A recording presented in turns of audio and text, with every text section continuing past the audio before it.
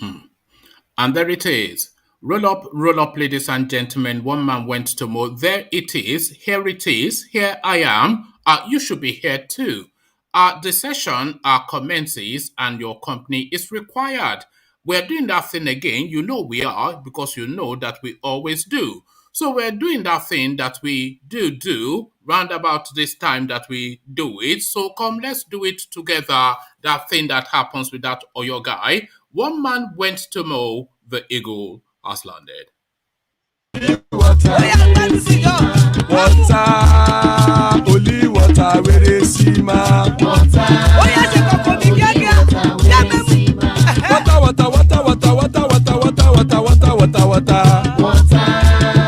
only water, where they see ma. Hapa o naido.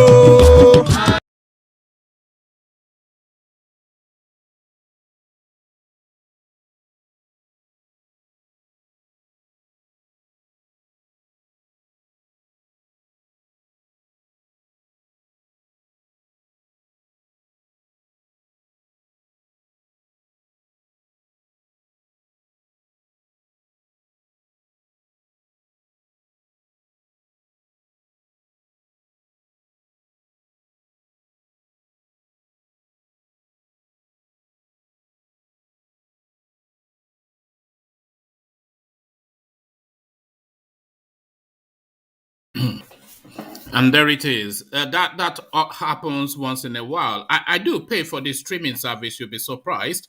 But then they say you pay peanuts, you get monkeys.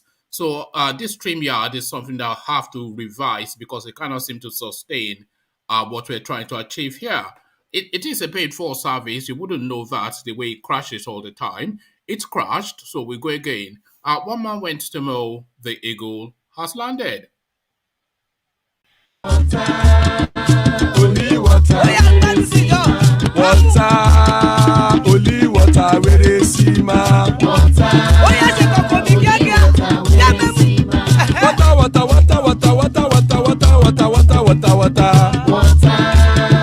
only water, where they see ma. Hapa o naido. Hapa o naido. Hapa you don't come o.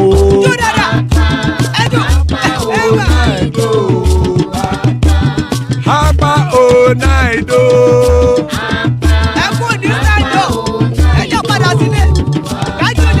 Oro kẹ̀kẹ́ ẹlẹ́mù yé o.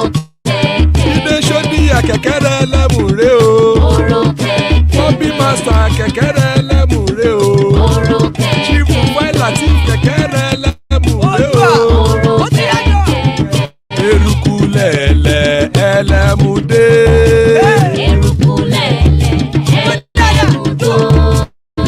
Eruku lẹ̀lẹ̀ ẹgbẹ́ ẹlẹ́mù dòdò jàre o.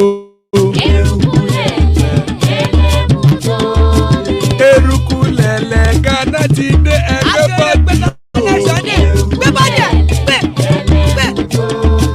Ọmọ ẹlẹ́yẹ ẹ̀yẹ o ó dilé o.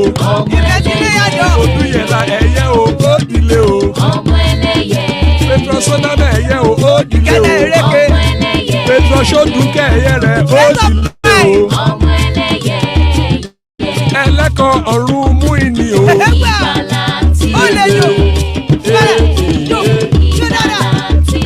Àkùkọ ọ̀run mẹ́kọ̀.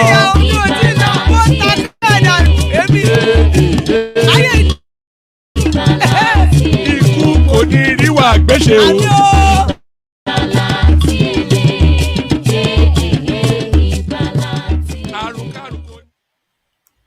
And there you heard it. The Kegites are Akuko Orun Meiko. So there you heard it from the Kegites.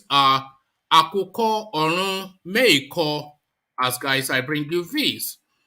Breaking court adjourns Nnamdi Kanu's trial till Wednesday. So it's a never-ending story, this Nnamdi Kanu narrative.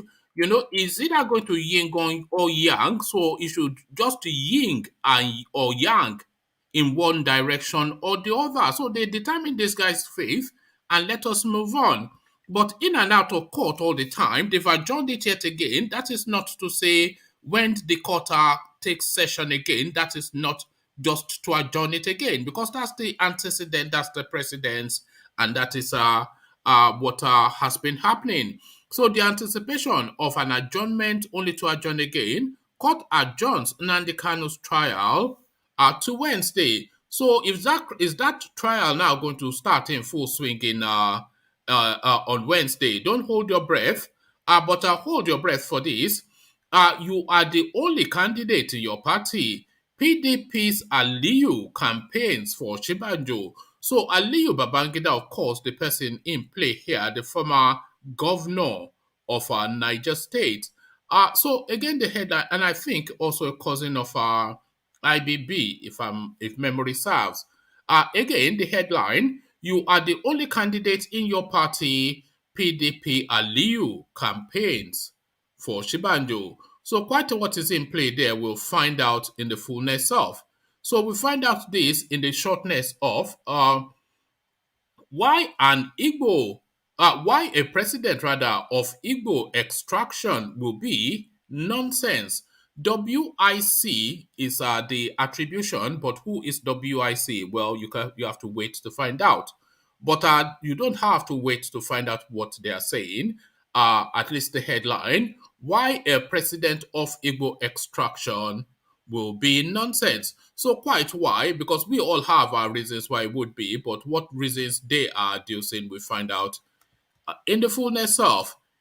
So now we want as a politics and lifestyle platform, but we don't often bring lifestyle, but we are bringing it slowly now, and with this we bring even more of it. Wife sues husband in Gombe for biting her during a quarrel. So that opens up that space of the spat between husband and wife, and it can get extremely vicious in that space, by the way. Anybody that has had any experience, well, not a lot of people have had that experience, but it is not uncommon that the battle between husband and wife can get somewhat spiraling out of control, especially when it's an acrimonious relationship. This is certainly acrimony. Wife sues husband in Gombe for biting her during a quarrel. So quite what that is all about, we'll find out shortly. Monfa to be remanded at Ikoyi prison for not meeting bail conditions. So this is a guy now that goes parading himself as a multi-billionaire wanting to keep up with the Joneses. The Joneses being hush puppy who is cooling his heels in some prison in America somewhere. So now he, equally now, not to be outdone, cools his heels. Monfa to be remanded at Ikoyi prisons for not meeting bail conditions. So there it is right there. I don't know why that guy was not in jail prior, spending all of his time fighting with Bobrisky rather than just keeping his head down and hiding away. I will land on this. If you fail to get PVC, your faith, overall well-being will be determined by poorly educated and illiterate members of society.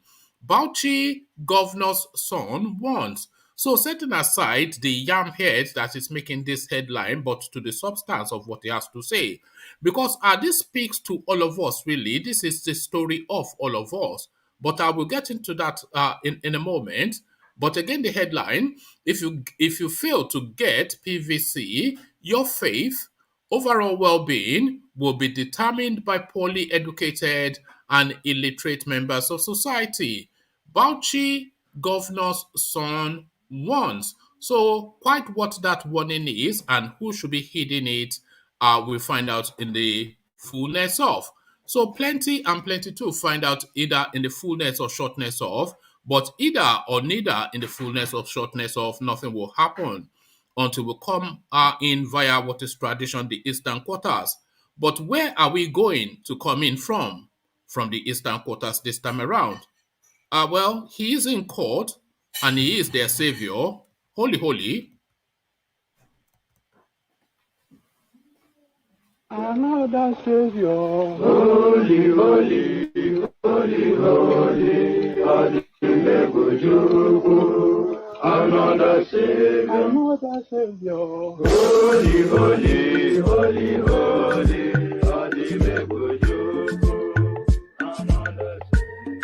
Well, this is Mobien.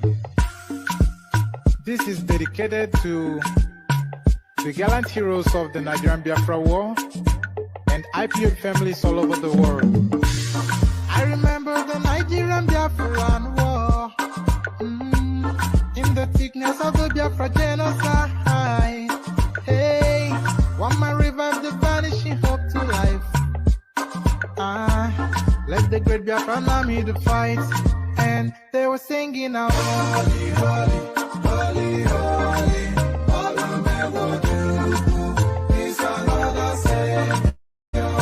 They were singing out, holy, holy, holy, holy, is another Savior.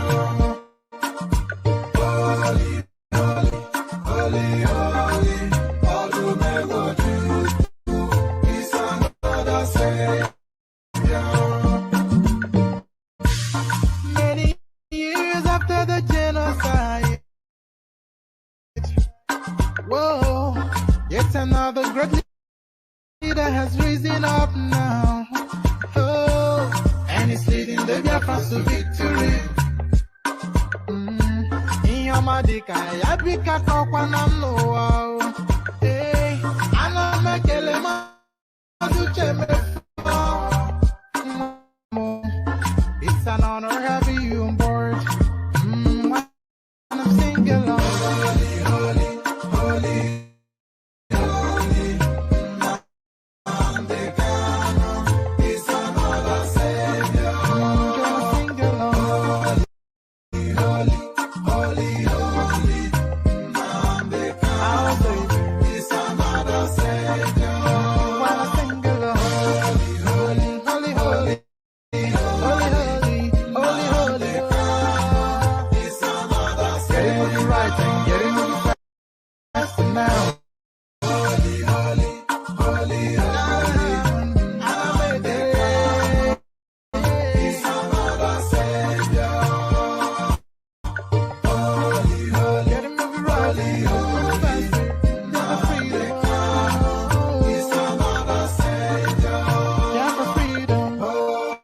holy, holy, holy, holy. It's another Savior. Another Savior. Holy, holy, holy, holy, Adimebujuku. Another Savior. Another Savior. Holy, holy, holy, holy, Adimebujuku. Well, this is Mobien. This is dedicated to the gallant heroes of the Nigerian Biafra War and IPO families all over the world. I remember the Nigerian Biafran War, in the thickness of the Biafra genocide. Hey, one man revived the vanishing hope to life. Let the great Biafran army to fight, and they were singing out, holy, holy, holy, holy,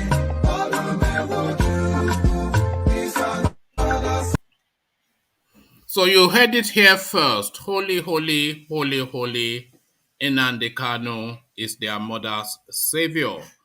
So holy, holy, holy, holy, Nnamdi Kanu is their mother's savior. As guys, I bring you this. Court adjourned Nnamdi Kanu's trial to Wednesday. The Federal High Court in Abuja has adjourned the trial of the leader of the indigenous people of Biafra, Nnamdi Kanu, to Wednesday. The case was adjourned by the court to enable Kanu to take his plea on the new counts in the charge. The court also directed Kanu to meet with his lawyers inside the courtroom for some minutes before going into the custody of the Department of State Services. Ifeanyi Ejiofor, lead counsel for Kanu, had unveiled Chief Mike Ozokome, SAN, as the leader of the Defense Council. Kanu had appeared before Justice Binta Nyako to answer to 15-count charge leveled against him by the Nigerian government. The IPOB leader had arrived at the court at 7 a.m. amidst heightened security. It had been reported that security agents were asking for clearance before they allowed journalists and other lawyers to move closer to the court premises. Correspondents had also reported that some supporters of KANU engaged in a physical battle with members of security operatives at the Federal High Court in Abuja. So there you have it. It's just thankfully Chowore was not there making a nuisance of himself this time around. I think the beating he got the last time taught him the lesson that he needed to learn. But this continuous and endless adjournment of this kind of narrative now is something that is starting to rankle somewhat, and this thing needs to be birthed wherever it needs to birth, because that ship now needs to dock. So dock the Kanu ship and stop the adjournments. If you are going to jail the fella, jail him. If you are going to set him free, but do one or the other. Don't shakala shokolo, because it is now starting to become a bit of a bore. This also, this certainly, though not getting boring, just starting actually, you are the only candidate in your party. PDP's Aliyu campaigns for Oshibanjo. Former governor of Niger State, Muazu Babangida Aliyu, has campaigned for Vice President Yemi Oshibanjo. Former governor of Niger State, Muazu Babangida Aliyu, has campaigned for Vice President Yemi Oshibanjo ahead of the 2023 presidential election. Correspondents report that Aliyu is a chieftain of the People's Democratic Party PDP, whilst Oshibanjo is of the All Progressive Congress APC. Speaking on Tuesday at the ongoing 2022 annual lecture of the Sir Ahmedu Bello Memorial Foundation in Kano, Aliyu said Oshibanjo is the best candidate for the ruling party. The former governor added that Oshibanjo is the only candidate that knows the country and has the acceptance of everyone across the country, regardless of tribe or religion. Mr. Vice President, do you know you are the best candidate in your party? He asked. Speaking further, Aliyu said Nigerians will not allow any riffraff or money bags to succeed President Mohammed Buhari in 2023, even if they bring all the money in the world. No matter how much money he has, let him bring the money and we will collect it, he said. I think we all know who he's referencing. So almost certainly seems as though these two elements, Oshibanjo and this character, have found themselves in the same event, and he now gushing and bootlicking the Vice President, Yemi Oshibanjo. So these Babangida Aliyu, we've come across him before under the Goodluck Jonathan dispensation, and he was one of the arrowheads of treachery that ushered Jonathan out of governance, always double talking during Jonathan's time then and still this time now. Why a president of Igbo extraction will be a nonsense? WIC, so I teased you enough, so now we find out exactly who WIC is and why they are saying this. A Houston-based socio-political organization, World Igbo Congress, so that is what WIC means. So a Houston-based socio-political organization, a Houston-based socio-political organization, World Igbo Congress, WIC, on Tuesday, said if the government continues to disregard restructuring Nigeria, retaining a president of Igbo extraction is a nonsense. So that's what they are predicating it upon. Okay, so in a tweet on its known handle, WIC argued that taking into consideration the nation's present makeup, it cannot survive even if an Igbo man or woman emerges president in 2023. Okay, let's see. If Nigeria is not restructured for regional autonomy to enable efficient governance, retaining a president of Igbo extraction is a nonsense. We might as well go our separate ways. Nigeria cannot survive as presently constituted, regardless of the next president's origin, WIC said. Correspondents report that agitations around restructuring the federation. Correspondents report that agitations around restructuring the federation is taking on a renewed urgency in Nigeria today. Prior to the 2015 presidential election, when the ruling All Progressive Congress APC was an opposition party seeking to upstage the then government of the People's Democratic Party PDP, one of its main campaign promises, amongst others, was the restructuring of the country, something many Nigerians had been clamoring for. The promises, for all its intents and purposes, sat well with Nigerians, especially as the APC made it a point of duty to climb the podium at every point in time to assure Nigerians that once it is voted into power, the issue of restructuring will be one of the first things it will tackle. However, the Mohammed Buhari administration has often rejected calls for restructuring. So there you have it. And that promise again will be made. I guarantee you now.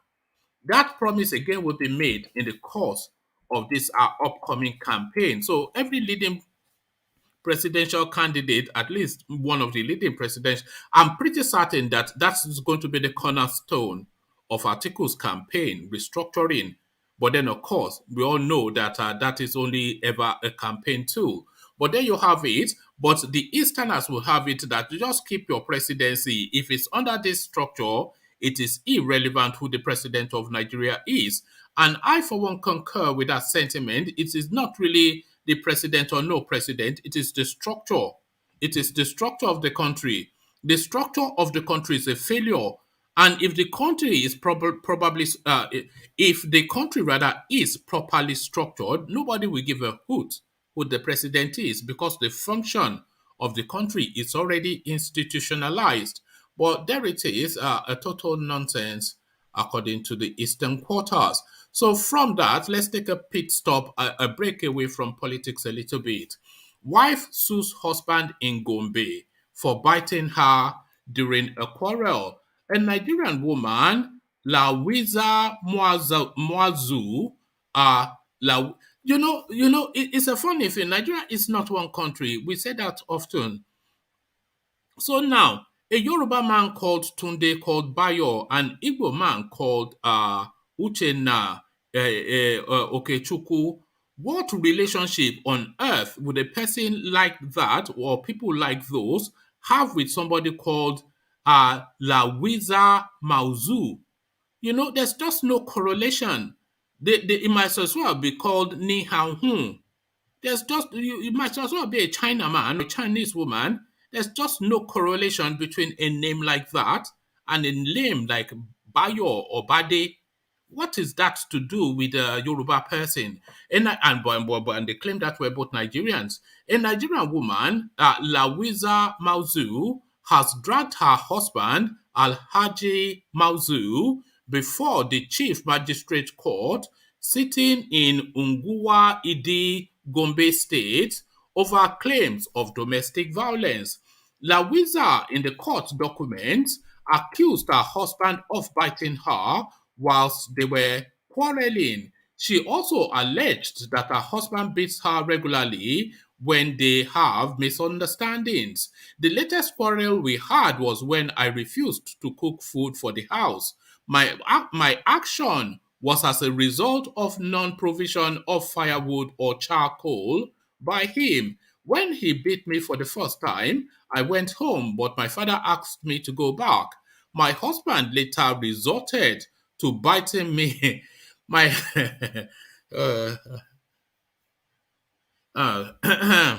yeah, you just don't know how to digest this sort of commentary. Because what, do you even laugh or do you just scratch your head? Is the thing. When he beat me for the first time, I went home, but my father asked me to go back. My husband later resorted to biting me after the beating. He would bite my fingers for refusing to cook food. She therefore asked the court to dissolve her marriage with Mauzu, saying she could no longer tolerate him. The husband denied biting and beating Lawiza. So let me just pause there for a moment. There's still a couple more paragraphs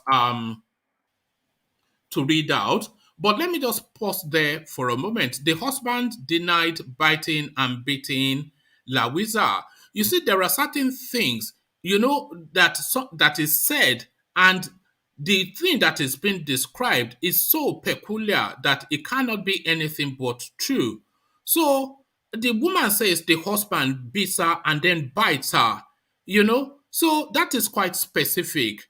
If she was lying, she would just say the husband beats her and she cannot tolerate that. But if she says he beats her and then bites her, that biting in itself is so specific, it has to be something that he does. Because it's just not a lie that will come readily to mind that he beats me. So he's always beating me is enough of an argument to present. But then to say he beats and bites, that then tells you categorically that he does do that, because there's no reason for her to add that other than if it was happening. So this is what they do in Gobiwe State. They bite their wives. The husband denied biting her and beating. The husband denied biting and beating Lawiza. She refused to cook for 1 week, which contravened the gentleman's agreement with my two wives. She refused to cook for 1 week, which contravened the gentleman's agreement that my two wives will serve food to the house on their cooking days, he said. Muazu explained that as a result of that, the co-wife Jumia, Jummai, Jumai, refused to give Lawiza the food she prepared. In protest of not being served by her co-wife, Lawiza got hold of me, demanding for her rights. She put her hands in my pocket, trying to remove money by force. It was as a result of that quarrel. It was as a result of it that quarrel ensued between us, but I never beat her, Mwazu added. So there it is right there. It's just the totality and entirety a ridiculousness. This even more or at least equally as egregious. Monfa to be remanded at Ikoyi prison for not meeting bail conditions. So there are certain there are new and psychedelic ways to describe an unemployed person in this day and age that we live in now. So, of no fixed known source of income, but they have all these elegant, flowery descriptions for somebody of no known fixed source of income. Here is one of them. Social media celebrity Ismaila Mustafa, also known as Mumfa, on Tuesday opted to be remanded at the Ikoyi Correctional Center in Lagos following his inability to meet the bail conditions imposed by an Ikeja Special Offences Court. So, just before we get deep into it, social media celebrity now is a job in itself, and it is a job in itself because, of course, people these people this one is a fraudster, we know, but a social media celebrity, an authentic one, will make 1,000 times the income of a doctor even in a month. So, but this is the space we now live in. Social media celebrity Ismaila Mustafa, also known as Mumfa, on Tuesday opted to be remanded at the Ikoyi Correctional Center in Lagos following his inability to meet the bail conditions imposed by an Ikeja Special Offences Court. Mumfa and his company Ismalob Global Investment Limited were arraigned by the Economic and Financial Crimes Commission EFCC over alleged 6 billion naira fraud on January the 12th. The 8-count charges are conspiracy to launder funds obtained through unlawful activity and laundering of funds obtained through unlawful activity. Others are retention of proceeds of criminal conduct, use of property derived from unlawful act, possession of document containing false pretense, and failure to disclose assets and properties. So disclose assets and properties to whom is the question. It's not an elected official, and I'm not quite sure that anybody is required to declare anything to anybody. So failure to disclose assets and property to whom. Uh, he was earlier remanded in the custody of the Economic and Financial Crimes Commission (EFCC) after the January 12 proceedings, and the court had fixed January 18 to hear his bail application. Justice Mojisola Dada, at the resumption of proceedings on Tuesday, after hearing the submission of defense counsel Boyega Oyewole and EFCC prosecutor Rotimi Oyedepo, granted Monfa bail in very strong terms. The applicant is granted bail in the sum of 200 million naira with two sureties in like sum. One of the sureties must have property worth 100 million within the jurisdiction of this honorable court. Both sureties must depose both sureties must depose to an affidavit of means to allow the placement of a lien in their respective bank accounts. Both sureties must be gainfully employed and resident within the jurisdiction of the court. The sureties must provide. So let me just pause there for a moment, because this is reading like Showore's bail conditions. So if they are going to grant bail, then they grant bail. But if they are not going to grant bail, then just detain that person in custody. Don't set bail conditions that are so stringent that is near impossible and tantamount to just retaining that guy in custody. So look at what they're asking the guy to provide. So his bail, they grant him bail to the sum of 200 million with two sureties in like sum. So that makes 600 million. One of the sureties must have property valued at 100 million. So that makes 700 million within the jurisdiction of the honorable court. Both sureties must depose to an affidavit. Both sureties must depose to an affidavit of means to allow the placement of a lien in their respective bank accounts. Both sureties must be gainfully employed and resident within the jurisdiction of the court. So it's just a ridiculousness. So they want to now attach your bank account, attach your property, attach his money, just for reasons of granting him bail. So just lock him up. If you don't want to give him bail, then say you don't want to give him bail. The sureties must provide proof of tax payment for the past. They don't want to grant him bail, just say that. The sureties must provide proof of tax payment for the past 3 years. The applicant shall, however, be remanded in a correctional center of his choice pending the perfection of his bail, Justice Dada said. Monfa, after consultation with his legal team, opted to be remanded at the Ikoyi Correctional Center. The case was adjourned until March the 28th, 29th, and April the 4th, 5th, and 6th for commencement of trial. So if you are ever looking for Manfa, you know where to find him, at least until mid-April. So there it is right there. So we land finally on this one, then we come in to see if there's anybody there to take it on. If you fail to get PVC, your faith, overall well-being will be determined by poorly educated and illiterate members of society. Bauchi governor's son warns.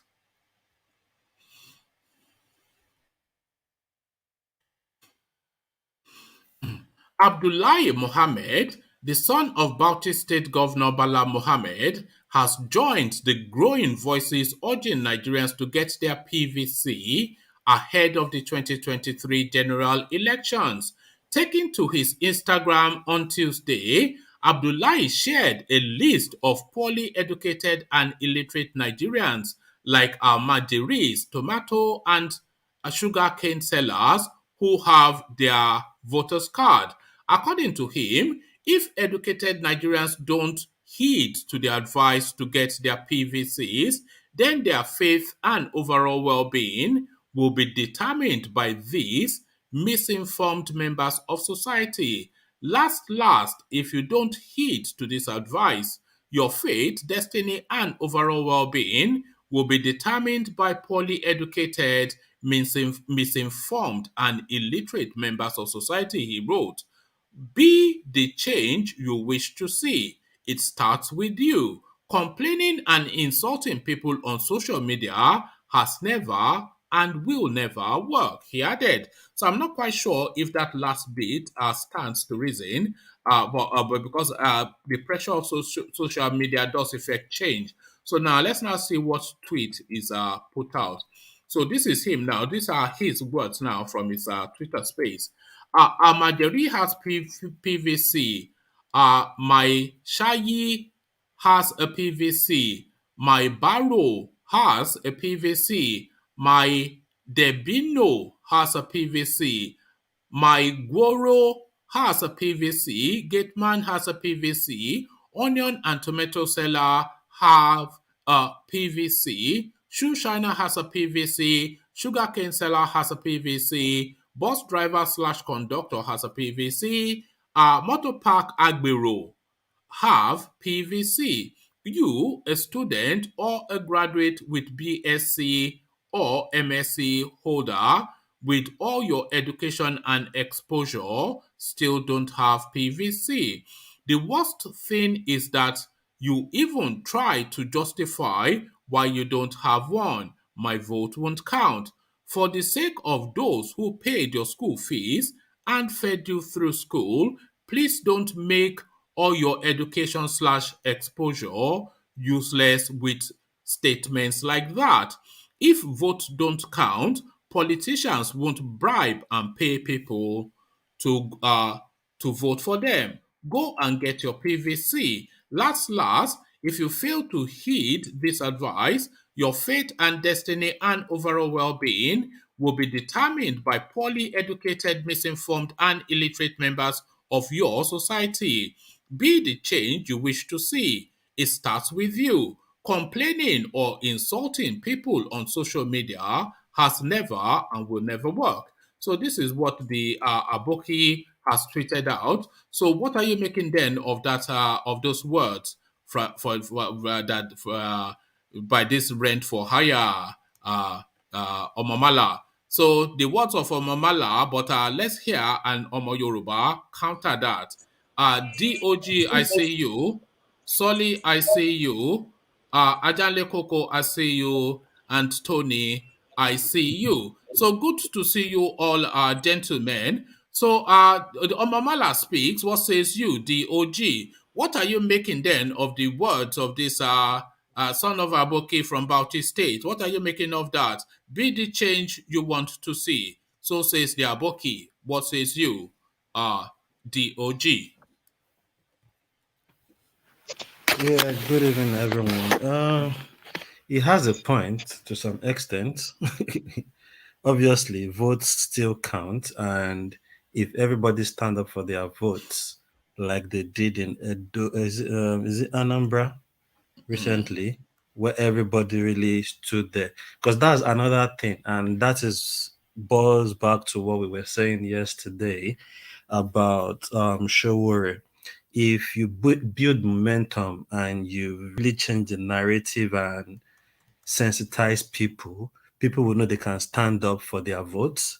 And once that is really glaring to people and everybody knows that, wow, we went to that polling booth, everybody there was voting for one man. We went to Do that you polling have a booth. PVC? Do you have a PVC? Myself? Yes. No. Neither do I. Carry No. on. Yeah. Yeah. So, which is more reason we are talking about sensitizing all these people that really vote, which are the market people, the traders, and all these people. So, as I was saying, if everybody comes and we know that, oh, in that polling booth, everybody there said is this person they are voting for, and everybody keeps shouting about it everywhere. That it's hard to take those votes and say, oh, some people went to mix another another ballot paper or votes casted with it to now say, okay, is another person that won, because it's so glaring that it was just like the MKO Abiola period. It's hard to rig that vote. You can't dare rig it because it was just glaring that everybody wants Abiola. That's what I could just say about that. So the guy The is guy, kind of right. he has a lot of. I think he's largely right, even though not completely right, because you cannot say Yes, yeah. somebody Mhm, from Gombe mhm, is mhm, right on any. Or is it Bauchi? Yes, no difference. You cannot say he's really mhm. right. What does he know about? But he is right though, because he is right that the tomato seller will have their PVC, because that PVC is a work tool for them. It's an investment that brings an income. And Of course. he is also right that this intelligentsia, this middle class that print and peacock and blow grammar, if 1% of them will have PVCs, I'll be surprised. They never, in fact, they barricade themselves indoors during the election and put Yeah, I said it yeah, yesterday. double may guard. They don't go out. They don't They want to don't come go in out on election near day, their house.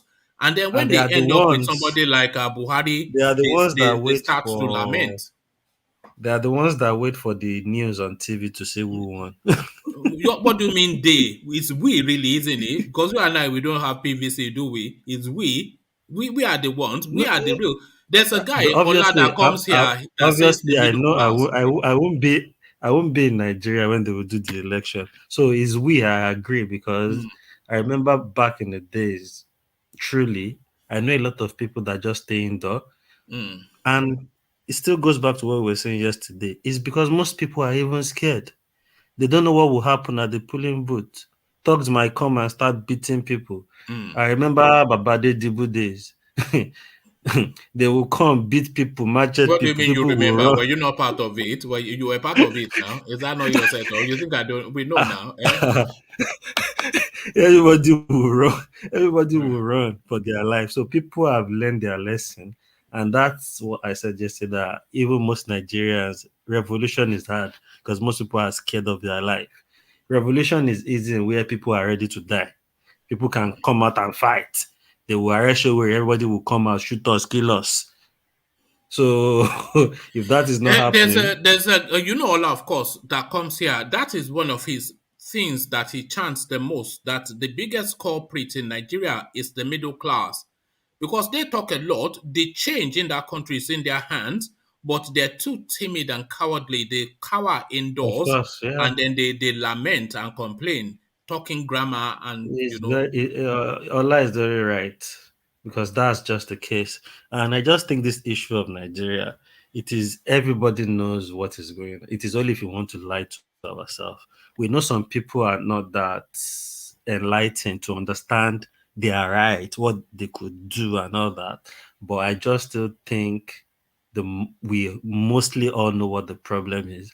People are scared of their life, and I said it yesterday again. Like if they say petrol is 2,500 today, woman, mm, there might be strike. People will get tired that there is strike for the mm, fuel to go down. When government say, okay, we bring it from 25 to 19, they will accept. If I used to buy yam of 3 tubers, I will buy one. If I used to buy 1 Congo of rice, I will buy 3 cups of rice. Nigerians can really manage and cut their coat according to that. Even if they are suffering mm, to the core, they can't fight back mm. too long. They'll rather adjust to the situation and cut their coat. What do you think it will take to for Nigerians to find that fight in them, or do they just not have fight in them at all? Is the things we were talking about, like people like Showore, if he had concentrated on forming alliance No, it's not to even start educate. Shogore, because the people have to be ready. and they have well, to be those are the yeah. thing. He has the charge, and we need to make the people ready. That's where sensitization, educating people, creating programs where you can even assist people with financial support to do their business, and it's still in the party forum. But all those programs, you start enlightening people. People will start saying, "Yeah, this guy," and they will believe in you. Bit by bit, you will gather momentum. Bit by bit, you will be covering spaces. And like, is it Rational Mind that said something about you have to be a bit dirty with politics, which is true.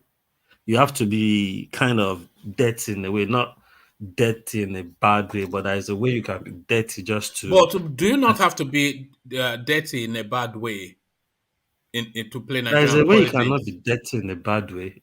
If you have, it's all boils down My to brother, my brother, dirty at the is long dirty. run. At the Hold long on, run, Tony, hold on, OG.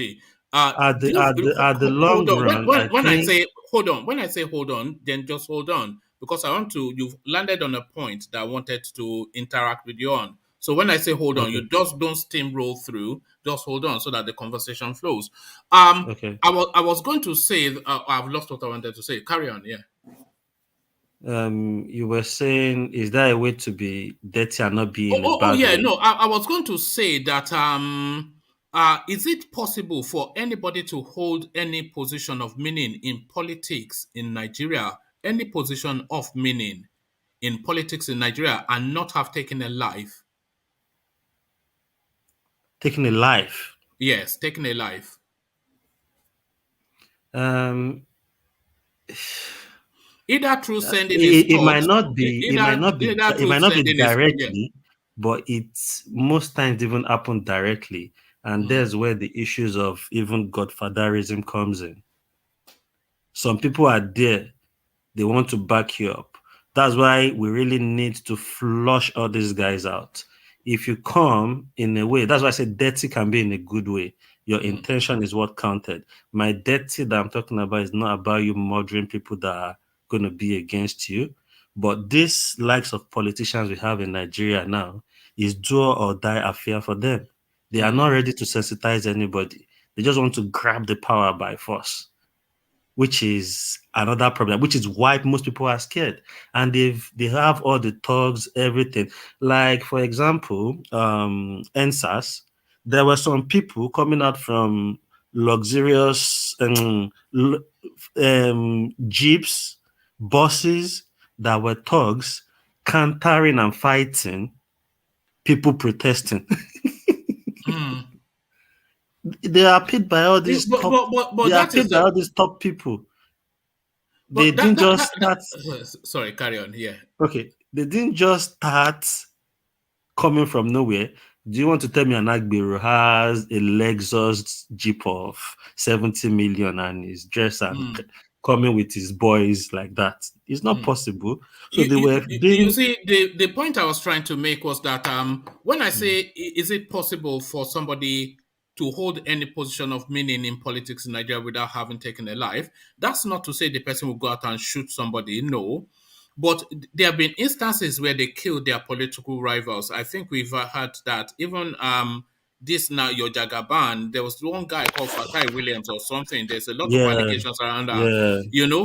But the thuggery, when they sent their thugs out to go and clash or to go and savage, it's not, they're not going to just go and throw punches, so they are going with guns and knives, Of and lives course. will be lost, Mhm. at your instructions. So a lot of that, there's a lot of That's blood why I that said goes with, that's yeah, where the indirectly or directly might come in. yeah.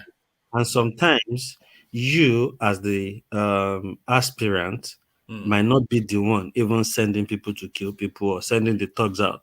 It's all these godfathers. Adedibu says he wants somebody to be governor. It's not the person that wants to be governor that is strategizing for some people that would not make that dream come true to go and kill them or tackle them. It's Babade Dibu himself that will send Tog, and you, as the loyal boy, just like most people are loyal to Tinubu now, you are just following what Baba is saying.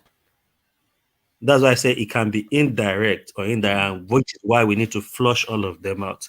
And the only way to flush out $1 is for people to come in now and start building the momentum. And that's the way I disagree with you there. There's no way that we will see talks going out to rattle opponent of a particular candidate without the knowledge of the candidate, because when they want to carry out such action, they get paid for it, and there's no way. That's why I said sometimes it's not directly the candidate. Sometimes it's the godfathers. No, it's not. It's candidate. It's not all the time. It's not all the time, sir. Hold That's on, why I told you last night. Hold on. Okay. Candidate, we pay them money for that. How are they going to do it? They have their leader who will coordinate them. They have leader among those talks that how they're going to coordinate it is a different thing entirely. But candidate must surely pay for the service. So there is no way they want to carry out such thing without the knowledge of the candidate, because they must get paid before they carry out that attack. So if they go and carry out attack for the candidate without his knowledge, and he wins the election, how would they get paid? What is going to be their benefit? No, they are. You see what? Yeah. You see what? What you are saying, there are some candidates that does that. There are some candidates, they have the money, but they don't even know what they are using the money. They are just spending money. They are not the one giving directly the money. For example, that's why I said the example of Babangida. Babangida will sit down in Molete there. He has the control and key of every Aya killer in every corner in Oyo State. If he wants to kill anybody, he will kill anybody. His own is to achieve it. It's just like this guy calling himself the kingmaker, Tinubu. Tinubu will do a lot of things for the like of Fashola to be something without Fashola knowing about it. He is just making the move. That's why he was able to come out and call himself the kingmaker. Just Babangida is a kingmaker. If we look back at it, that's who he is too, is a kingmaker. That's why he now say, oh, a kingmaker too can be a king. Because he has the weapon. I have what it takes. If I can make people king, I can be king. Innit? So that's what I'm trying to say. Like, sometimes some of those candidates don't know what they are doing, but the godfathers, the people in the party leading the party, because they need to achieve that goal, they are just supporting. Probably the person just asks credit. Are you saying they keep people will like this guy to vote for him, but the people that wants to tackle them, that will make them achieve it, the opponent party, all those godfathers go behind and strategize. You will just hear this thing happen. It happened. The person might not know anything about it. Some people know about it. If some people are rascal enough to connive with godfathers, they might even go to... Hold on. I do not buy fully. I'm sorry, halfway between what you're saying and what Ajanle Koko just said. I agree that some godfathers will want to try to keep the candidates clean and do the dirty work behind the scene. But the candidate cannot pretend not to be aware that these things are being done. When he hears that the candidate B, his men have been attacked, 3 dead, he's not thinking that they were attacked by armed robbers. He knows that they were attacked. Of course, that's what I'm saying. By his own party. Yeah, so that's what if you listen to what I said, I agree with what he's saying, but sometimes, not like they have a hand in it, but if it happens, they know where it's coming from.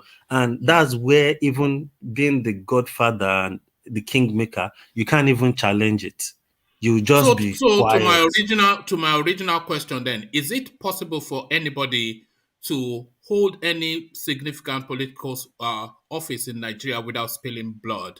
Either directly. That's why I said it's mostly impossible, but it can be indirect and it can be direct. All right, brilliant. Well said, Adi. So let me take you from there to this. Should we take a light-hearted one? Let's take a light-hearted one. Woman sues husband in Gombe for biting her during a quarrel. So biting during a quarrel between husband and wife is not It should be the uncommon. wife. But it should be, it's usually the only. I've never, I've never heard the husband biting a wife in a fight before. But apparently in Gombe, that seems to be the regard. Yeah, what are you making of that? And that woman is not lying because When you were that's say, just yeah, yeah, when you yeah. started giving us that, I was thinking, it should be the wife biting the husband because he can't actually handle the husband. But sometimes some men are just crazy. It makes me remember one of my classmates. This guy, he only fight girls. And when you are trying to hold him, the way you'll be doing, you'll be thinking, this guy, you're just fighting the guy, you are doing all your muscles like this. That kind of guy, if he fights with his wife, he can bite his wife. Yeah. So it's quite funny that a man. It just put me in mind that most relationships is when it gets to I won't say most, but some relationships when it gets to a certain thing, it becomes like a more. They say it's a love-hate relationship, but it's a more hate than love relationship. Some people they are stuck in relationships that both parties would want to come out of, but they don't know how to come out of it, and it then gets spiraled into this sort of biting and scratching. But what do you Yeah, make of that? I think Yeah. when it comes to relationship these days, I've always said it to people. Relationship, most people got themselves involved with their partner, their husband, their wives. Sometimes because of pressure of get married. Sometimes because of pressure of they are looking, all my friends are married, just for wrong reasons. And it's really hard. Just to Loving, digress, just to hold you a little bit, yeah. when does that pressure come in? Can you put an age tag to that pressure? If you are fortunate enough to be educated, once you graduate and start working, That's when the some pressure people, starts. Yeah. even by the time they are going to university, they'll be telling them, make sure you bring a wife home by the time you graduate, to that kind of thing. So that pressure is too much. Then a lot of people too don't even know what they want. Most people choose for the wrong reason, and love alone is not in love. And where the problems start coming in is because if you choose for the wrong reason, it obviously will fade off. So when the challenges start coming, because definitely no matter what you do in this life, there will always be challenges, it's now hard to hold on. So that annoyance, like, what am I doing with this person, keeps bringing the quarrel because they are not happy again. That thing has faded off. But if you choose for the right reason, that will be will to withstand the challenges that life will throw to you.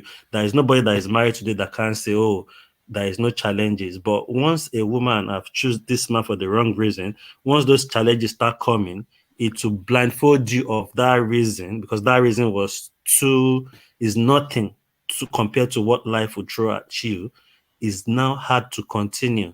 That's where the problem starts. So the thing will fade off. So some people, and the thing again is, people see divorce and going their separate ways like an abomination in, Yes, in, Nigeria. that's where I was going to. People the relationship has run its course, but they know you as Mister X or husband of Mrs. X, and they know Yeah. Mrs. X as wife of Mister X. And it's just keeping up appearances because they don't want to have to handle the public opprobrium. So they continue to pretend, even though they not only not love each other anymore, they actually hate each other. There's a lot of relationships like that. They're both prisoners in the relationship, Yeah, essentially. then again, I know this family. I don't want to mention their name. They are a very popular family and they are well to do. They were not talking to each other inside the house for years, and nobody knew in the neighborhood. They will come out of the same house, go to their work. You will even see the husband on TV, see them like that. Until one day, my dad had to go and help them settle the quarrel. And that's when he came and said, can you believe? Because the son came to report them to my dad. That, can you believe these people have not been talking to themselves? Apparently, they've been living inside the same house for 2 years and not talking to each other. And you Eba ewa think about nukula be. Eba ewa nukula. it. This is it. So that makes you God. wonder, like, The moment your what's wife says what to you, if Eba ewa nukula, know that you are in trouble. Eba ewa well nukula. today, Eba ewa nukula. So yeah, so to me, I just think marriage, courting, being with somebody else because you are both coming from different background, Do you you think have to cheating? adjust. Do you think cheating is sufficient enough to break up a relationship? It can, depending on who is cheating and the kind of person the other partner is. Sometimes some women will even say, maybe if he cheats, he will come back home to me. They won't But want to is complain. that not the general surrender of the Nigerian woman That's and when the you surrender. African That's why I woman say and it and the black depends. woman? Yeah, That's yeah. why I say it depends on who you are dating. If you date a very principled woman, some women they don't even want to catch you once that you cheat. That is over. They are gone. No matter how Is the average Nigerian woman surrendered to the expectation that the husband would cheat? 100%. They believe a Yeah. man must cheat. Yeah, it's some, and it's quite sad. Like, and that is why I think it's hard to even change that mindset, and it gives men some kind of, I don't know, stupid idea that is normal. It makes it look like Do it's you think normal. a Yoruba man has the capacity to be faithful in a relationship? I'm narrowing it 100%. down. A Yoruba I'm a man. I'm a Yoruba man. I'm faithful. It's okay, shut your mouth. What else are you saying? You think we don't know? Well, you know the one camped in an hotel just yesterday. Eh?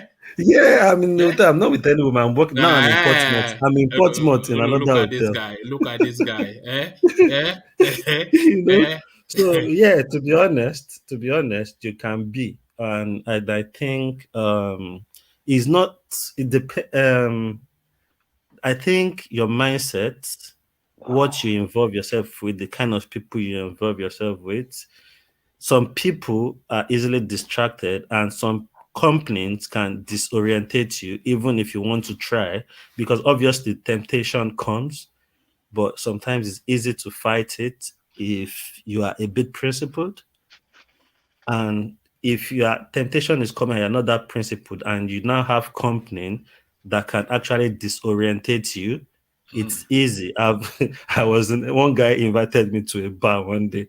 That's how one Nigerian Egmo in London was saying, the bros has like maybe like three wives everywhere in every corner of London with kids. He was just saying things like, me and that guy just started looking at ourselves. If you stay here too much, these people will imbibe ideas in your head that you don't want to keep in your head. We had to leave that bar because the way the man was saying things, we Was just he being boastful about it? Was he and it was boasting? yeah, and that's the thing. People would come out some, and most Nigerians don't even know if you go behind, even if you've not met the concubine outside or the person you want to cheat with, you are just chatting with a woman. They don't know is actually cheating. You are already cheating if you are talking to somebody else with that having that intention in mind. If I have a wife, Do you think cheating is physical, mental, or both? it's both. Do you understand what I mean? Um, I think I Oh, get okay. what you mean. Yeah. So, is it cheating just having just an adult? Let's just use the language. Is cheating just having sex with some woman just for the function of it, but you don't really you are not vested emotionally, or is cheating having emotional feelings towards somebody, or is it both? It's both because you might not have emotion. You are cheating. That thing might turn to pregnancy. That alone, if it happens, and if you now meet you now have a mad person you are cheating with that say, "Oh, I'm not gonna abort this, abort this pregnancy." And there are some women that are even crazy. That's how your home will break. They will go and meet your wife, and I've seen people go to people's girlfriend. Do you know he slept in my house yesterday? In Sainsbury one day, a girl went to another girl to say, "Do you know are you not somebody's girlfriend? Oh, he slept in my house yesterday. We share him together." You know, that kind of thing. Some Is this women are black that. people? That sounds like a black thing. Is this black Yeah, they are. people? Yeah, they are black babes. Of They are. course, that is One of them usually is black. It is even black people that, from Nigerian parents. of course, You yes. know, so yeah, that is the point. You just mess yourself up and mess if you now even have a good home and a good wife. That's it. I have somebody now. I won't mention him. I have somebody that called me about September. He's married. This guy hands about 30 grand sometimes because he's a consultant. About 30 grand sometimes in a month. And he's a very young guy. This guy cheats, then he was trying to cheat, then he went to pick Wala. They've not even done anything. That one called police that he had raped him. Mm. The funny thing is, when he was at the police station, he had to call the wife to go and Oh pick the God, car at oh the God, hotel that he went God. to cheat.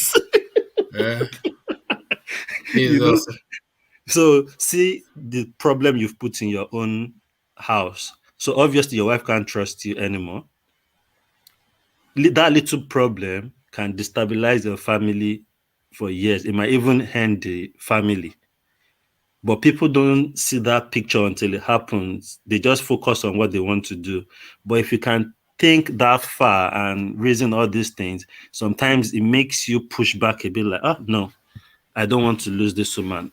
Because Mm. it's hard to find a good woman. Even the Bible said, he who finds a good wife has found a good thing, which is true. So if you have a good woman and you want go and use your own hand to bring trouble by Mm. yourself, it's hard. Yeah. All right, thank you. Let's get back to the politics of it. Why a president of Igbo extraction is a nonsense. So it's not even me saying this. It's not Mukhtar saying this. It's them in the East saying this. That this clamor for an Igbo presidency is a total nonsense under the configuration that Nigeria has at the moment.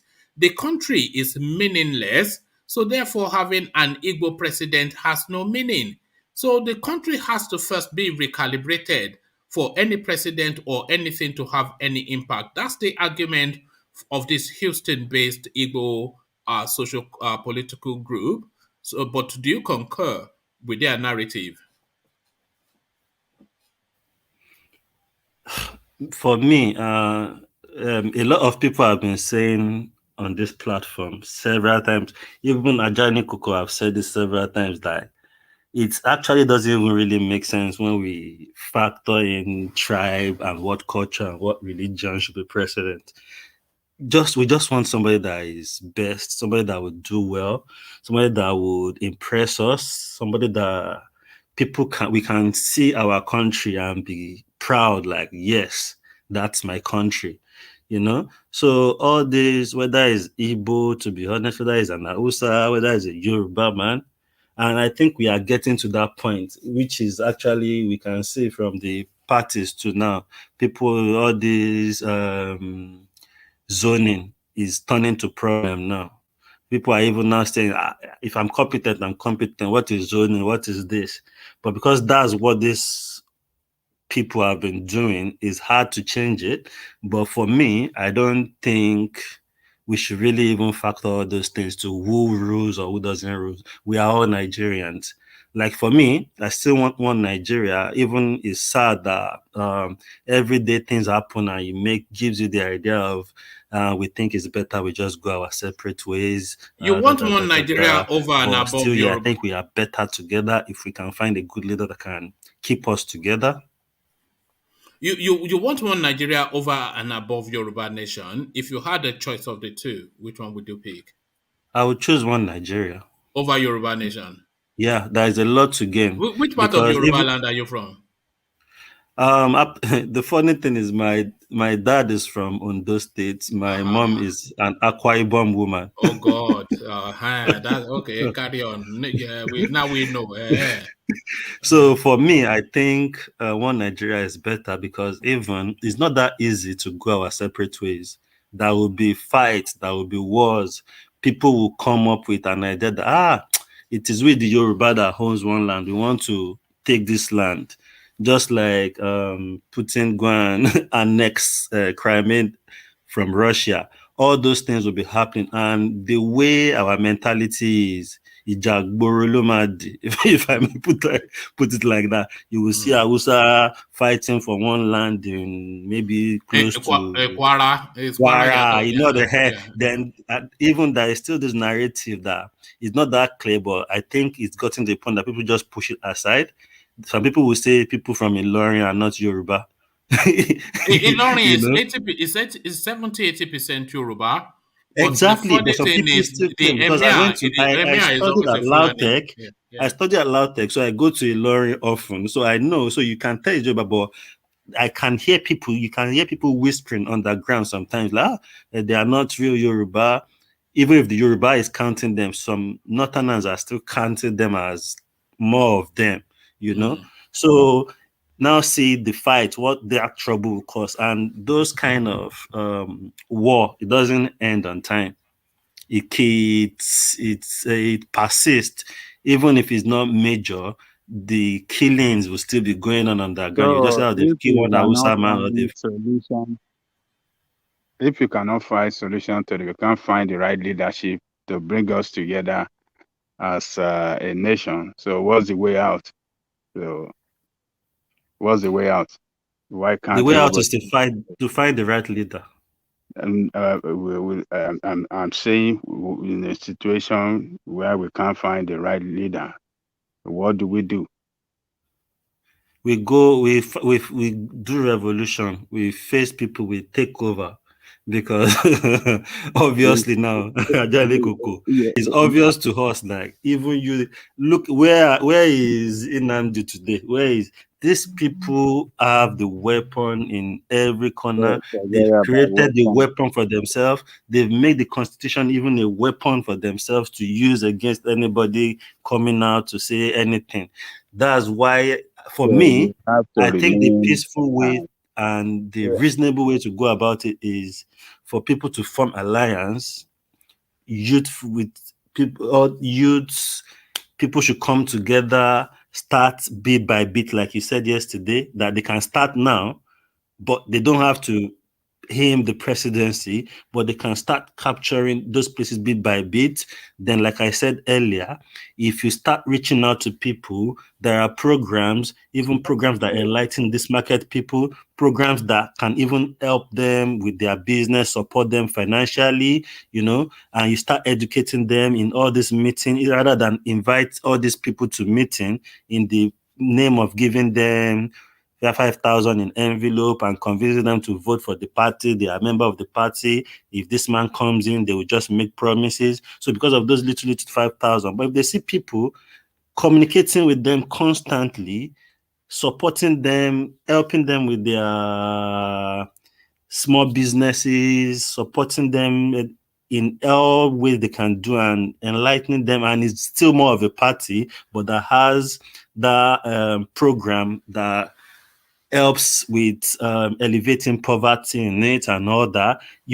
That is when you can capture these people's mind and put things in their head.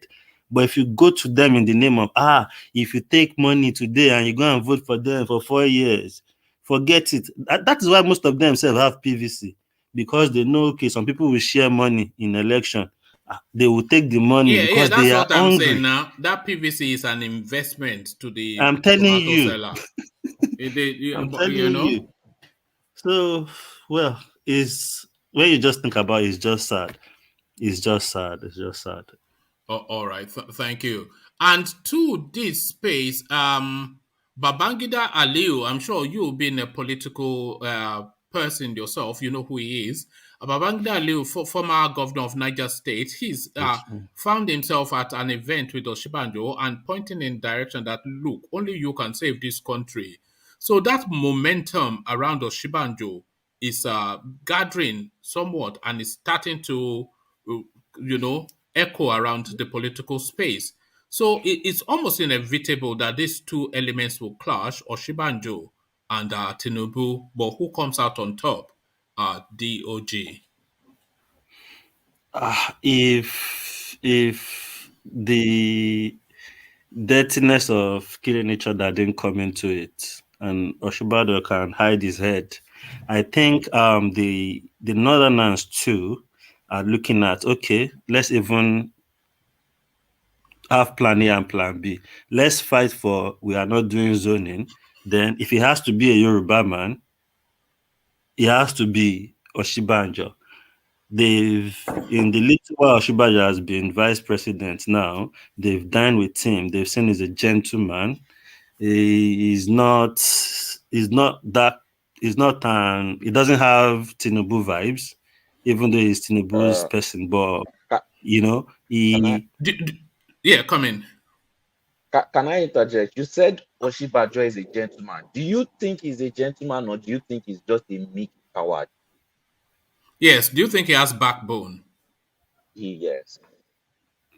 backbone in what sense? Yeah, you know what backbone means. Can he stand up straight and look directly and say, no, this is how I Yeah, stand? if you think people, sometimes somebody says something, be or more. If you give, it's just like we are on this platform now.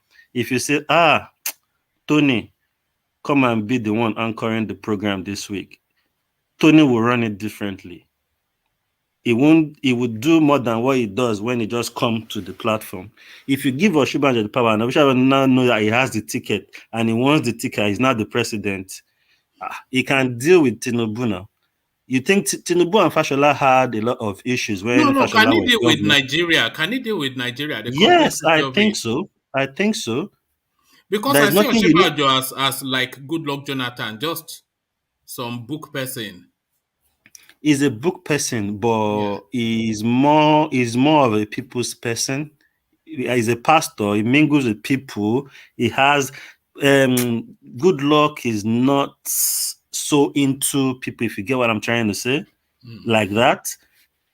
But I No, think I Oshibani, if he gets the power, if you are the president, you can deal with Tinubu. If Buhari wants to deal with Tinubu, if No, he no, sees no. Tinubu, It's not even Tinubu that was. Can it? You saw how they bullied Goodluck Jonathan when he was in government.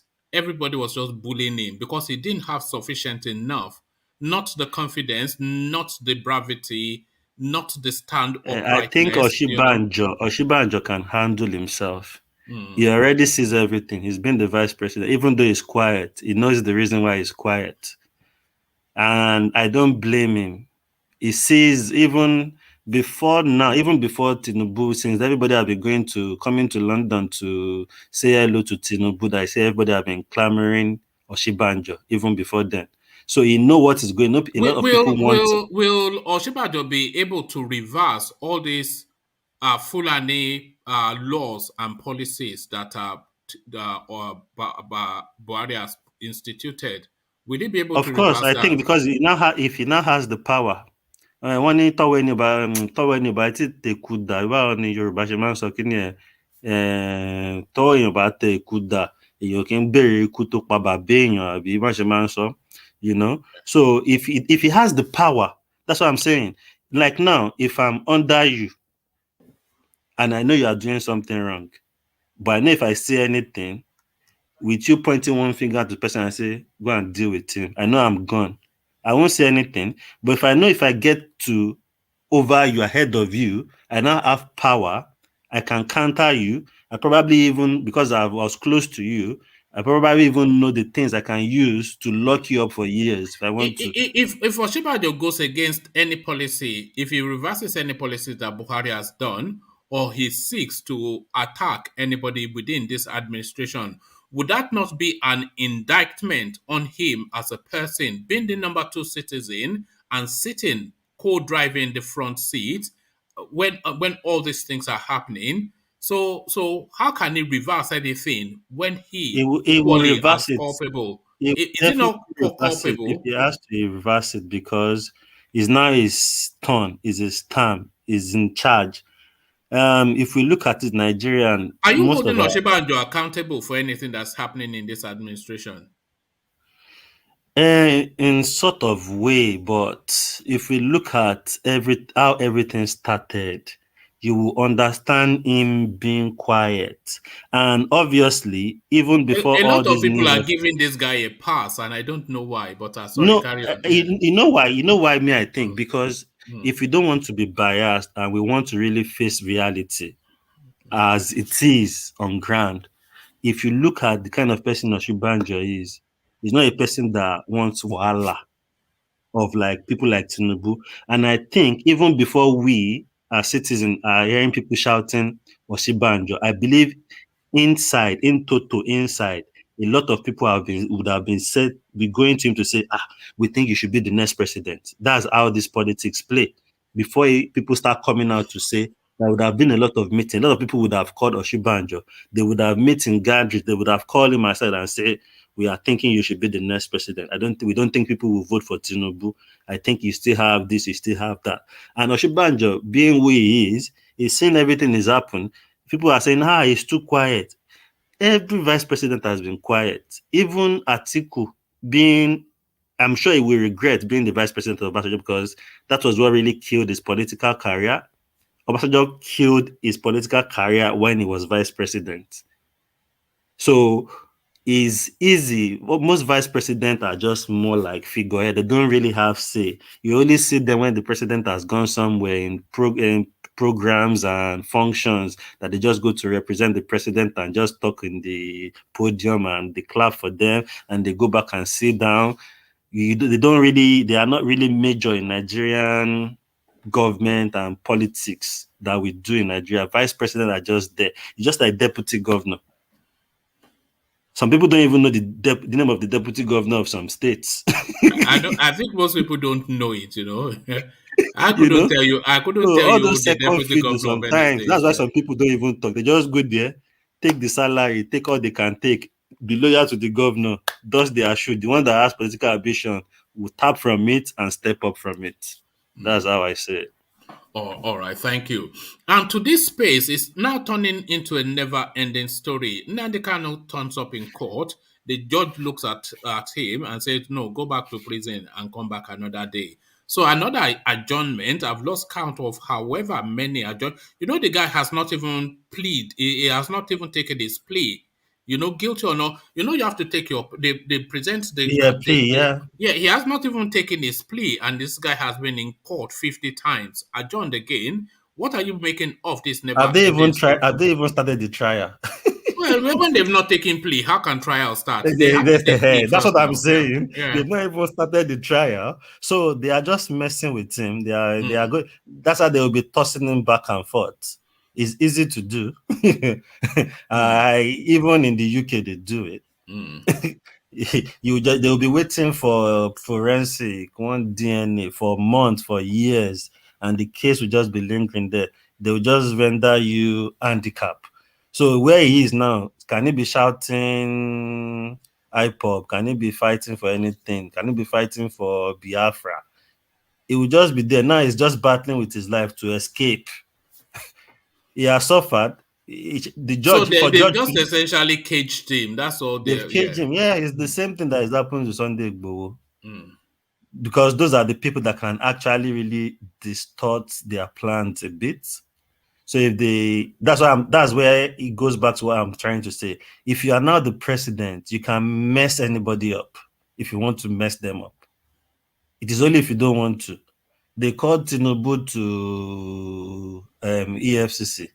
They didn't just look Tinubu and say we want to call. How many people are there that they should have even called before Tinubu? But Buhari, they are trying to, I think they are trying to, at that point, they were first trying to scare him off coming out to say he wants to be president.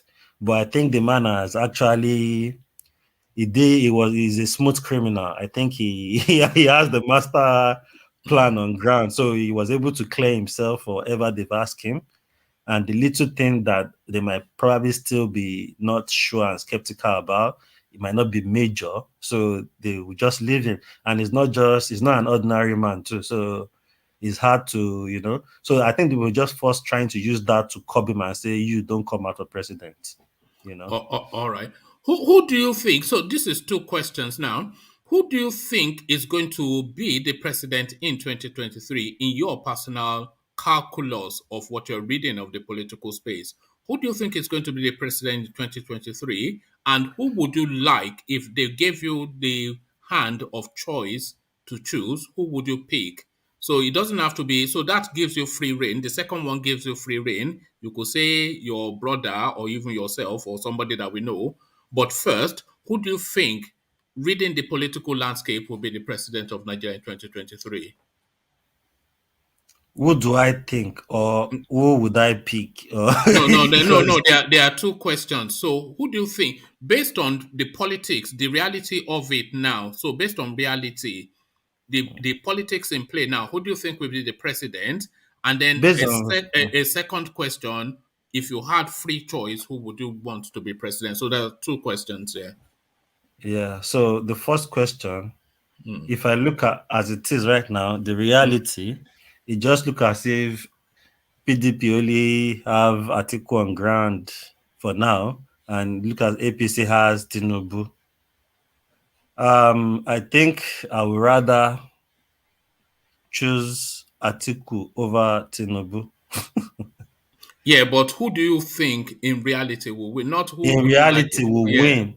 yeah. Honestly, don't be surprised if people go with Atiku Mm.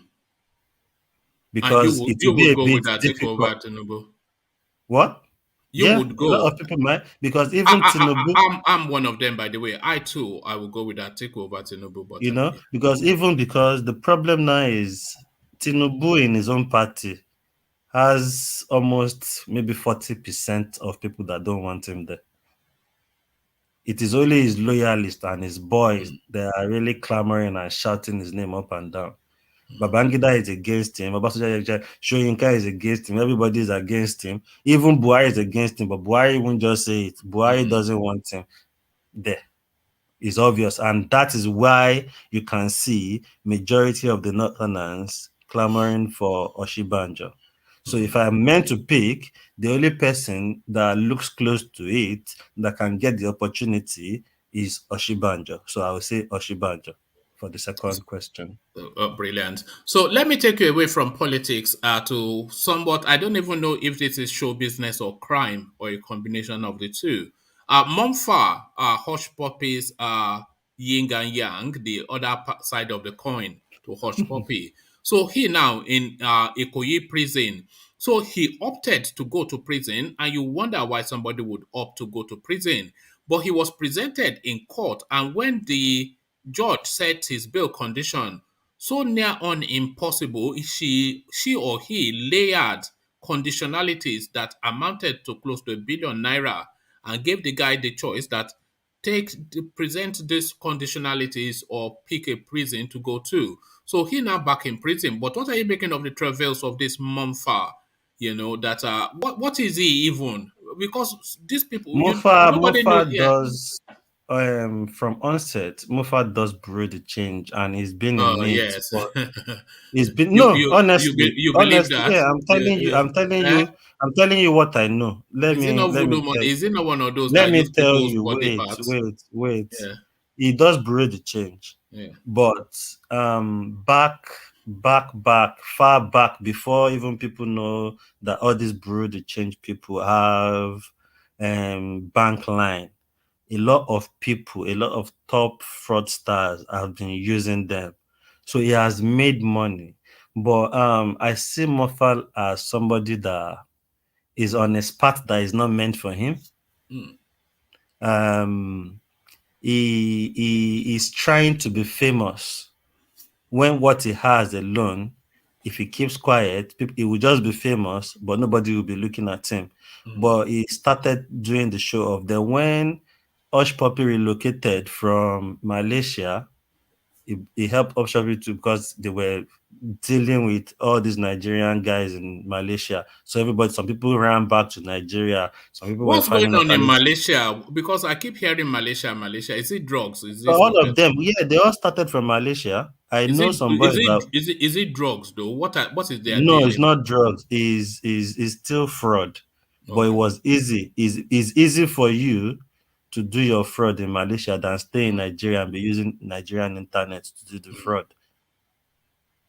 So it was easy. So a lot of people and the fraud has different things. Some people do money wire. Some people do dating scam. So it's in various ways. So Mofa has been doing bureau de change. So most of them always have bank line. So it's easy to move big money. So people that have been into wire money before people start shouting wire money now, a lot of people have been doing it way, way back.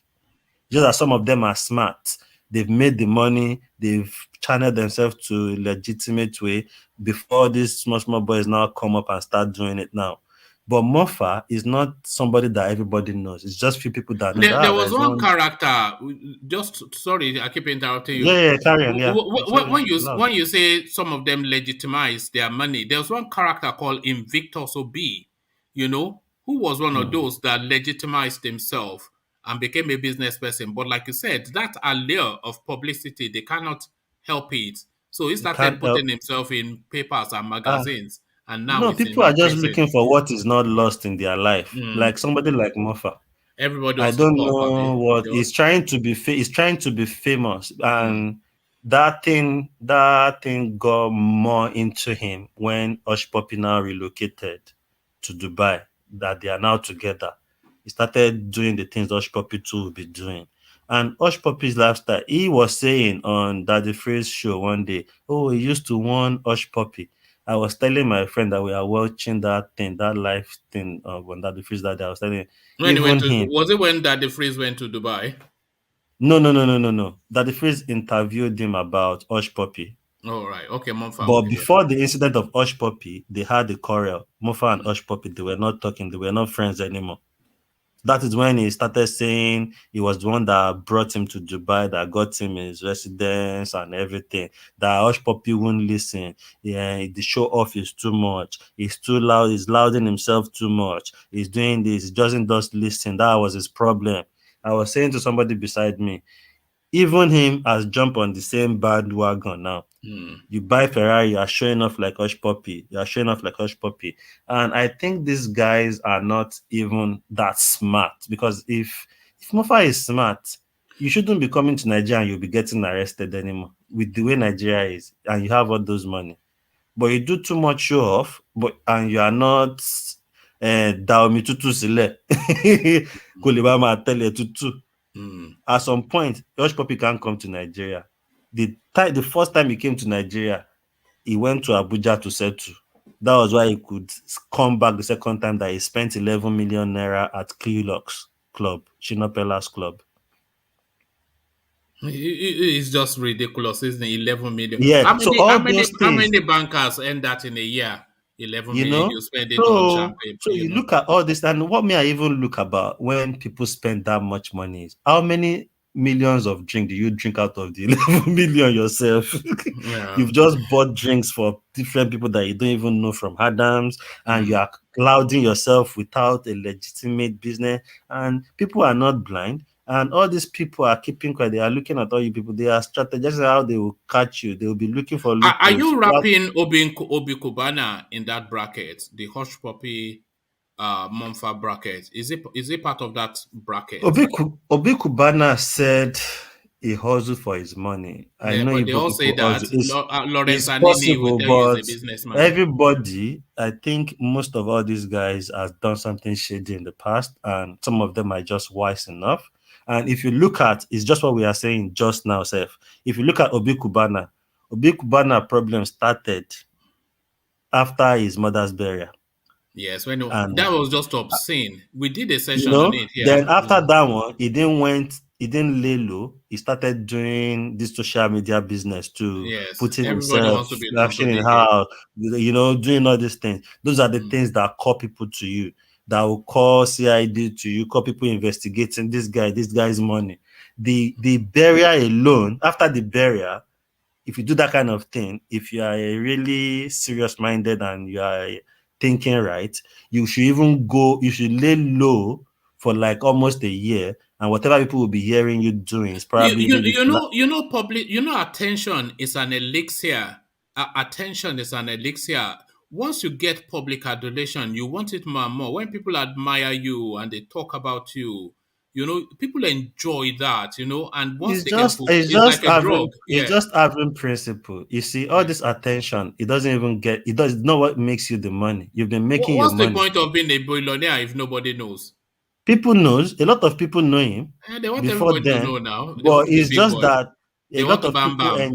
enjoy when Tunde Ednuts called them out on his blog saying and King Mofa Obi Kubana and Chief Priest this that they I don't know what they see in it because you've been who you are. Do you know that some of these people, they pay Linda Ikeji money for her to talk about them? No, you don't understand what is happening. Yeah. They don't pay these people money. It is only if they do advertisement of their business they pay them money. These people talk about them, so these guys can tip them. Somebody like Tunde Enot, Chebi came to London. He was living in London before they deported him, and he went to the US. He came to the London recently when Obi Kubana was in London too. That was when he met Obi Kubana one-on-one. You will see him clamoring Obi Kubana, because those guys are rich enough to say, okay, I beg, let me give Tunde money. Tunde, send your account number to Chief Priest. He will give you 10 million. He will give you. That's why they call their name, because they know they are rich. Mm-hmm. And a lot of people know these guys. Is just some few people that don't really mingle, or you've not heard news about them, or you've not heard things, or you've not mingled with people from like Anambra, or you are close to people that knows them. Like this man that got married to Regina Daniels. I've known about the man for several years because I was working with a guy from his town in Lagos back in the days. He's always been mentioned, Ned. But most people got to know him when he got married to Regina. You see, hold on. That's the point I was making, That guy is a lawyer, British trained, very sharp guy, and he has been making millions he's been a wealthy man for a long time and quietly enjoying his wealth. But now he's gotten into that attention space. And every time now, this guy he has even an Instagram page, suddenly he has discovered attention and he cannot get enough of it. Is his little wife, his junior wife, that is making him do all What that. are you making of that? 40-year gap. But for somebody like that, he's not even doing it too much. You don't see. You see, when you are him, he has legitimate things to back himself up. So when you are not even, within yourself that there might be some things that might be linked to me.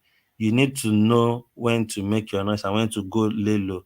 Once Easter blog and this person, all of them start shouting your name, start showing your luxury, showing what you did on your Snapchat, all those things, you are bringing troubles to yourself because they will start thinking, where is this guy getting all this money? You are showing every business, everything. Like Hush Puppy was investing big time in Abidjan. They got to know because he was on his social media. So if why didn't you not do it in Nigeria? But you went there, you did video, you did. So people that monitored him, they said it themselves. They monitored his Instagram. That's what they used to monitor him. It's too much. Sometimes you have, and I don't know if you are. That's why I said it's just being principled. It baffles discipline. me. It baffles me when you look at these characters and you look at the sort of money that's the control, and how they made the money. It baffles me somewhat that somebody like Hush Puppy, who to all intents and purposes, in another life and under circumstances, this guy probably some downful driver, you'd imagine. You know where he's coming from. He sells pure his father water. was so Even him sells pure how water. did it go from there to that? Because he traveled. He went with boys that went to Malaysia. They know what they were going there to do. They were making the money. Trouble came. He chose another direction to go. And the link is still there. So they were still doing what they were doing and they were making the money. They found $30 million in his apartment when he was arrested. Cash. Look at that. You see? So that's not a joke. $30,000 gone. $300 is not a joke even. You see what I'm saying? So do you see what I'm saying? Pure water guy, $30 million. Yeah, so that's why sometimes they And he say did not do Ogunwowo, it just plain. but Ogowo can't give you all those Yeah. money. Money ritual can't give anybody a lot of money. All the people that we hear in history that they say, that person is not no more, but they said it was ritual money. Go and look at the kind of house they build. If the house is fine, they won't use ADEX, they won't use long span, they will use normal normal roofing shit, old You school laugh roofing at that you laugh at your rust. own joke a lot. Oh, have you been drinking, D? Eh? I don't drink. I don't Who drink. told you you don't drink? Who told you I that? don't Who told drink, you you don't drink? honestly. Eh? No, it's just funny because I What is just wrong with think you? Why about it. don't you drink? I not like I don't drink, but I don't like now. I've drank Okay, now. Maybe you're an occasional drinker. Okay, occasional drinker, yeah. So I don't even think about it. you know. So I'm yeah, suspicious of people who don't drink. Especially why? here, I don't drink. because it's not normal for you not to drink. I don't drink. That's why I'm suspicious of you now, Solly. Eh? No, but I smoke. Yeah, no, that I don't like. You see, everybody, that's life though. Everybody thinks somebody else's vice is the terrible one. So I drink, but I don't smoke. Well, I've given up smoking, so I think smoking is terrible. But you People that smoke, you don't don't. Yeah, drink they and think, don't yeah, smoke, yeah, they like the other thing. yeah. they like It's the nicotine. One other man, room. It's the other room. one man, there Yeah, are still things that you do. yeah. If you don't smoke, you drink. If you don't drink, you're a womanizer. This is it. Mhm. But you told us the That's last what I'm time, Vin, that you saying, have no Maxwell. vice. Eh? Come again. So that's what I'm saying. If you don't drink, if you don't smoke, you must like One man, women. what did you say? You told us the last time that you had no vices. Remember when I was asking you? Come again. I can hardly hear you, sir. Yeah, sorry, I was muting Prof. I said you told us the last time that you had no vices. Remember when I was saying that everybody's corruptible as long as they have a vice, and you told us you have no vices, No, which is the this one. biggest lie ever told. No. This one we are talking about now is habit. It's some sort of habit. Every person has a habit. Like Okay, me, what's your habit? Yeah, go on. like me, when during even before I joined the army, I smoked. Is that Ajwa, isn't it? Ajwa is your habit. Even Indian hemp. You see, bro, I smoke hemp. Listen to me. I'm not shy to say that in the public. I smoke hemp. I smoke cigarette. I drink hard liquor, not just beverages. I like the way you call your liquor. I drink, I drink hard liquor. Not liquor, but hard liquor. This Hard is liquor. it. So Hard liquor.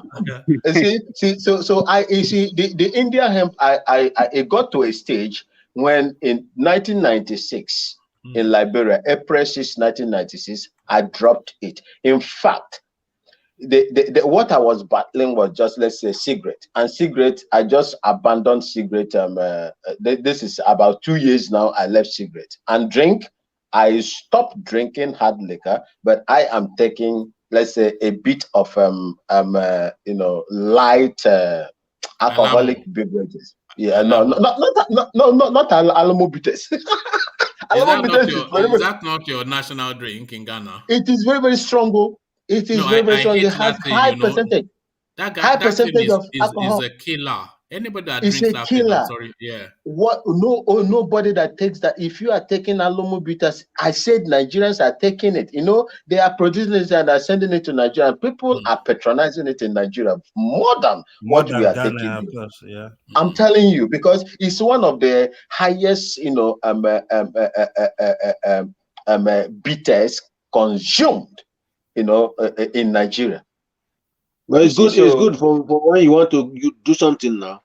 The other room. You see, my brother. You see, my brother. I think that's a lie. I think it's just the mindset. These are just fallacy. These are just fallacy. If you want, instead of you to take this hard liquor bitters for the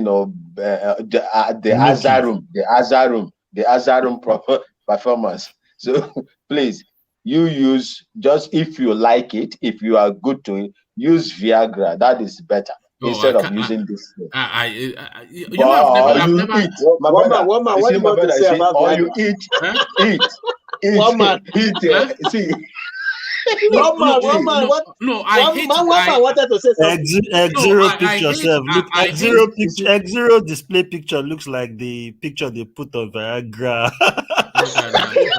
you see, one man. One thing I want to tell you. I hate the idea of Viagra. I hate it. Yeah, you see, what I'm trying to say One man, is- have you tested Viagra? Have you tried Viagra? I've never even seen it before in my life. See, my brother, there is something I would like to tell us here. But I hate the idea of it. But it's not for black people. It's not for black I am people. not. See, hold on. I am not a medical practitioner, but there are people that are prescribed. It is some people are, it's a prescribed drug for some people, especially when you begin to reach the age of, let's say, 50 plus. And there are some people with, some, sexual dysfunctions. They prescribe it for them. But as long as you are eating good diet, especially vegetables and vitamins, you don't need those things. People use it recreationally. That's the thing. They don't use it prescriptionally, but recreationally.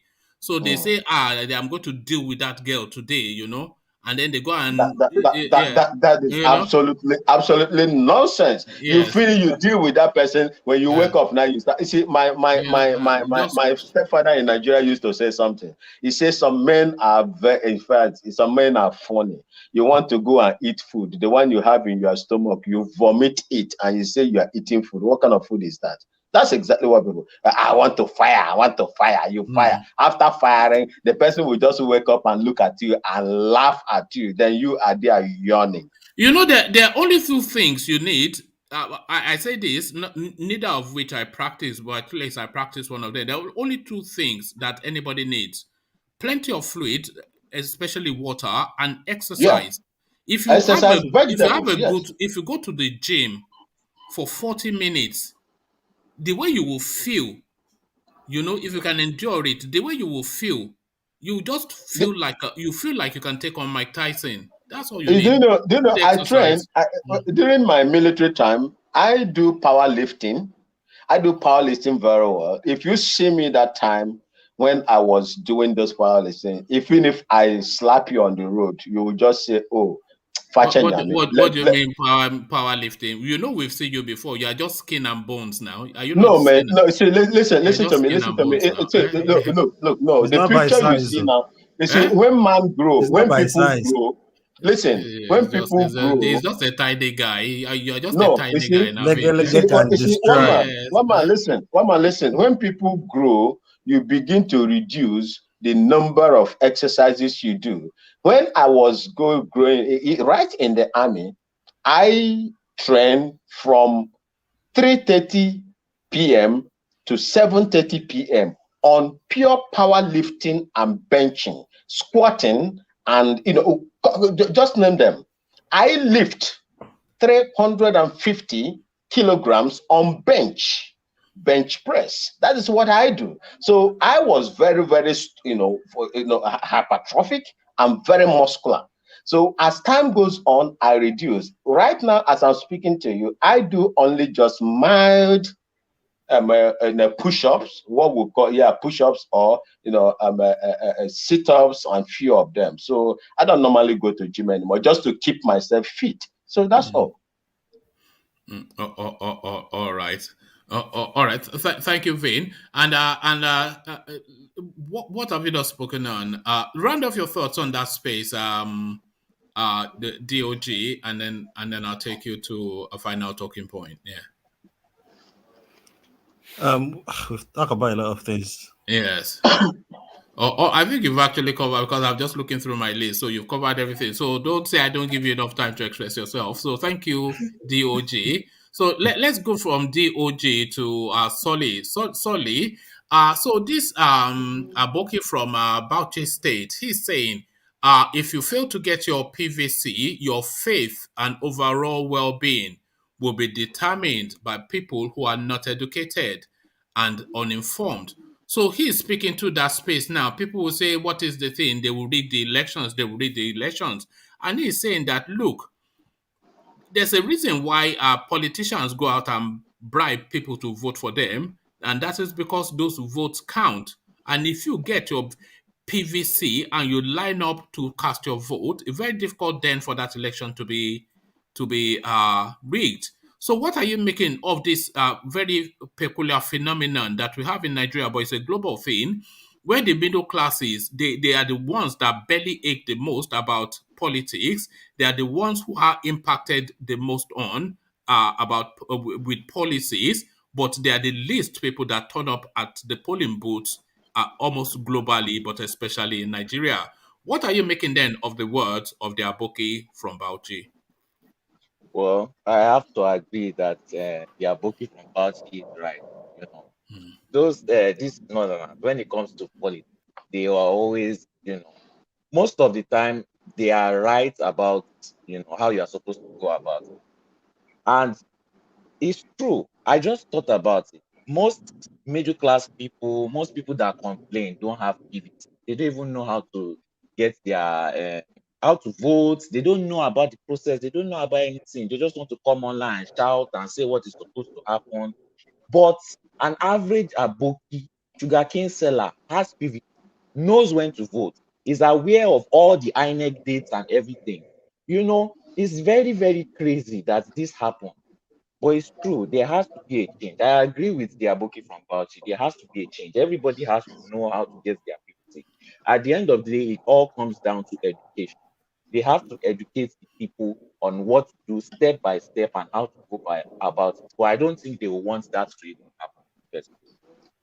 Do you have one yourself? Do you have a PVC? No, I haven't been to Nigeria in a long time. But I do want to.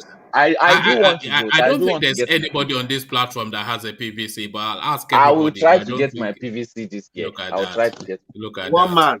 Man. One man. Did you listen to the interview with Obanikoro? No. What did he have to say? He has been in the politics of Nigeria for a long time. He himself said it that Nigerian politicians will go around campaigning, will give rice, will give anything. They will do everything, bribe the voters, knowing they will participate in every aspect of the electioneering, knowing fully well that those things don't count. Go watch the interview. That the votes don't count. I'm not saying this to spoil what Soli is saying. No, but then what counts? What counts? So what did they go on to add? What did they go on to add? That's especially the incumbents. They know that the votes don't count, but they will participate in it fully with all their efforts. I disagree. Well, that's what I'm saying. I'm not trying to spoil what you say. No. You can say what you want to say, but me, I'll come with this. If they believe those votes don't count, a politician will never spend one dime on bribing people into voting. So can I come in? Why bribe people? Sorry. Let me just add to support what you're saying. We've also seen instances severally where they will go and snatch ballots. We see them in schools with no roof, thumb printing, ballot. So yeah, but yeah, sorry, carry on. Yeah, but if Obanikoro is an let's Solly land. Yeah, Solly, carry on. Okay. No, I'm listening. Okay. Yeah, I was the one saying. I was the one talking. I was saying Obanikoro is an experienced politician, and we all know who he is. He has been in several positions, and he has vied for elections several times. He is the one saying this with his own mouth. I'm not saying what I don't know. I'm saying what an experienced Nigerian politician is saying, who is a member of APC now. This he was an ambassador here in Ghana. Yes, exactly. If you watch the interview he did with Arise, I think we saw with Arise channel. Yes, Arise TV. Arise TV, yeah. He was saying that a Nigerian politician will participate in every aspect of electioneering, both the campaign and bribing and doing all the thing they got to do, knowing fully well that those votes don't count. That is where I want to come in. So, go watch that interview. Most politicians are liars. So if that's the person you want to believe that a man came out of his house, did all this political gra-gra, bribed plenty people, stole ballots, and he's telling you that him doing all these actions don't count. Like, why would you believe such a thing? Why would you believe such a thing? Example, bro? Let me give you a typical example. One of the, the typical example that you will see all over that is very, very vibrant and is, recently done is Hope Uzodimma against Ihedioha in Nigeria, in Imo State. Do you know that the Supreme Court, listen, do you know that the Supreme Court, the number of voters was less than those people that were, sent to the Supreme Court? Do you know that? Oh, yes, I want to say something, but X0 want to say something. But this is a rare case. This is not something that is happening all over the country. It's not a reality. It's not a reality. This is just a rare case. What is it? Because of people's negligence. Because of the Imo State election. Last Lagos election. You want to tell me you think that Sanwo-Olu won that Lagos election? 100 people was, you see, one man, 100 people were registered, eligible voters. And when you went to the Supreme Court, you took 250 there. And the Supreme Court ruled in favor of the person that brought 250 against 100 people that voted. Oh my goodness. Okay, so there was an election recently, I think it was in Anambra.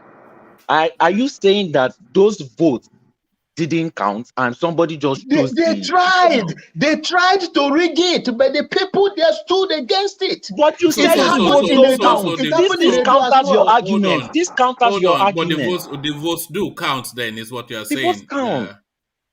One man. They come in. Okay. X0 carry on.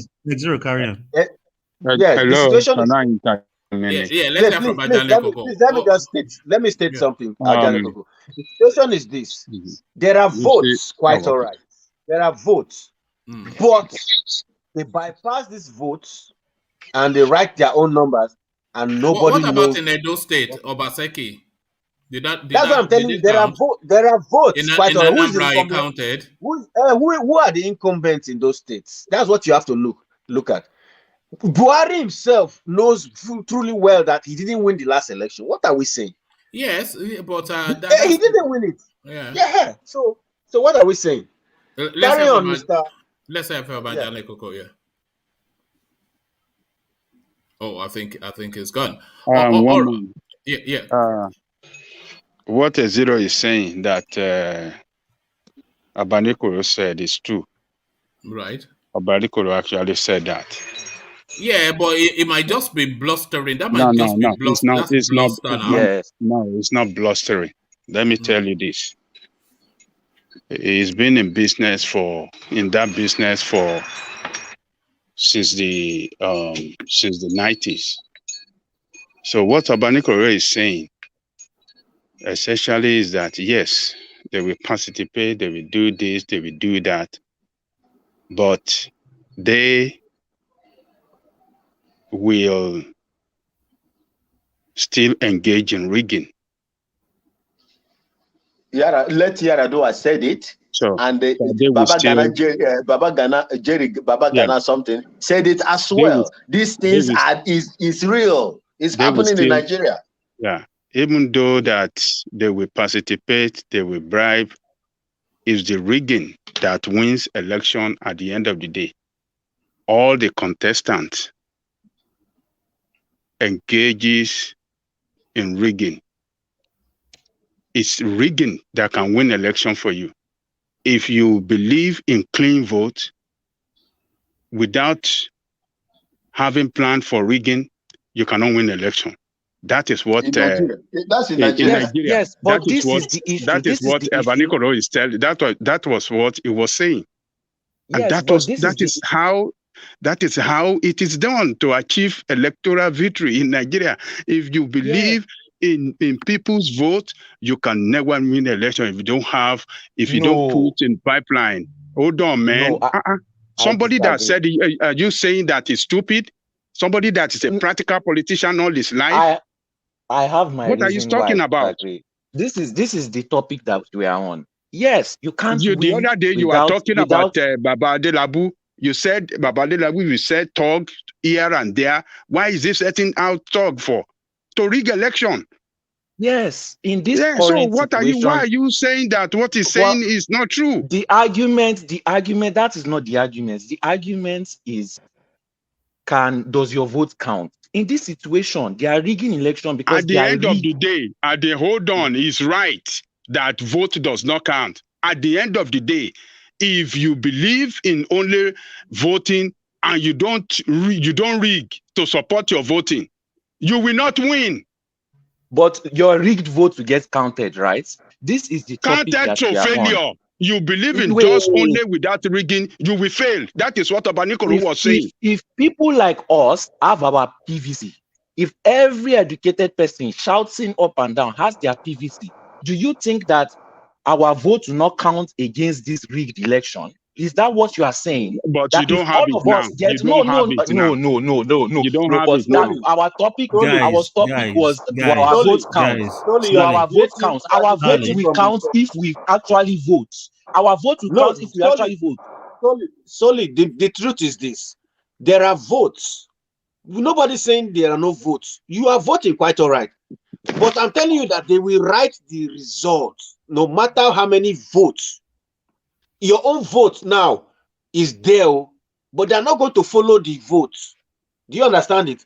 They will now go, they will see that your vote is more than their own.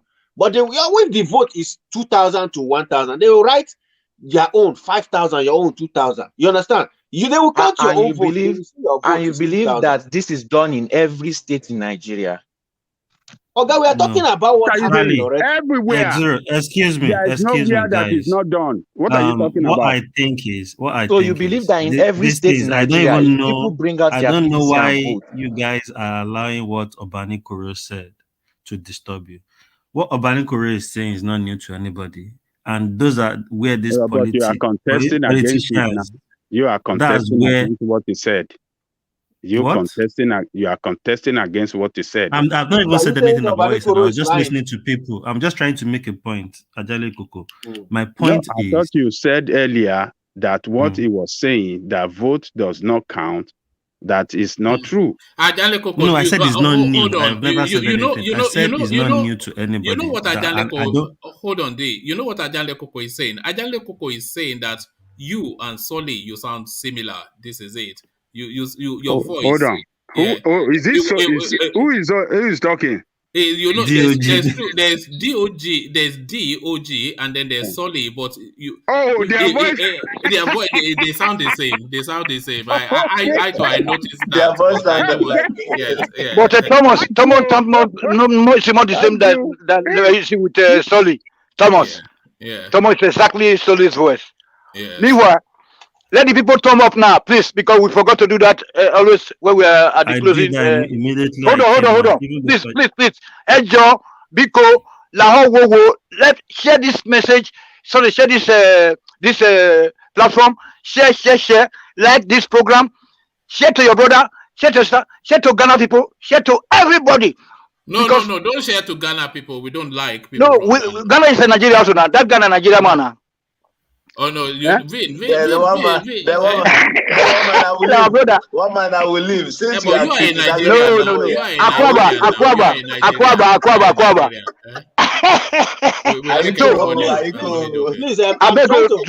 Joke aside. Please. Let the people that are watching us, hold on, please. People that are watching us, people that are on the comment section, please, everybody share. I know that we here, I took you guys for granted that you always share before you come into the show. Please share, because one man doesn't beg for thumbs up. Other platform always say I beg, then they get tired. But one man is a good man. Let us give what is due to Caesar. I will clip that and play to my wife that you said I'm a good man, because she will want to come and argue with you. You are the best man. You are the best man because as a Christian, you don't drink. You say you drink. I like your. I think your style. I think your style. Mama, you lucky beer. Which one man is a good man?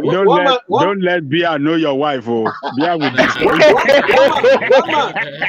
One man. Can you imagine what this man is saying? This man is saying you are a good man. You that cannot use Viagra. You that don't use Viagra. Don't worry, I'm from. We have Amala. No, black people don't need Viagra. Black people don't need that. We are naturally blessed. We're naturally endowed with power. Should I tell you How can you not use Alomo bitter? My daddy had 4 wives. 4 wives, and then many outside. You told us 14 the last time. What No, happened 4. What happened to the other 10? Eh? Look at this guy. One man, we have to wise up in this day and age. People are testing different things. No, Alomo, should I tell you one? Should I tell you a secret to life? Very horrible. A secret to life. Amala. That is all you need. Amala. And okra soup. Yeah, correct. If you eat amala, all the nutrients that you need in life is in there. Just the brown one, but the brown one, the black, eat proper. Yeah, that's all you need. Amala is carbohydrate. Lafu. Yeah. All right. Elubo. Yeah. One man, this guy is trying to make a point. This what's his name? Yes. He was saying something. I want to know what he's saying. Okay, thank you. All right. So yeah, D. Yes. Whoever does spoke wants to know what you have to say. Yeah. DOG, please continue. Soli said about what Obani Koro said, and I was wondering why everybody is arguing what Obani Koro said. And I don't think it's new to any one of us what Obani Koro is saying. And this is where these politicians get us as people. He has come out now, he has painted the picture like, this thing was he not doing the same thing before? Then so him coming to tell us, just trying to paint a picture so people can look him like one saint that has repent and has come out to, he has his aim for saying that. He's just using it as a weapon for himself. Even Peter Obi said he doesn't have money for Supreme Court. So what are we saying? These politicians know what they are facing. Yeah, they know what they are doing because election is here. Why didn't Obani Koro come out 2 years ago and say, election is this, or come here early last year? Election is nearby. They will say all these things to us. And secondly, on whether vote counts, they are saying the truth that we know. But this truth, the way they are saying it, we know the truth. A lot of people watching them say, this man is saying the truth. If he comes out now and say, this person, let's vote this person, some people will follow him because he has said, the politician vote. They will think, maybe he has repented, he's preaching the right thing. But what he's saying is what we know. And why is he saying it now? Why now? But I think where we are missing it is even in that electoral bill. Because what we want is for the votes to be transmitted directly from polling units, But Buhari is killing that bill because of direct primaries. That's what we do in Ghana here. How to get their candidates. So, just give us electronic transmission of results. Then people can have faith. I think they've approved that, haven't they? At the last time I checked that, they've not. So, who said they are waiting for the president to give assent to it, but the president has refused. Baba Integrity did not sign it into law. Baba Integrity did not sign it into law. So whether vote count or votes Baba Integrity or votes don't count, I think for the people that wants to rig, it counts when it's in their favor. And I said earlier, like what we were saying yesterday about how things can move, how the people can gain momentum. Like Anambra, for example, when we start educating people, and the vote that counts now is the vote that counts for them. And the votes that will count for us as people are the votes where we stand by our vote, where we know at that polling booth, they can't even come and tell us anything because everybody's there was voting for this party and it was loud. People were there. We know this person, just like the Abiola time. Nobody will come in Abiola and tell us it's not Abiola that won. That was why my brother, you see, all these things that you are talking now will only work in the old southern Nigeria. But when you go up north, it doesn't work. Exactly. These guys are I lived there for many years. That's what I'm saying. That's what I'm saying. Only work in the southern part of Nigeria, but it can, when you go up north, it will not work at all. Look at Okorocha. Sensitization. Vin, that's what I said. Okorocha, the former governor of Imo State. It will work. It will work up north that you are talking about, and that is what we are saying. Like Ajani It's like finding the pin in the sandstorm. A very reasonable suggestion. Like people need to gather because obviously you can't be the only one going to the north. So you have to have somebody from the north. You did the NSAS. You did NSAS. They told you that they like them. Yeah. DOJ, are you in Nigeria? And they told you that they like them. They should bring them to them. And the federal government had refused to send them to NSAS to them. Is this some people that are going to even know if DOJ? And that's what I'm saying. If you live in Nigeria, I don't live in Nigeria, but I'm a Nigerian. You don't live in Nigeria. Yeah. Okay, so but Nigerians, when they go and vote, everybody should stand there and count the votes, Abi. So you're not getting my point. Transmission of electoral vote from the polling station. If they do that, That's what I'm saying is, if like when Abiola came in as president, everybody knew that it was Abiola everybody voted for. So they couldn't even say they rigged the election for anybody else. They would rather just find something, lock him up and kill him there. So that's why I said it earlier when this show started. Maybe you guys have not joined. I said it earlier on about why people run and how the movement of sensitizing people, how we can do all these things.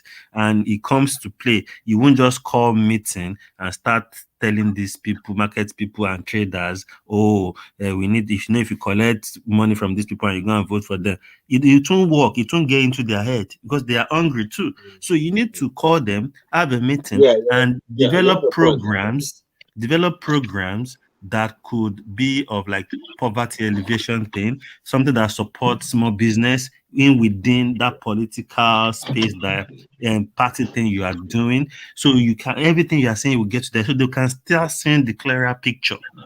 So bit by bit, like Ajani Kuko said, they can start now, but bit by bit they will take charge, and they will start taking charge. People will start seeing, and when they get to that point, what happened in Alhambra will now start happening. When you come and you know that these people. Let me say something. I want to say something. Let me say something.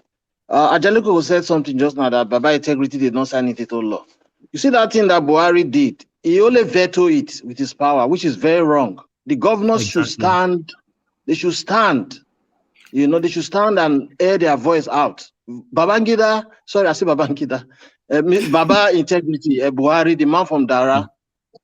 As an executive, cannot just stand up. You are very right. And even apart from the governors, this is what we are saying, and it still boils back to what I was saying earlier on.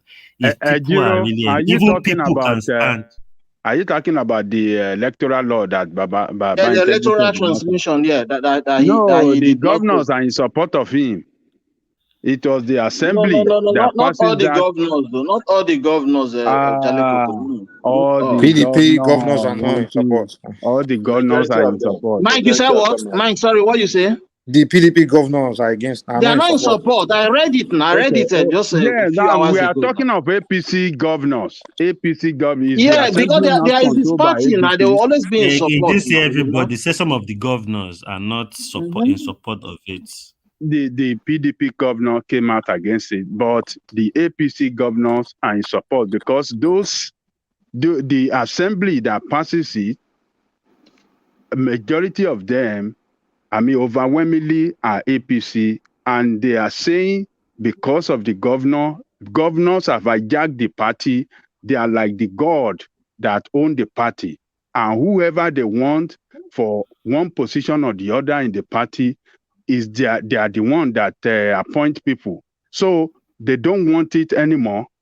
They want a system where everybody can participate, and the only system that make everybody participate is and create a level playing field for everybody is direct voting. Direct voting, everybody will go and show their strength on the field, and not a situation where consensus where the governor will bring money and then buy people's votes, and then all those things. So that is the governor support. They are the one actually that put pressure on the president not to sign it, because those governors are very powerful when they come together for collective purposes like that. the president will listen to them. Omahi is number one. Omahi. So it's the governor. So don't mention that the governor should kick against it. They love it. APC governors That's what are I'm rather. saying. People themselves can fight for that, but people don't even get the understanding, you know, and it's quite difficult. So that's why I'm saying the votes that count are the votes that count for them. And the votes that will count for us are the votes how will people fight for it when she already jump on the street and demonstrating and calling on you people to come and nobody wants to come? We are saying the same thing. That's what I'm saying. I said that, I even said that yesterday, that Nigerians, if you come out, that even when they arrested Showore, how many people went out to say, oh, release Showore? Nigerians will back out. What does that tell you? What does that tell you? What you said now, what does that tell you? What does that tell me? It tells me there's a lot of that. It tells me that there's a lot of work to be done, and that's why I say 1 year is not enough to even fight. Nigerians don't know how to fight for their right. They're too scared to death. They are not like Ghanaians that jump on the street and fight for their right. And let's not forget in South. Nigerians are mouthy people. They just talk and talk, and they don't take action. And that is why I don't agree. I don't agree. I don't think that I don't think Nigerian people are talk and talk. When you ask an average Nigerian that just wants to stand up, they are scared. This is not normal fear. This is fear for their life. That's what Ajaluko is telling you. So are you saying Nigerians are cowards? Is that what you're saying? You're supporting me now. That's what I was saying. Nigerians are scared to death. They don't know how to fight for their rights. Yes, but the fear is warranted. Earlier. The fear is warranted. How do you fight for your life against Nigerian government? How? I don't think it's fair. I just think it's lack of cohesion, lack of unity. It's not that Nigerians are cowards. If people are not on the same page, are cowards, so how can you fight when you're not on the same page with the next man? Come on now. Solly, you are the same person who thinks that we can recall senators, and the same person who still thinks that Nigerians cannot fight. I don't understand you. No. See, there are two ways of fighting. Okay, you can do it through due process, which is bureaucracy. Or you can do the Gragra way, which the East has been trying to do for how many centuries? How many years? You know, if it comes to Gragra, which is the natural attitude, there is Gragra. The natural response from an uneducated person is Gragra moves. That is why the government keeps attacking. But that shows you that they are not scared now. That shows you that they are fighting. So you are just contradicting yourself, Solly. Come on now. And then when they come out to do Gragra, even in the Western world, when they don't do Gragra, even in the Western world, if there is no Gragra, you cannot, with this government, you cannot do Gragra. With no government, you can do Gragra. Even in the Western world, you don't do Gragra. Gragra does not. No, you don't get the point. You are contradicting yourself. That's what we are saying. Hold on. You're contradicting yourself. Hold on. Let me put what Solly is trying to assert to X0. So what Solly is trying to assert, or is asserting, I should say, what Solly is asserting is that Nigerians, they are naturally timid, they are cowed by the brutality of the state, and the fear for their life is really what is holding them back. You know, so do you agree with what he's saying? And if you don't agree, then what do you think is holding them back? So I don't agree. I don't agree. I don't agree with what he's saying at all. Right, yeah. And I don't agree with what he's saying at all. Because between the people itself, the people themselves, we have different factions, different fights that we have not been able to see eye to eye. You know, me and Ajaluko were arguing the other day that when I was asking Ajaluko, where is the love? When are we going to start, coming together? Because time is going. The East is going for Biafra, the West is going for Oduduwa, the Middle Belt and Niger Delta are going for their own, We forget to see that we first have to fight our way out of this bad system before we start talking about our different ethnicities. We have not united on that ground. And then what Soli is saying is completely wrong. I disagree. The rally at the Lekki toll gate was not gra-gra. Don't forget that it lasted for a while without gra-gra until the federal government infiltrated it. So I don't think that we have not done this peaceful way. These are peaceful rallies. So we have been protesting peacefully, but Agberos keep beating this guy. Not once, not twice. The police can I ask you a question? Can I ask you a question? Shot him with a canister. Don't forget. If they allowed those people at Lekki toll gate to keep protesting till today, do you think anything would have changed? No, but what we are saying is, if the protest no. See, this is gra does not solve anything. That is no, it solves everything. Yes, that yes. is my example. It doesn't solve anything. Solely. They came out saying, wait now. That is gra because they just went there and they are just shouting. The SARS, so hold on, sorry. The SARS not end. The SARS not end. And that's what I was about to say. Oh, yes. They just replaced it with another name. But it ended at least. The SARS end. It ended. But what did that show? Ended. But the people still They are still killing. The shots that they flew. It was about hindsight. It wasn't about anything else. It wasn't about anything else. About SARS. And they ended the SARS. So it was. The shots that they fooled the average Nigerians once again. If you are using the basis of the SARS, it now even buttress what Soli is saying. If that is Gaga, because they've scattered those guys, they dispatched them with bullets, and those guys can't even really say anything. They can only just mourn and mourn and mourn. No. Before they came with the bullet, they announced the end of SARS. The end of SARS already ended. They rubbished it. Okay, exactly. Can I ask you this Exactly question? the point. Maxwell, you get it. Let's be honest with ourselves. They rubbish everything. All the white shit that came out. All the white shit that came out. What have they done to it? They rubbish it. I think more of due diligence and a little bit of gra could help. And where did you just come in is what we are still saying. Build the momentum, sensitize people, involve, implement poverty elevation programs. You start talking to people, then you can get into people's head. If you go and meet these people that they are frustrated and you are telling them nonsense about don't collect money, somebody that has not eaten Gary, that is still thinking the money that is meant to use to buy market for tomorrow, for him to be able to eat tomorrow night, is almost finished. Somebody will now bring 5,000. He won't collect. So we need to. Why I don't agree with you. Done. Listen. Just like you know why I don't wait. Please. Let me just reply. Hold on, Solly. Let's hear from Mike. Listen, man.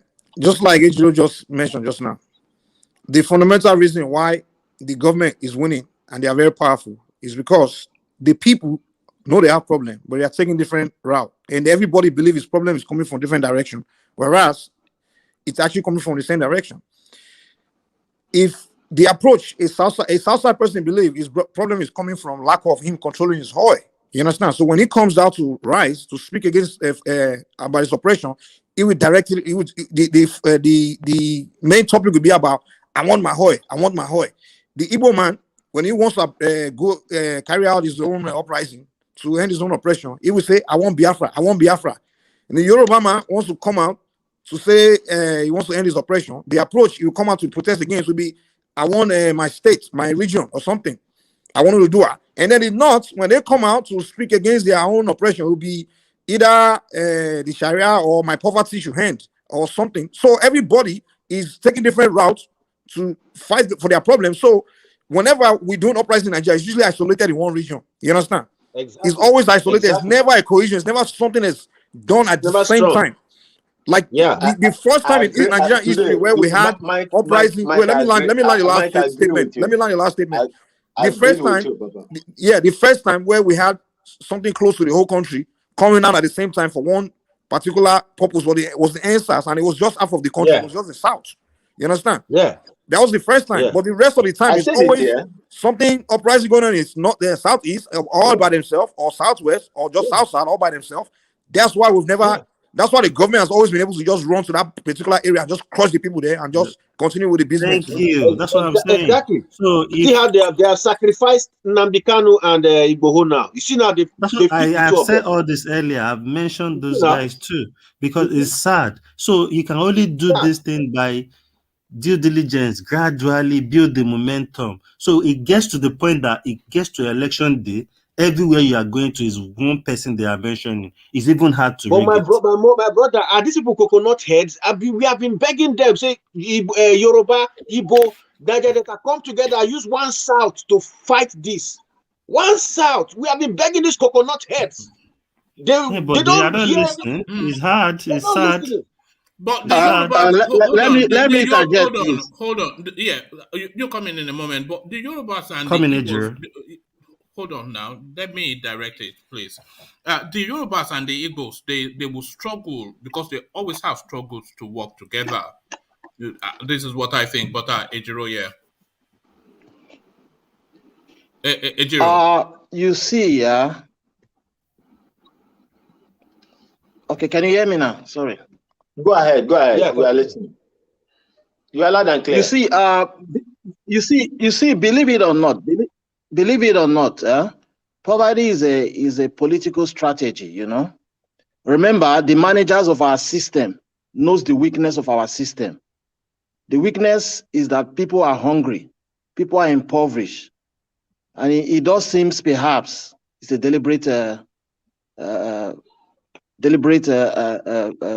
attempt to impoverish the people so they can use it, you know. So that's the weakness right there, you know. Yeah, and they are using feudal system. 100%. That's what I just. That's why they share rice but and what we have now is worse than poverty. What we have now. Sorry, I'm sorry. What we have now is worse than poverty. I even disagree with people when they come and say middle class because we don't have middle class. What we have now is worse than poverty. People are dying. You cannot travel from. Look, they kidnapped another vehicle between Ore and Lagos. What? This thing is close to home. It's close to home. And the people who are fighting ourselves. And we are fighting ourselves. Well, we will die. We will die where before these coconut heads open their brain to see that they must work. They don't have a choice. We don't have a choice. I'm sorry, I'm cutting you guys short. But Mike was right in what he said. Not too far from what I'm saying as well. The country is split into just pecuniary interest of every section that looks to the narrowness of what Mike already just broke it down. The Delta region, they want their oil. The Yoruba nation, they want their Amala ways. The Eastern ways, they want Biafra, and everybody wants something different. And they just narrow it to that insularity. So they don't especially. There was a time they were interviewing Sunday Igboho, and they were saying that what about NNAMDI Kanu who is doing something similar? He said, I don't know about him. Let him do his own. He said it in Yoruba, but essentially said, let him do his own. My only interest is Yoruba nation. So do you see? Everybody narrows to just that insular, that singular thing that agitates them the most. But one thing that Ejiro said, that people have said in the past, that I've always tried to query, that there's a deliberate move to keep the people impoverished. So I'm not sure about that it is a deliberate move to keep the people impoverished. I've always argued that the poverty in Nigeria is a consequence of the greed of the leadership who steals everything, and not a deliberate policy to keep the people impoverished. Do you understand that, and do you agree or disagree? Can I come in here, one man? I kind of agree because you might disagree. Why I said I kind of agree is obviously people, if they do the right thing, people will live well, people will do good. But due to the hunger, now they now know there is hunger in people. So they use that too as a weapon. So in a way, they are not really deliberately doing it. They are not just doing the right thing for the people. Not like they are actually probably using it. So nobody knows who is going to contest next. Did you see a video of where they are bagging rice and beans with Tinubu face and everything on it? You know, I've seen pulling booths where they will give people a bag of rice, bag of this and money. You are going to vote for this person. You know, it's my brother. I want to ask you a question. Have you lived in the north before? I've not lived in the north before. Okay, I don't disagree. I don't disagree with what you said about the north. Let me tell you how it happens there. There is a prayer we pray in the north.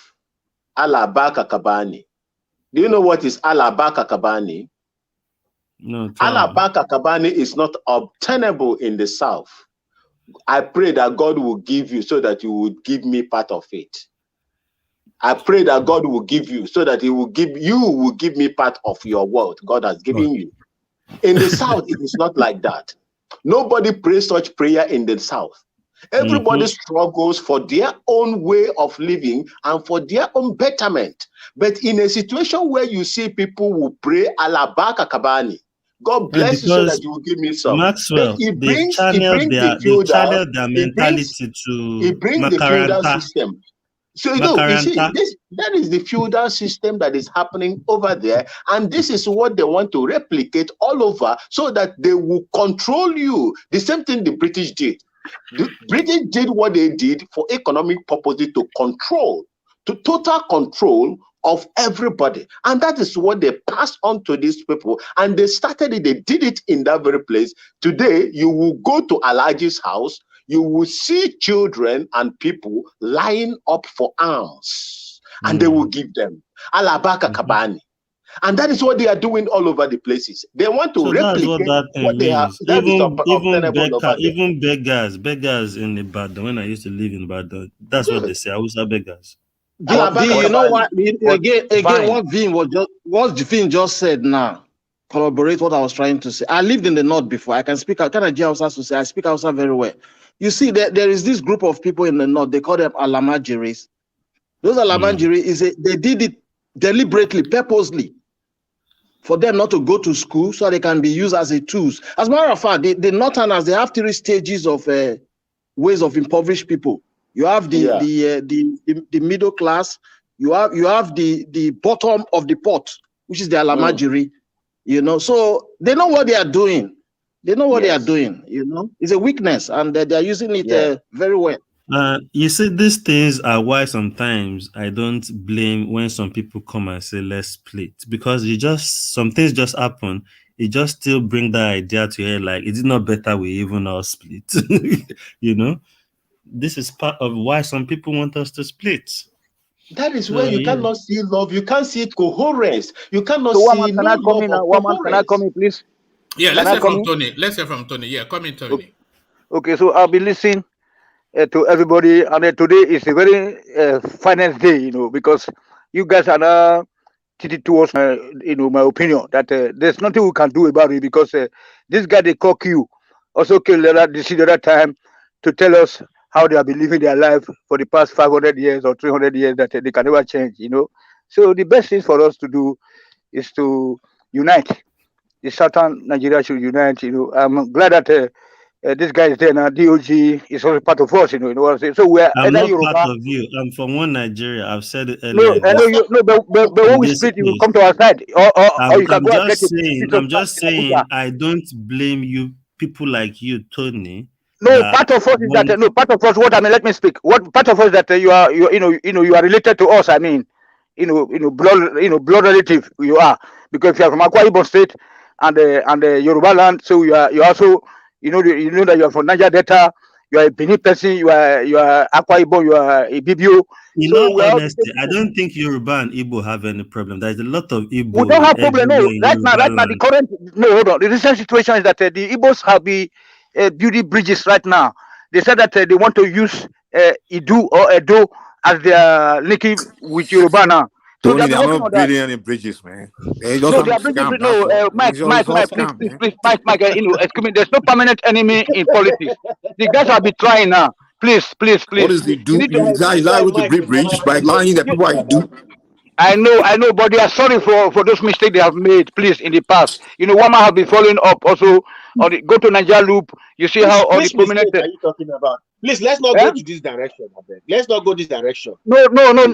See, the mistake of try to create Biafra in that their earlier mode, they have already changed. Please, they have changed. Since They are now. They see that.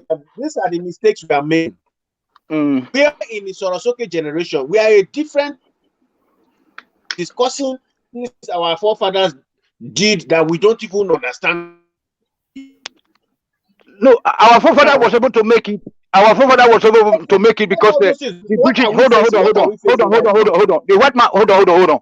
You know that before the independence, Awolowo was able to carry out many programs and all the politicians in the north or whatever because the white men were guiding us. You can see that ever since the missionary schools have been taken over by the locals, that's where the whole trouble began now. Because Oga, what is our problem right now? What is our problem right now? Our problem is that hold on. It's very sorry. I'm very sorry to say that as black people, it's just like we are expecting these monkeys and chimpanzees now to start building road in our bushes now.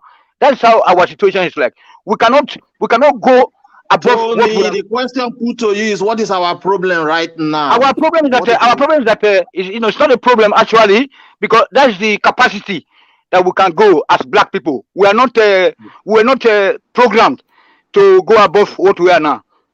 You are obfuscating. Our problem right now is that we have a system that is killing all of us, taking everything from us. Right now, I don't want to know what Awolowo and NNAMDI saw in their own time. No. Forget about them. They were able to do that.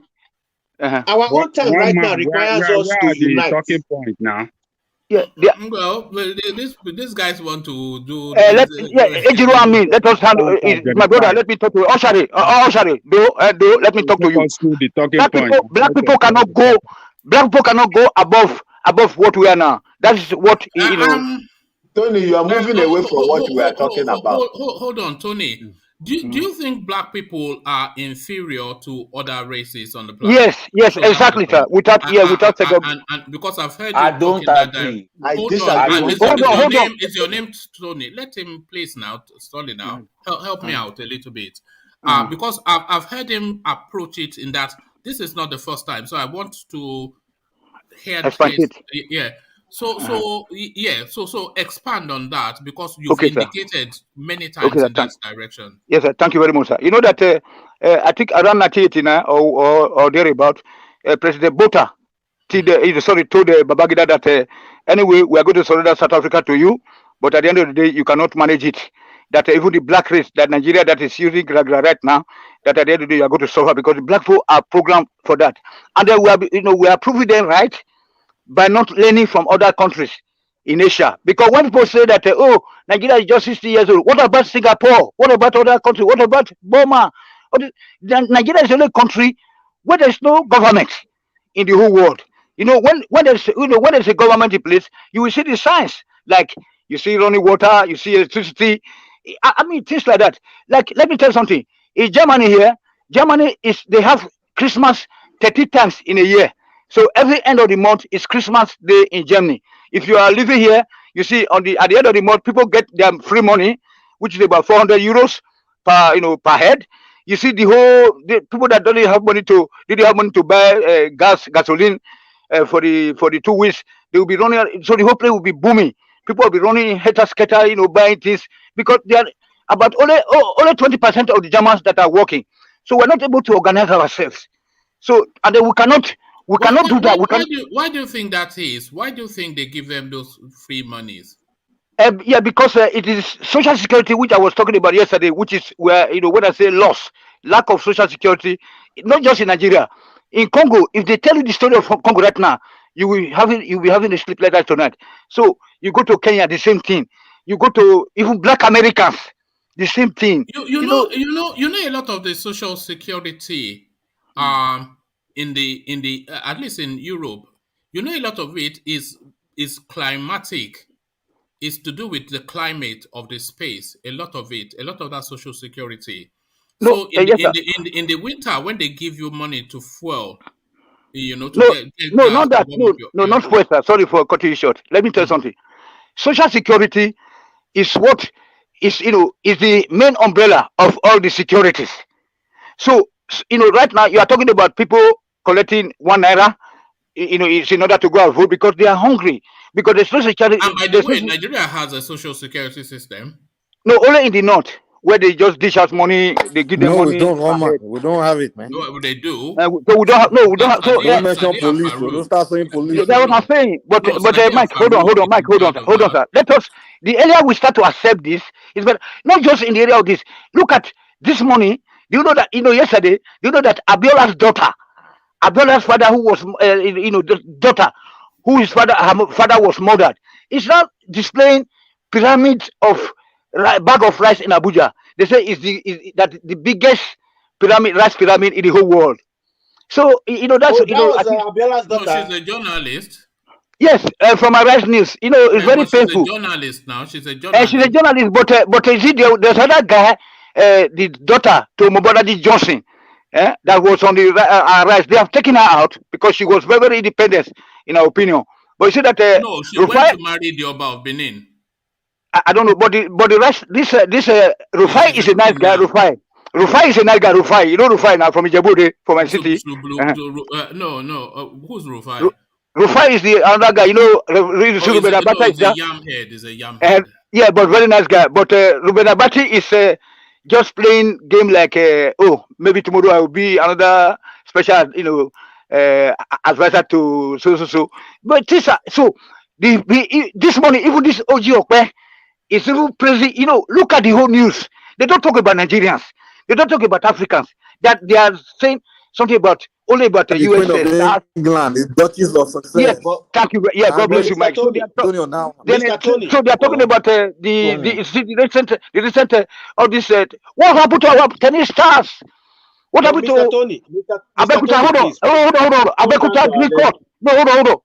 Abekuta Green Court. What happened to the Ogbe Hard Court? I mean, we need to everything have to be started after. That's why we need to call the country to right now, or we go our way, separate way, so that we can be able to revive all those things. Then everything will come to Mr. Tony. The country doesn't cut into two because the Westerners, which is the Yoruba space, are as dubious of the East as they are of the North. And the East, they are as dubious of the Yoruba people as they are of the North. So it doesn't cut into two. Thank you. They are working properly. You don't. They are working towards that. Hold on. They are working towards that because now in the face. Tony, I know that one, Tony. Hold on, Mike. But do Yoruba people there's a common enemy now that tries to swallow us up. That's why now the Yorubas and the Igbo they are united. They are working together, please, sir. We are working together. Where are they working together? Mr. Tony, yes. Please, can you listen, please? What are we going to do right now? Because everybody seems to be divided. The Niger Delta, especially, they are most annoying because their own concentration is on that oil. But we are dying. Everybody's dying. Yorubas are dying. Igbos are dying. Middle Belt are dying. I get you. Are the Hausas and the Fulanis not dying? I get you. Now, let me just give Hold on. Sorry, Tony. Just for 1 second. Okay. Are the Hausas and the Fulanis not dying? Yes, that's what I'm saying. We have not been able to handle. You know that the Hausas came out the last time to independently campaign, protest against this bad system. But then we lack the foresight to dying in Nigeria is the thing. That's what I'm saying. That is what I'm saying. Everybody's dying. If you look at it truly, we just need a coalition of the people. The Yorubas, Igbos, Niger Delta, not a southern thing. So it's a Nigerian problem, not a southern. It's a Nigerian problem. That's what I'm trying to get at since. That we need to form a coalition. No. Excuse me. I think somebody. Hold on. Ajani Koko has been pressing. On a certain issue here, like that the Fulanis are occupying the military, the aviation, and and everything. How can we, at this point they are brainless? You know what I'm saying? So they cannot. Fulanis are dying too. Yeah. So Tony has asked this question. Tony has asked this question 2 times. The Northern Nigeria. Zero question. Tony, let me answer his question because he has asked you. You are not answering. Let me answer his question. He asked you before that. What are we going to do So let me answer his question. Zero, this is what we are going to do. Yeah. Thank you. This is what we are going to do. In my opinion, right? I will move for restructuring and bet a new constitution that works for all. Restructuring and bet a new constitution that works for all. I think that is what we ought to have done. Jiro, that is not what Xero wants to get out of you. He wants you. Yeah. He wants a Yoruba Igbo coalition to force. Yeah, to force out the of People's Nigeria. Coalition. Yes, the People's Coalition. You want a Yoruba and Igbo team up. This is what I'm saying. The Yorubas are a people. The Igbos are a people because they have their distinct features. The Niger Deltas are a people. Yoruba and Igbo cannot team up. There are two parallel lines. The way I look at it, we can team up. Hold on. No. Hold on. Mike has trashed that aspect over and over again, and I kind of like agree with Mike. It's very difficult for a Yoruba man and an Igbo man. There are two parallel lines. Are we not living together in Lagos, in Benin, in Ibadan today? Go to Benin. They say Benin City now have belong to half Igbo. Belong to Igbo, the half of Benin City. Mike, can Yoruba and Igbo team up? I'm asking you, Mike. Is Mike there? You say? Can Yoruba and Igbo really team up? Because you've tried this issue the hatred the Igbos have for Yorubas won't make it happen, man. You know, but they can find a way to. Exactly. I mean, they can use their sense. There are two parallel lines. Igbo and Yoruba are two parallel lines. Hold on. You know you have problem there in Benin and the worry. Hold on. The way it can happen is. Wait, in worry, you have Ijo, Urobo, and the other people that fight each other. If you go to Benin City right now, the three oil west, one is in Kobahi, one is in Siloko Road, one is in Sapele Road. They are killing each other. So, but at the end of the day, we need to be, everything is boiled down. So everything boils down to the poverty level. So when we unite, the Southern Nigeria unite, at least we are very, very productive people. We can be able to unite ourselves. We don't fight each other. Igbos are in Lagos, Igbos are in Benin, Igbos are in Ibadan. We can work together. Do you think the problem that Nigeria has is an ethnic problem or a crime problem? Are we battling in Nigeria a crime problem? Are you asking me? Are you asking me, sir? Or you asking Nigeria? I'm asking generally, but you can go first. Okay. But I already know your answer, but do you think it's an ethnic problem predominantly or a crime problem? The problem. Thank you very much, sir. I would like to take that crime first because people that are governing the country, they are governing us, in a mafia style. Because this man is not there. Buhari that promised Tinubu, for example, Tinubu single-handedly spent all his money, everything. No, that wasn't the question. Now. No, I know. That means so Buhari is not there. Buhari is late. All right, okay, Jubril Abi. Okay, thank you. Tony, you're doing well. But one man, he answered you. He said it's a crime problem. That's what he said. Yes. The number one problem we have is the ethnic problem, because without that ethnic problem, they wouldn't have been able to confuse us. You don't have a representative in Abuja. Hold on, you don't have a representative. Wait, because it is because of this ethnic problem that we are being manipulated into votes that favor these people that have been ruling us. Don't forget that Buhari came riding on most of his campaign talks with his northern people was, where to throw your vote.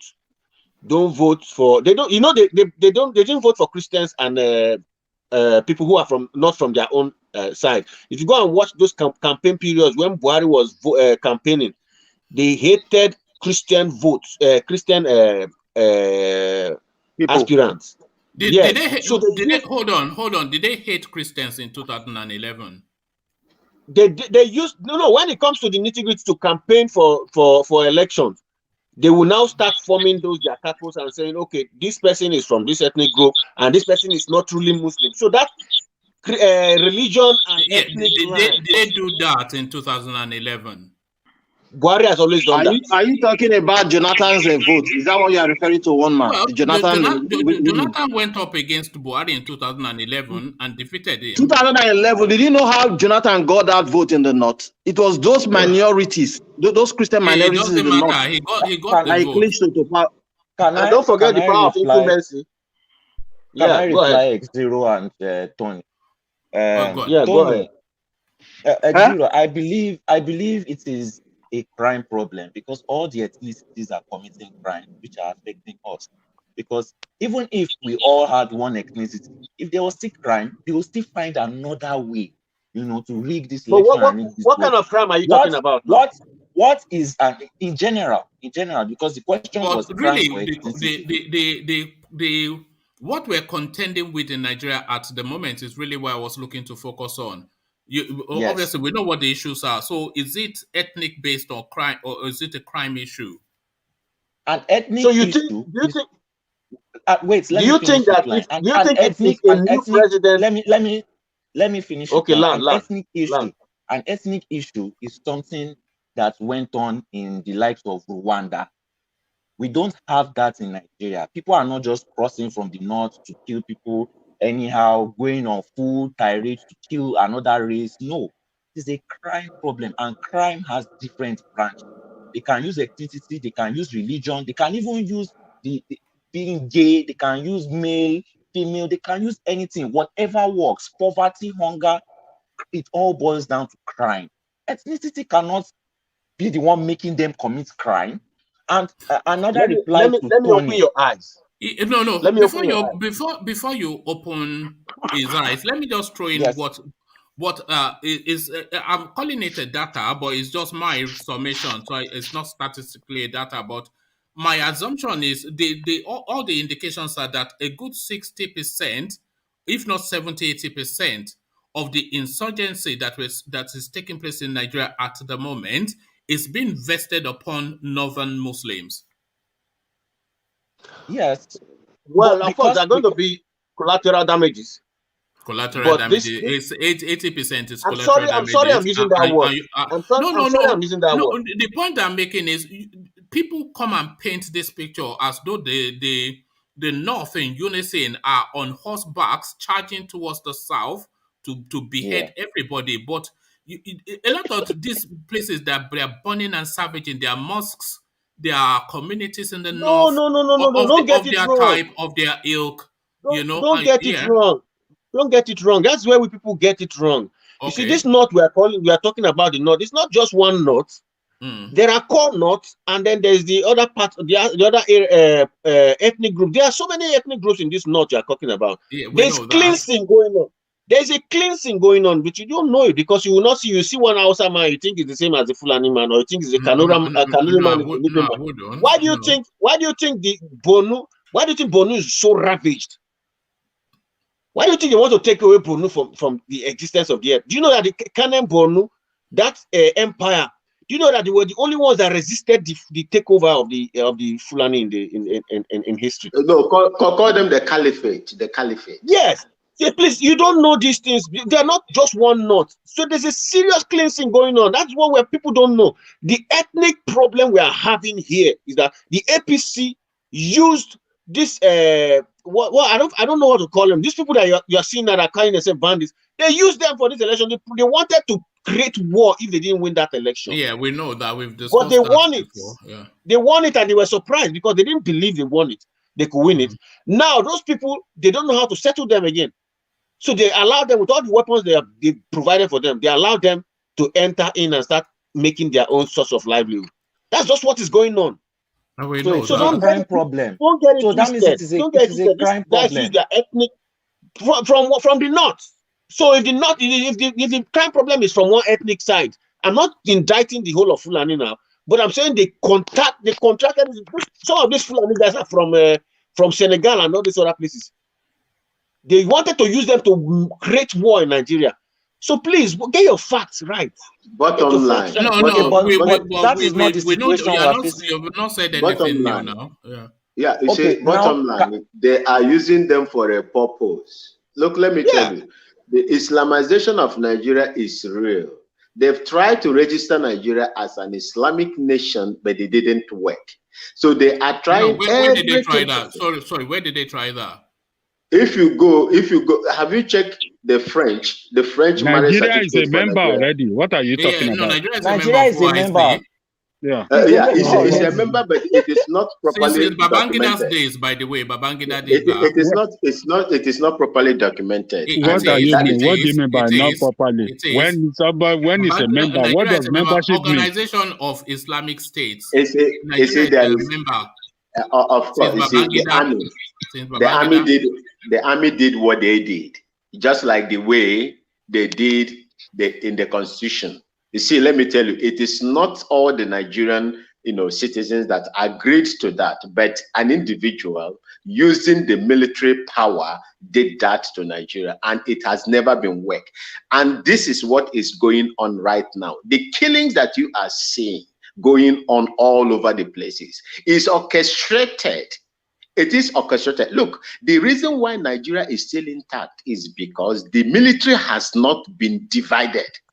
If the military divide today, Nigeria, the center can no longer hold. Everybody will run helter-skelter. The peace, that little peace you are enjoying today, is just because of that little, cohesion that is going on in the military. That is what we should understand. If the military, go the same way these people are doing, there will be no Nigeria. That is what everybody should understand. What is happening in Nigeria is deeper than what we are seeing. Pure and simple. Most of us that were there, we saw these things happening. It is deeper than what you people are seeing. It is carefully orchestrated to take over places from people and relocate. If you remember, it's a land grab. What we are seeing is a listen, land grab. One man, Mr. Integrity said something when he went to Egypt. He said that all Fulanis, everybody will have visa free to come. Why did they say that? They had a motive for doing that. Fine, can I reply? See, the Egyptians are Fulanis. Let me tell you how people will view it. If you keep saying it is an ethnic, this is a crime. You have to address it as a crime. Largely a crime. If you keep saying it is an ethnic problem, the people that are not committing these crimes will feel attacked too, and they will back the people that are committing the crime. Okay, now, I want to tell you something. My brother, I want to tell you something. Hold on now. Let him respond. It is just like saying, majority of the crimes are being committed by blacks. So that means any black you see, blah, blah, blah, all those kind of things they say. How would you feel as a black person? No, that is not what I mean. Wait. You deep down in your heart will also want to support the black person, even if the person says, this is what happened during the trial of O.J. Simpson. That is a wrong analogy. You can't keep saying it's an ethnic problem. Most black people knew that this guy committed the crime, but they backed him because they made it a race problem, not a crime problem. Okay. That is what I'm trying to tell you. Address it as a crime. I agree with Soli, man. I agree with Soli. We need to stop ethnicizing every situation, We do have ethnic issues in Nigeria, but it's not every things we ethnicize. Hold on, Vin. Vin. Sorry. I want Mike to address that. The situation in Nigeria, is it largely an ethnic situation or a crime situation? The insurgency, what we're going through at the moment, is it ethnic or crime? It's crime. It's definitely a crime. It's definitely crime. And it's a crime and also an interest. You understand? Crime and interest. That's what I see. So most of these things really not. What is the interest there? Okay. Well, it's both. Crime. To me, I think this is what I think. I think there are external forces that actually behind they are behind this insurgency that's going on in Nigeria, and external forces from an ethnic group. Period. No, not an ethnic group. I know it's foreign. No, well, you had Commodore. What's his name? Commodore. What's his name? Said it that. Well, so that means it's a fact. I mean, that's his opinion. People give their opinions. I like your point, and then we hear from Ajanle Koko. Yeah. So to me, it's crime. So basically, you have people that are in poverty, right? And then they don't have anything to do. So what it is basically there are some external forces, right, when I mean external forces, they really have issue. They want to destabilize the country just to as a opposition being against the government. So what they do is throw that weapon to them to say, okay, here's guns. You are in poverty. Use the gun to go and do whatever you like to get whatever you want. So those poor people now see the guns. They got guns in their hands. They don't have money. So they rally themselves. They're not using that weapon to carry out kidnapping and collecting ransoms, shooting up places, just doing whatever Mike, I they want like. to ask So you a to me, it's a question. crime thing. So it's crime and interest. All So right. those that have interest in destabilizing and those that are in poverty, so it's crime and interest. So, all right. Let me just put you another one, and then I want to hear from Ajale Koko, I think wants to speak on that as well. The Boko Haram narrative, is it a religious narrative or a crime narrative? it's fundamentally a crime, but they use religion to back it. What? You understand? Yes. Here's how it works. Let me tell you Legally, guys. it's a crime. No. They are forces, right? They have interest in destabilizing a place, right? So what they do is they will use those that are religious fanatic and say, listen, here's weapon, here's money, use it to carry out your religious interest, and just go. Here's money, here's gun, go out and trying to win your Do you religious. remember, Mike, do you remember? you know who does? Mike, Yeah, go ahead. Yeah. Do you remember what happened January 2000 in the north by the governor of Zamfara State? Do you remember what happened there? What happened? The introduction of Sharia in Nigeria. That is the bedrock. That is the bedrock of this Boko Haram. No. We all know it. Listen, my brother. You see, most of us fought these things there that time. The bedrock of this is Sharia that came in, and on that Sharia they are practicing. What is the Sharia talking about? Go and look at the demands, what Sharia means, and justify it, compare it with what Boko Haram, the activities of Boko Haram. Then you will see that they are not far-fetched. Sharia was implemented across the north, but Boko Haram is limited to the northeast. And we all know how it started. We all know when. And if you're talking about Sharia, it's something they've been practicing. It's not. It didn't begin when the government implemented. It's something. It's their culture. It's been in their. It's their religion. It's something they've been practicing in North forever. It just was never. Mike, let me ask you. It was never implemented to the constitution, and they just fought for it. And Obasanjo allowed them to put it into their. It was something already practiced. It just became something was conflicting. Not limited to Northeast. Let's hear from Ajale Koko. Yeah, go on. You said Boko Haram in the northeast. Boko Haram is not limited in the northeast. They are in the northwest. They are in the north central right now. They are everywhere.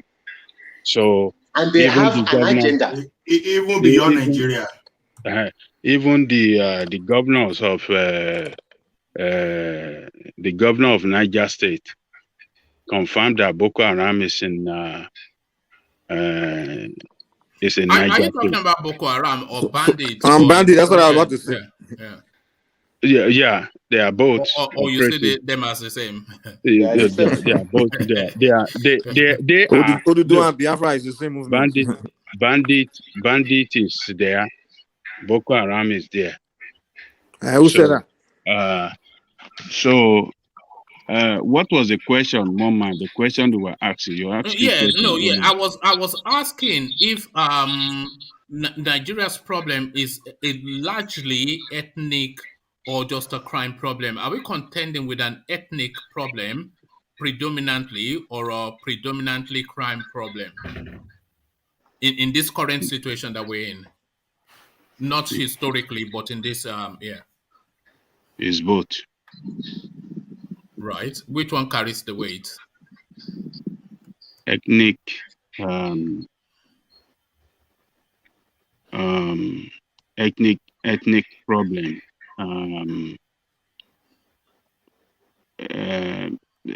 Criminality in the north is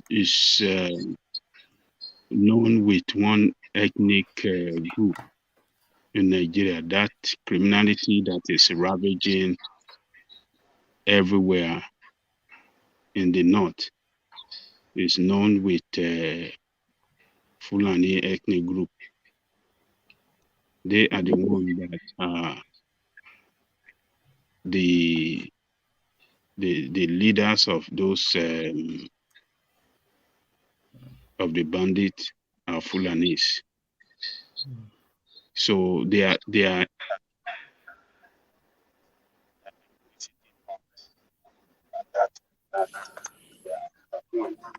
Can't hear him, man.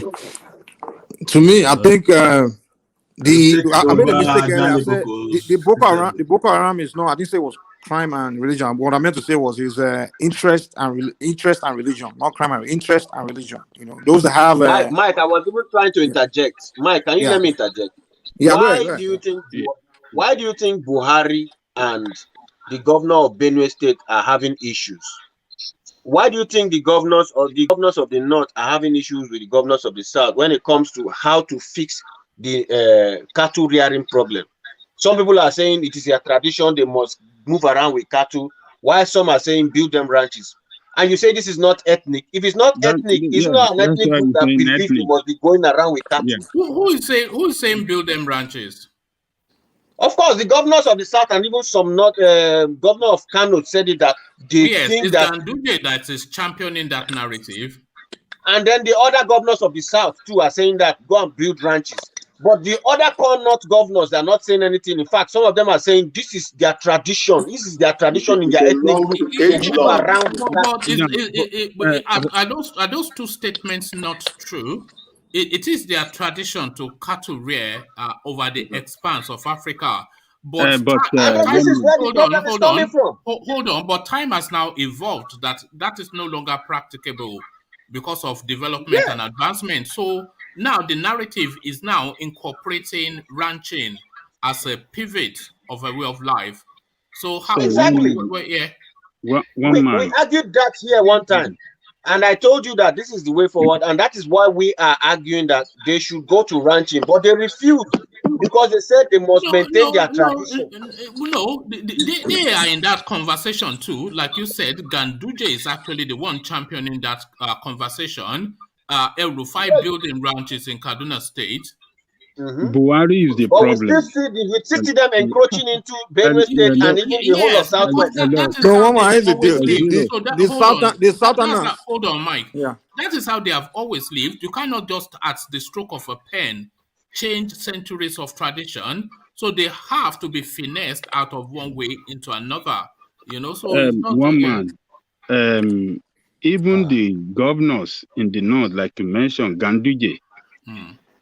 What is the name of Rufai? Even the governor of Katsina have said it publicly that this idea of cattle rearing cannot work anymore because it's causing problem everywhere. They have said it, and they have called on their people to come for ranching. Ganduje have started a program. He has acquired a large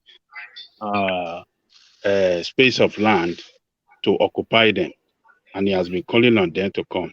But the president Buhari is digging out old cattle roots. Is the one championing and campaigning for cattle routes, and he's saying that he want to legitimize it. He want to make sure that dig out what is cattle routes? Something. Well, cattle routes. That's the grazing routes. Which is what they are already doing. Okay.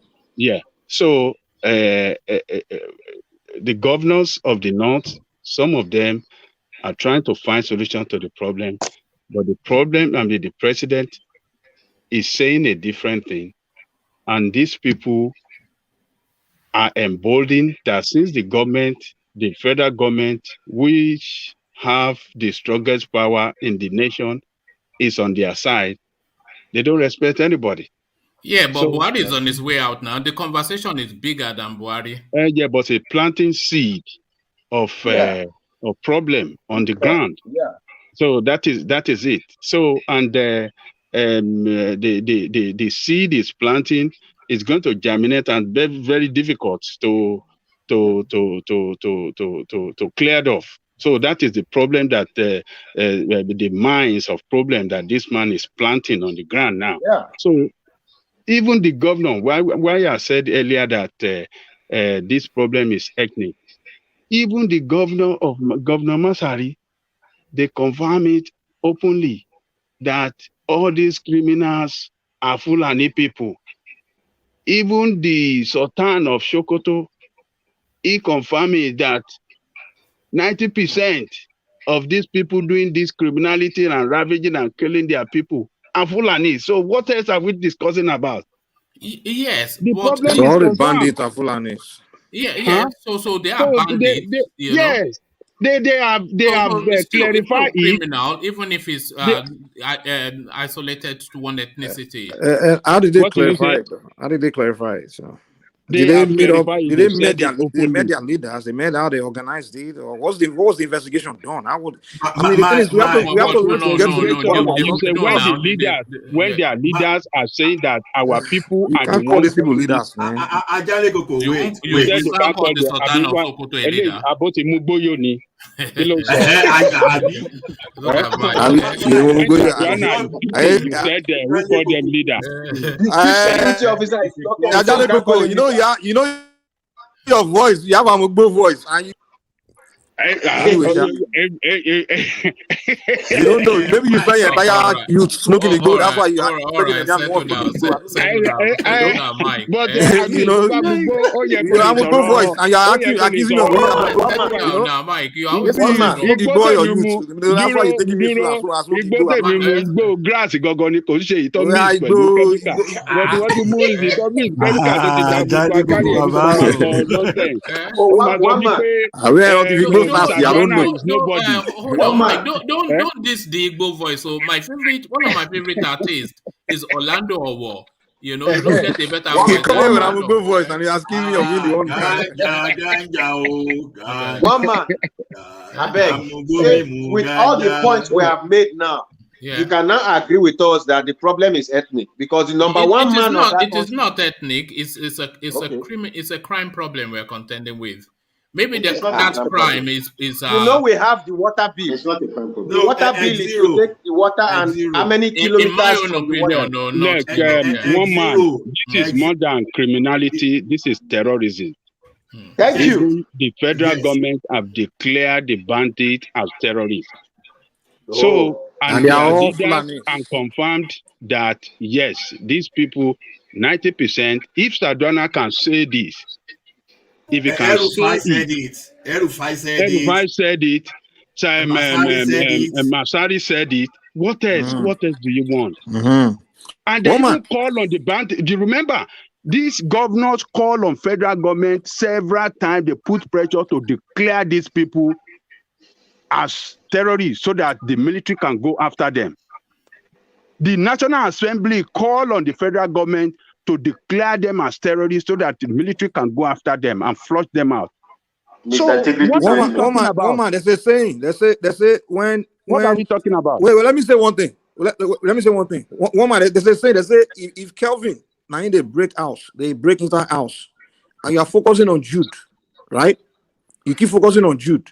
Kelvin will continue to succeed in breaking into that house. You understand? So what I'm saying is, we don't know the fact, the bottom line of whoever is doing this thing. But we are concluding there is this one person. So what if it happened to be somebody else? What is this guy talking about? Whoever is doing it, like, we just continue to get away with it, you know? Because we focus all our mind on the Fulani tribe being the one doing everything. What is this guy talking about? I'm not saying I know who's doing it, but I'm saying is they haven't come to the. I'm talking to you. I say if it is ESN, you know. If it is IPOB, you know. If it is Igbo, you know. Well, when they confess that they're doing it, then I can accept that. Okay, Mike, Green. Let me, let me respond to Mike, my brother. So you know what they say? If not be Fulani, they cause wahala. Then why are they, but they are the ones in government 100%. Why can't they find solution then? They are sent. Yeah, I'm why not can't saying they? it's Why not can't they? Fulani. Why can't they? Why can't they? Ajale Koko, you remember Mike said to I'm you, not Mike saying said it's to you, Fulani or it's not Mike Fulani. said to What I'm you, saying is Ajale we Koko, haven't got to the bottom of Yes. the fact of who's doing what. And if we keep on Mike No, we said have to. to We have you, to go. Mike, We have hold to. on. We have Remember to do initially election. Mike said to you, Mike We said will do which leader? election to know the people that do it. The people that Hence carry is the majority of the Sadana vote. saying it. Hence is Sadana saying it. Hence is Gandoje saying it. Hence is Erufai saying it. Mike is not seeing those people as their leader to speak like He that. is the one that will That They are is the block why leaders it's of the just bandits, putting Babangida it. for Abi. them. Oh, Patani. You know Patani. They are the leaders Eh? of the bandits. They are the leaders of the people Yes, with they are the Boko Haram. leaders. They So, are the leaders of and Boko Haram. they are So if they controlling the speak for government. Boko Haram, I will believe them. Okay, they met them, Yes. Abi. They are the one that sent them to go and do it, Abi. That is So where now Mike they're is telling me, anchoring So his you know, those argument leaders so are on. you know illiterate, man. better Those than leaders them. are dumb leaders, man. You Eh? can't be, So you guys, you know, and I keep so telling you you know guys, stop better than following them, your right? leaders. Those people are leading you to, they are leading you astray. They are leading No, you astray. The Mikey. So Africans keep you know following their better leaders. than They are them. leading you You know astray. better than those They will people, just right? tell you whatever they want. You never They even will live in pull the north. information from their You ass never and tell you, travel and to you'll the believe north it. before. You cannot even speak the language. You could Vin is here. He spreads I'm most using of his sense, life man. in the Forget north. language. You don't know how many language you speak. I'm using common logic. When the leaders What of common the logic can people this man? are What common talking, you are logic did saying this they I are man should not use? their believe leader. them. They I have should to do believe them. election for them so that Onilo, you know They who are Bagbera actually telling Fuma, something knows. that Kolo doesn't Jẹ make leader sense to wọn. me. So I should believe them. You don't want to No, believe. if it So is ESN who or do you IPOB, want to you believe believe? them.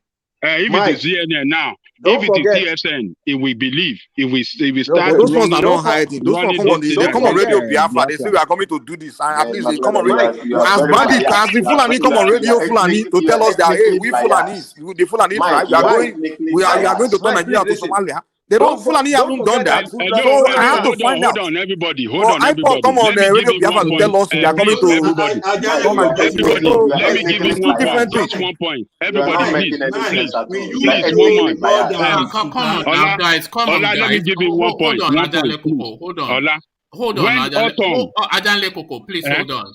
Uh, okay. just too many instances, too many voices. Just nobody's hearing anything. And I've said this in the past.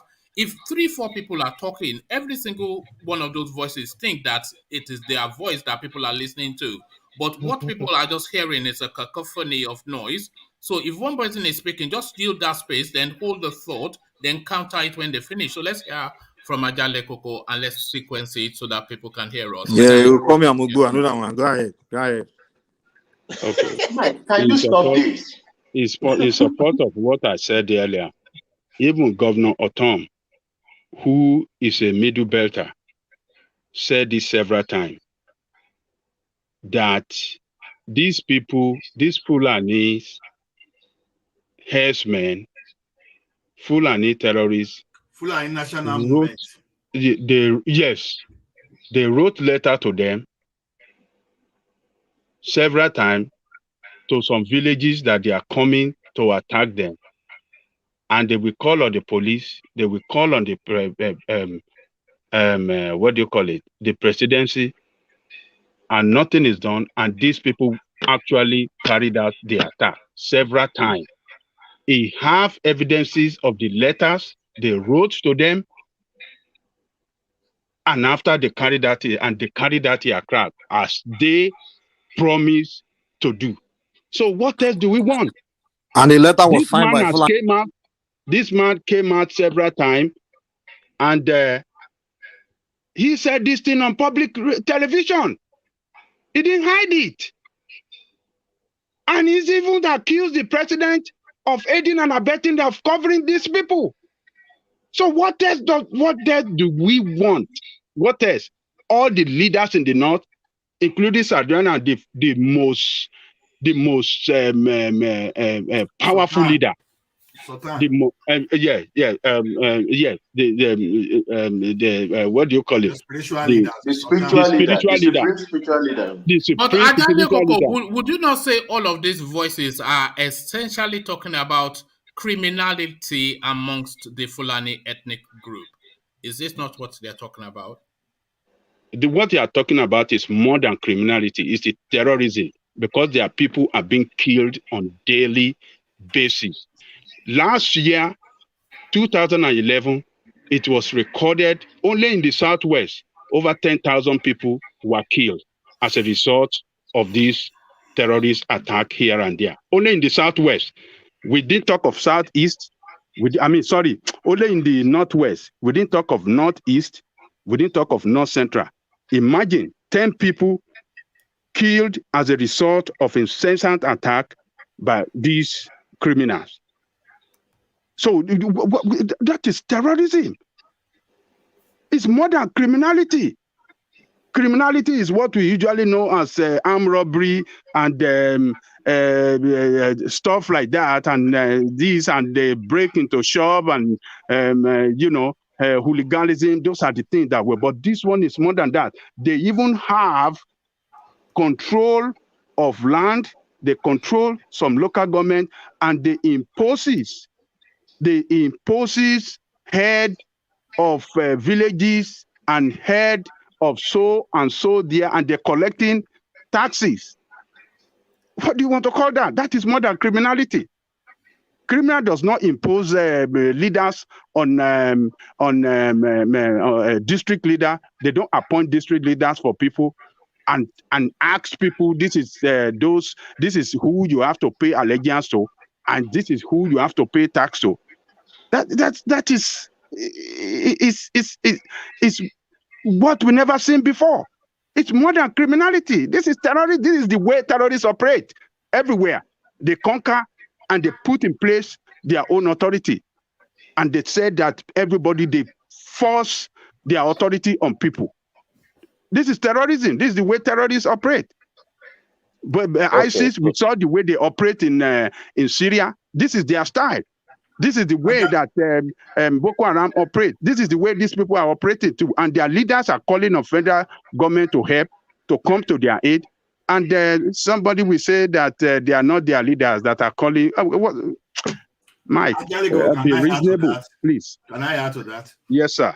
You see, one thing is this: even before the leaders started accepting the reality, the United States, when we are talking of international intelligence today, for example, nobody does it better than when you mention United States, or you want to mention people like the British and some international organization. These guys, ahead of time, they've already warned Nigeria. And these guys were even saying that these guys are the fourth, as at that time, they were the fourth largest terror organization within sub-Saharan Africa. This is a well-known international fact that the United Nations, the United States, everybody that are into that can be the watchdog of this or of the global community, they know all these facts. Then we had a like of what's this clergyman that used to shoot them before these bandits before this thing, Gumi. If Gumi was testifying that these people are Fulanis, for example, he was even saying that they are everywhere, that the government knows about this thing. Then El-Rufai made the analysis of how he even moved from Nigeria, and he traced them beyond Nigeria, that he even tried to settle them. This guy said they are Fulani. Samuel Autumn said these guys are Fulani. He showed a letter on national TV that, okay, this is from the but no, that's not the question. The question is it an ethnic contention or a criminal contention? So what you are saying is that this criminality is isolated to an ethnicity, but is it that doesn't still address it? It's criminal with motives. Now, before some people perpetrate crime, they have a motive. There's something that is propelling them. So these guys, they are committing the crime in an attempt to take over the whole space. They want to control space. So it's a land grab. It's a land grab that they are using terrorism as a tools, as a weapon. So that's still a crime problem. Exactly, it's a crime. When you say terrorism is a form of crime. It's just an escalated level of crime. So it's criminal. Omar, let me say one thing. Even Buhari himself has never denied these people for once. When people told Buhari, what Buhari said? He said he was laughing that if you know what these people went through in the forest, that hyena used to kill some of them. That you see, we don't have to deny this thing. The owner of the criminals, the people that are within the community of these criminals, those people that these criminals are their children, they know that their children are the criminals. So we don't just have to debate that. No. Well, we can debate it, but what we are debating is it a crime problem? But and what seems to be coming out is that it is a crime problem. But let's hear Now, from a I'll just yeah say, I'll say, yeah let me say this. I'll just say the reason why you can't conclude is because in Nigeria, they don't investigate anything. That's the thing. They don't investigate anything. Even I remember when I think one of the US ambassador in Nigeria was saying things happen, but the problem in Nigeria is the government does not investigate anything. They do no investigation. So that's why I keep telling you that it's a very dangerous thing to keep just concluding on things that haven't been investigated and haven't been factually proven. Because if we don't get to if we keep pointing finger at something that we're not sure is the fact, because the real thing that's happening will continue it might become even worse. You understand? So if we're not sure of what happened, we can't just make that. We should stop making conclusions. When the people We in should the just say, community are wait, saying now these let are me the talk. Now I'm people not talking to committing you. Let it, me just make what my are you point, man. talking about? hold on, Ajanle Koko, please hold on. Yeah, Woman, let can I Mike. talk afterwards? Now, Yes, let Mike conclude. Then we hear from X0. Yeah. yeah. So now, even I just like they keep saying that this leader said this, that leader said that. I've heard those leaders say it, and then when I go do kind of like do research on why they said it, what they investigated, and how they did their finding, I always discover that this leader actually did no investigation. Just came out to say whatever comes out of their house, And I'm like, this is very dangerous. That's why none of this problem has been solved for the past 12 years, because they don't do any investigation. All right. Thank you, Mike. I think Celibi is agreeing with you. But X0, yes, you were keen to say. Yes, woman, please. There's something we are not really looking into. Like I said this, and I'm still repeating it, is an ethic problem. Now, if you look at all the presidents from the South, look at their inroads into the North, and you see that they've not been able to govern the North. I mean, the presidents, they've never been able. The North had always had radicals that can talk back at the president, and nothing will happen. I'm telling you the truth.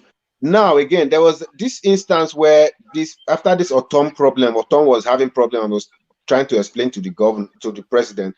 There was a particular Yoruba man, I think that was the head of the Ninas. He was aware of a situation where they approached a Fulani leader about the encroachment of their lands, the lands in the south, by the cattle rearers. And you know what he said to the man? They said the man said to them that, yeah, these lands can belong to you today, and tomorrow they can belong to someone else, meaning that the lands could be taken over and the ownership changes. In the world of today, how can you take somebody's ancestral land? And we are saying this is an ethnic problem. If you isolate the Fulani cattle rearing But now that and take sounds, it that out sounds of like a land grab, doesn't it? Yeah, but it's still a crime, but it's particularly because of a practice, an ethnic practice. If you remove the Fulani cattle movement, do you think we'll have any of these problems today? Yeah, there you go. We probably would, but From the Igbo man or from the Yoruba cattle rearer. It's not just capoeira. It's not just No, capoeira. I want my answer him now. No. Solly wants to answer. So Solly answer, yeah. Solly, yeah. It is not just cattle rearers that attack. You can't just say, oh, if there are no cattle rearers, that won't solve any problem. If it's not cattle rearers, it will be another problem. They will surely find. Well, which problem? They will create it. Is that not the job without of this? the cattle rearer problem, Nigeria will be crime free? No, that's what. But we will not have this much killings. This is exacerbated. We have so much killing going on.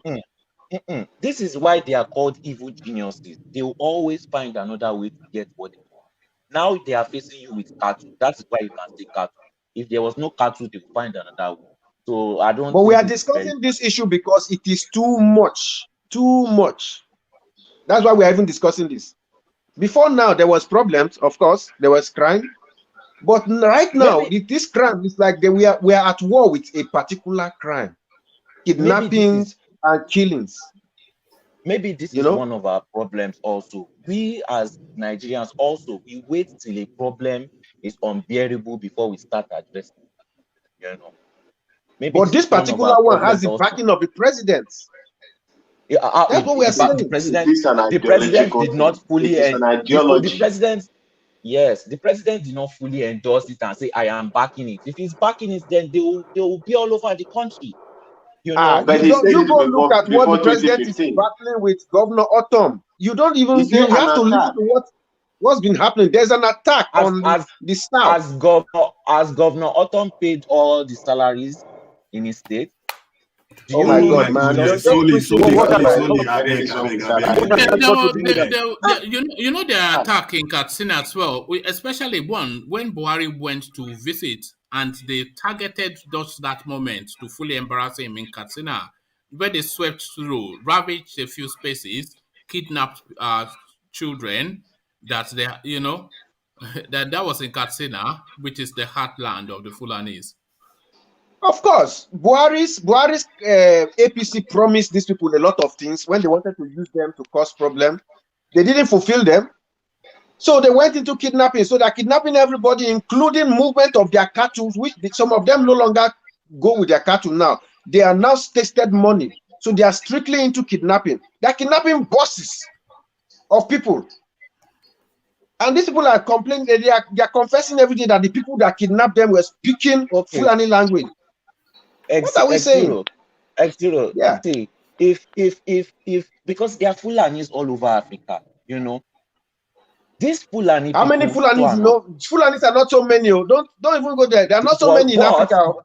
Okay, there are not so many in Nigeria too, but they are everywhere and they are not committing these crimes everywhere. The problem is the Nigerian government, because this Solely, how did you arrive at that? Let me finish. Central Africa, everywhere. Let me finish. I am going to tell you how I arrived at that. A group of people came to a land where the government does not protect people, no matter what. What do you expect them? What do you expect them to do? What really do you expect from them? This is so you're an adult now. You should know that these people have the backing of the government. No. If a snake comes and is looking for an egg and it doesn't find the bird there, of course it will eat the egg. But if the bird is there to protect the egg, the snake may be sent away. Your government is allowing this to happen. Anybody can do it. It can be Fulani, it can be any other person. They even drove them away in one state in the southwest. They came back with the military to flog them. One man, you know of this story. They chased them away from their farm. They brought the military to come and beat the whole village. What are you saying? There's a backing. It is your government that is allowing these people to commit this crime. Can I ask you a question?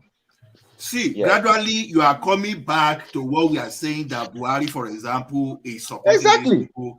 Well, you are coming back to it. Now that anybody can do it, see, we know that when things escalate, some people take advantage.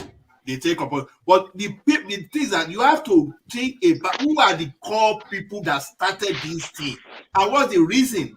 These guys started their terrorism for a reason, and forget about fewer people. That's why when Aliyu was saying that their leader said 90% of these bandits and all these people are Fulani, for example, it simply means that there are about 10% people that have seen opportunity of making money in this type of criminality. So now the focus now is no. Sorry, what did you just say? What mathematics did you just present there? Now I said when Aliyu said that the leaders in the north agree that at least 90% of those people in this banditry are from Fulani ethnic group. So that means that. And you believe them, Abi? Hold on now. I wanted to hear. Yeah, go on. So that means that there are at least some other groups too that see opportunity in this criminality to make money, right? But the major thing is this: the people that constituted the majority of this criminality started for a purpose. That's where the focus is now. Because we are dealing with majority. You forget, we know that some Ekiti people, some Igbo people, some Yoruba people, they join the criminality. No doubt about that.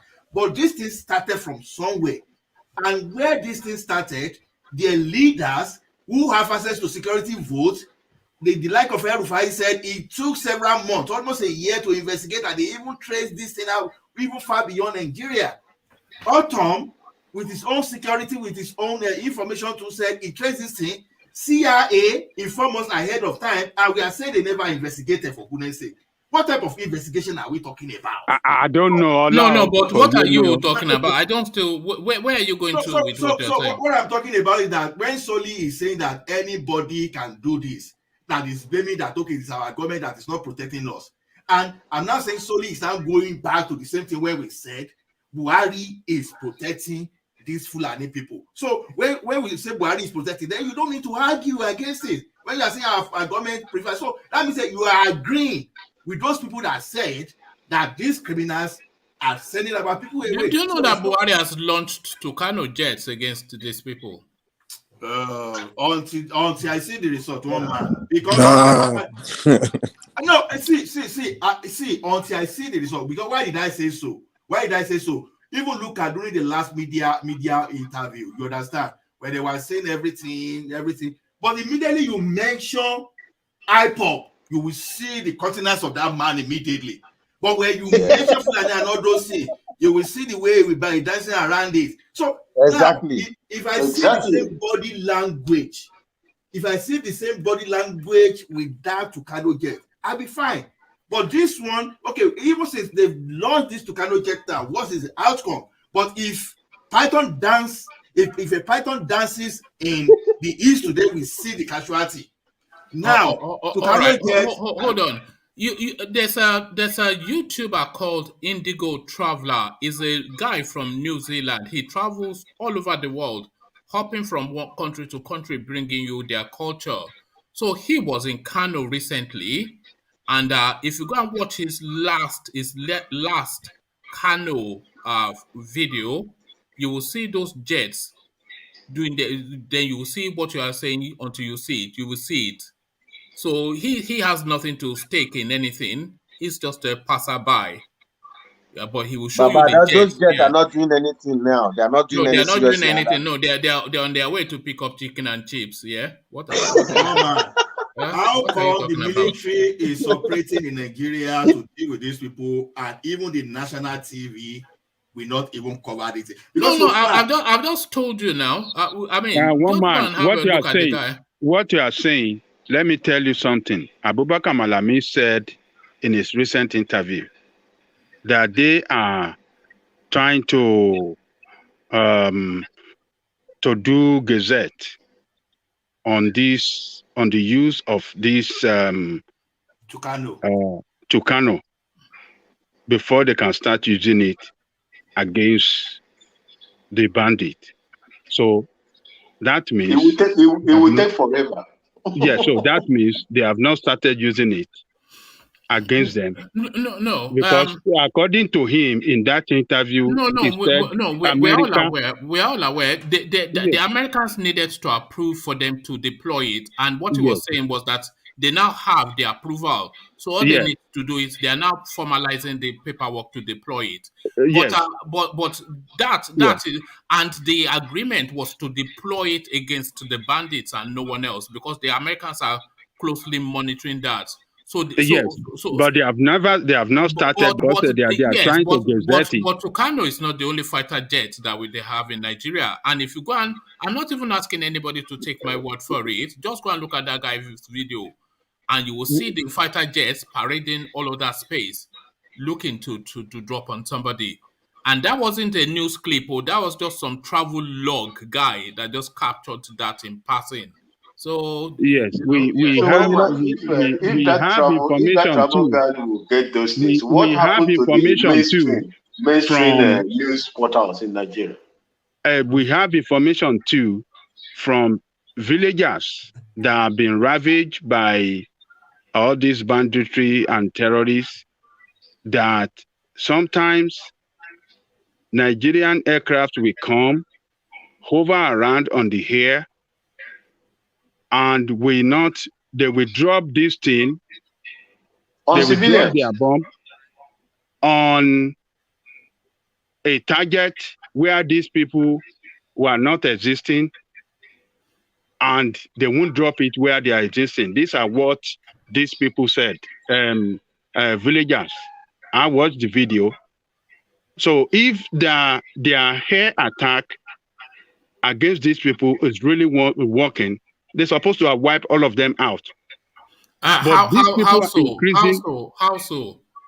What I'm saying is that if Nigerian aircraft, do you know that it's a gorilla? Do you know it's a gorilla? Do you know it's a gorilla insurgency? They have Nigeria have Alpha Jet and some other jet that have reconnaissance. They have some reconnaissance aircraft that can monitor the space and see where they gathered, the particular spot where they gathered, and they can target them right there from distance away. Do you know that these people, do you know they operate in satellite units?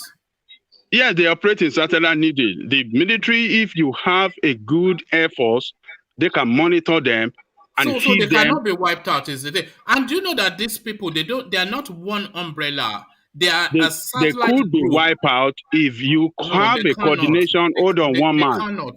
They can. What do you mean? If you have a good military. Should I say what I mean? If you had like our 500 units of 50 to 70 satellite units that move in a guerrilla formation, these are smash and grab operators now. They are smash and grab. Let me tell you, they could be wiped out. They could be wiped out. So it's not as though they're wiped out. They could be wiped out if you have a coordinated attack by the military from the air and on the ground, and you have simultaneous attack from different states on their target, you will wipe them out within a week. But when you have you can wipe them out within a week. But when you don't have the well-coordinated military, then it will look like they cannot be wiped out. It can be wiped out. Are they not wiped out in Iraq? Are these guys as stronger as ISIS? Were they not wiped out by United States? ISIS are not wiped out. ISIS are not wiped out. Where is ISIS today? Where is ISIS today? Even Taliban in Syria, Taliban take back Afghanistan. America fought Taliban for 20 years. They can't wipe them out. Yes, they can't wipe them out. Taliban is not a terrorist. They are freedom fighters. Don't forget Ajani Koko. Ajani Koko. Don't forget that we are dealing with black race. They don't give a damn about black race. If it's in Iraq, they will go there because they are white people. And for black people, they want to wipe us out so that so that they can come and take over our resources. Okay. That's why you see that they are digging from let our military man talk. Hold on. They are digging gas pipeline from Sapele, from Benin, from Wari, from Port Harcourt to Niger, to Morocco. So that one will go over to Germany. It will go to England, to everywhere, because they need our gas. Right on. Okay. You see, one man. And what is wrong with that? What is wrong with that? One man, let me respond. It's very wrong. It's very wrong because that is why they want to wipe us out. But in the case of Iraq, they regard them as their brothers. Come and see how they treat them in Germany here. The Arab women, they are having 7 children. They give them like 10,000 a month. And then they are on double apartment. Okay, hold on. Black people do that. For the black people, they are being forced to go and work, even though they are pregnant. Who is forcing them? See, let me step in talk, please. One man. It is not difficult to wipe them out because these are terrorist cells. Listen to me carefully. These are terrorist cells. Even if they are 1 million, they can be coordinated. There is a graph we draw using the grade reference and everything. In fact, now there you can use Google and everything. You see, when I was in Liberia and Syria alone, these are the places. I want to give you a very emphatic evidence of what we did there. It is difficult, quite all right, to fight asymmetric. What's the landmass of Sierra Leone or Liberia? Listen to me. No matter the landmass,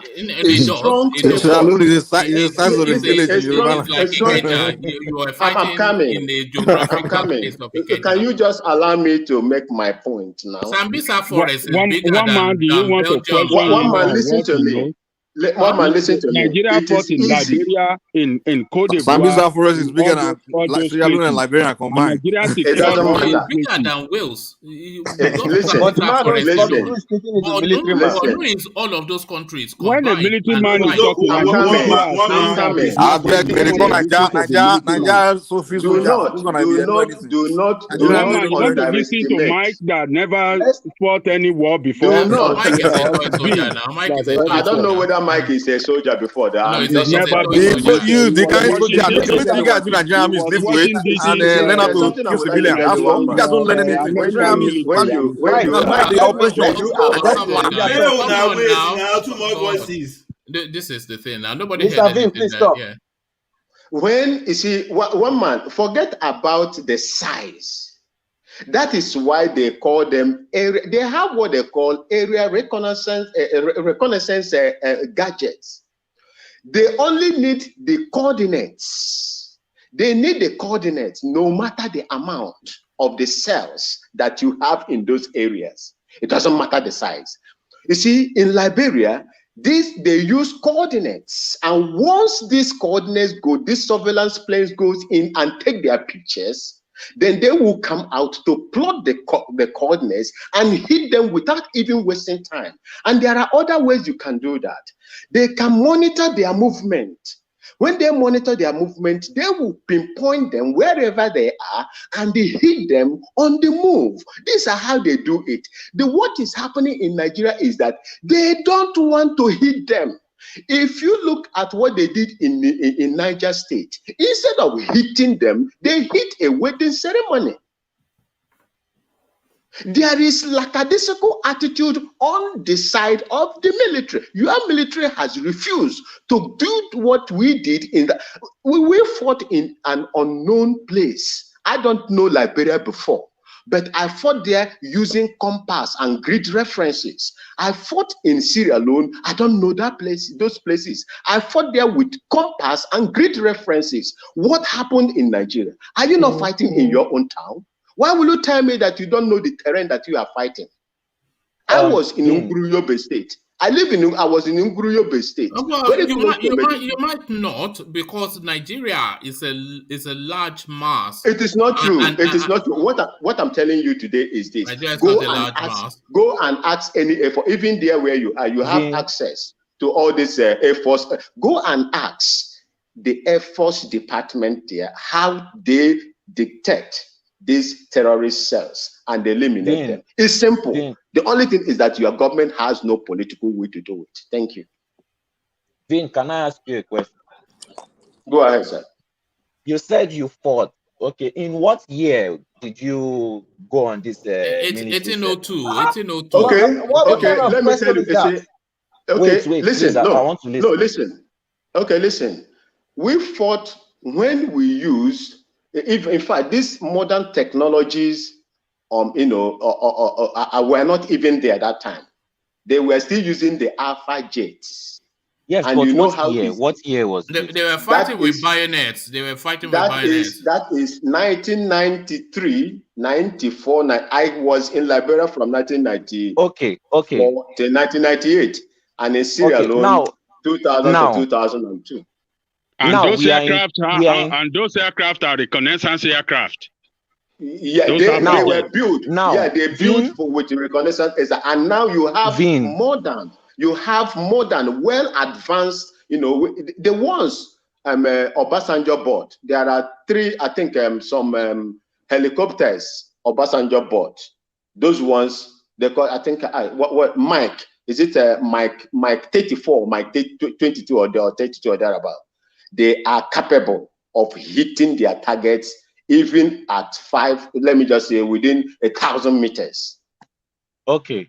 Now, Vin, do you believe that the current soldiers we have right now are at the same level as the soldiers that were with you during that time?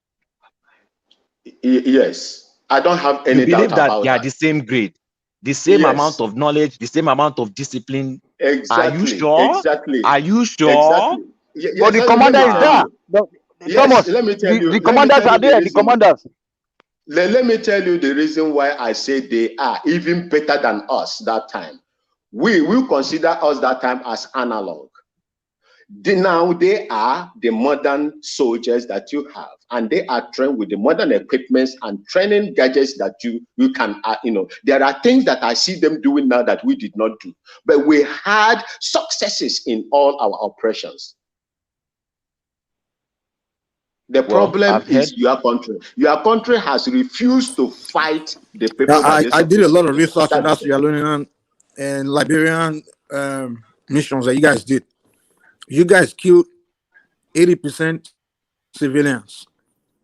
I do a lot of research. Look, Mike, let me tell you one thing. I do not know. Let me tell you. Where did you get your information from? Mike, where's your own information come from? Mike, listen, I do not know. Mike, you are not right. But when Sadwana of Shototo is saying this, you don't believe that. Mike, he lived in the same city with those people. Listen to me. Mike is a private investigator. There is what we call collateral damage. Listen. If you don't know, let me tell you. 80%. What are Nigeria army wiped out villages. The same way they did in Biafra war now. The way they fought that war in Sierra Leone and Liberia was that they fought that war in Biafra. They fly the aircraft, they take a picture, they will see the suspect area and say those ones are rebels. And they will just bomb the whole place. One at a time. Can you see what is going on? A soldier just told you how they do recon and everything. And what Mike is doing is go and pick holes in his. Mike is a soldier too. Mike is not a soldier. I did a research. The same way they fought the Biafran war, the same way they fought the war. Are you denying that Nigerian army didn't kill civilians? Let me tell you one thing you don't know. And if you are once a soldier, you will know what I'm talking about. That they killed Biafran soldiers. Are you arguing? They are just bombing civilians like hell. They will say, why Nigerian army does things now? Well, you see, but have you ever done any investigation before you do this? But you are asking for investigation in the other side. My brother, let me tell you, you are not a yes, I did my research and I know exactly. You see, what I'm telling the only reason they were the one that sent Nigeria to Sierra Leone and Liberia. That's the only reason they reached Nigeria war crimes. What? The same way they did in Biafra, where they would fly, they would suspect the civilian area, they would just bomb all the civilians there. And no Biafra soldier would die. It's just thousands of civilians. That's exactly what they did in that area in Sierra Leone and Liberia. Let me tell you. So you're coming here telling us, I know you guys. You don't know nothing. You don't know nothing. And you are difficult to listen. You cannot learn. You don't know and you don't want to learn. Other people are listening to you. Other people, if I finish, then you dig hole, you punch your holes. What I'm trying to tell you, even with all these advanced chip-guided precision, highly precision weapons, bomb and ballistic missiles that they are surface-to-surface missiles that they use, innocent people will always die. In a war, innocent people will die, and innocent people will always die. What do you mean? He said 80%. He said 80% is. How do you know it's 80%? Collateral damage is, if it's more than 10%, then that's. Look, we don't use. That is what we call. We observe Geneva Convention, and if people listen, if you guys didn't do it during the Biafran war, I know that for sure. So how would you do it in Liberia? How would they do? How would they say? How would they do? How would they commit? The world is not talking about it.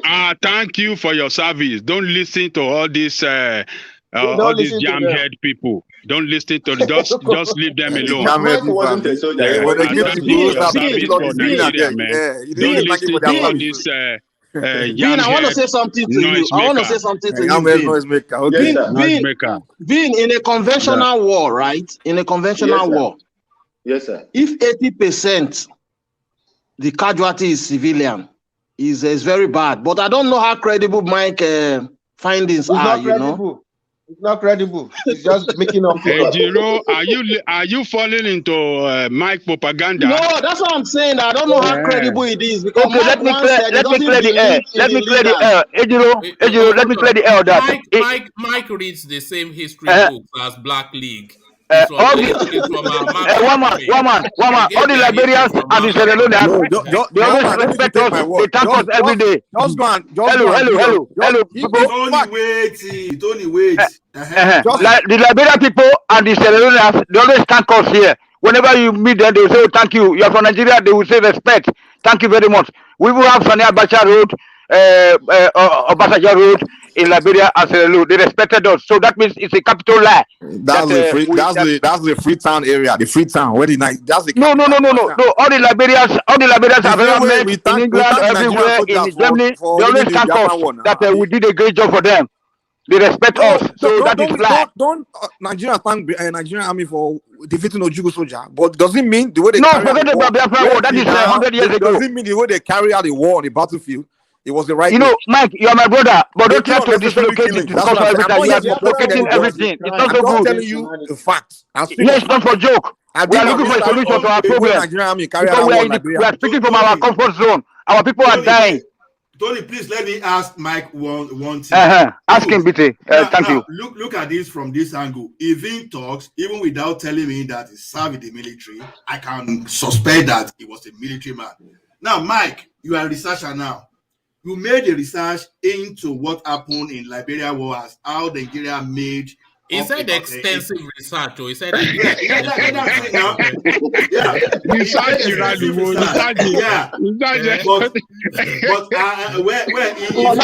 Not just a researcher. Mike is anchor it with a military experience. Mike said it was a former military. He's competing with Fayemi now because that one too did extensive in the when you come up for war or something. What I'm saying is this: when you are saying you made your research, Mike said he's a military. Is Mike a military guy truly? Yeah, that's what he said. My question is this, man. You guys don't really need me. You guys don't need me to convince you that Mike is man of war. You don't need me to convince you that Nigerian army did what I'm telling you that they did in Sierra Leone and Liberia. Just go to OD.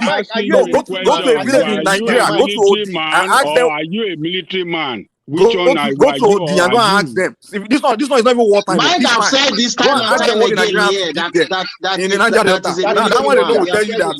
I don't need. You don't need me to convince you that. Wait. Mike said he's a military man. Is his word. Yes. But I've not seen by their fruit you shall know them. Perfect. His language is not even like military man. No, it doesn't mean it's no. First of all, I'm not here to convince you that I'm a military man. Forget about that. Don't worry about me. How come you don't know the meaning of it? No, it doesn't mean it's telling lies. I just want to be very careful. Okay, I'm not a military man. Let's move on. Okay. No, I'm not even disputing. Military.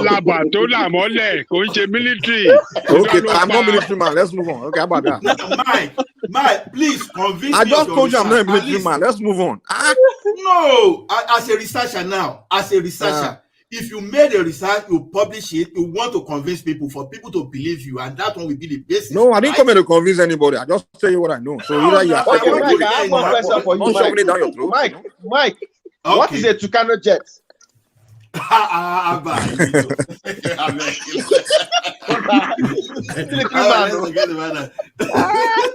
you in America?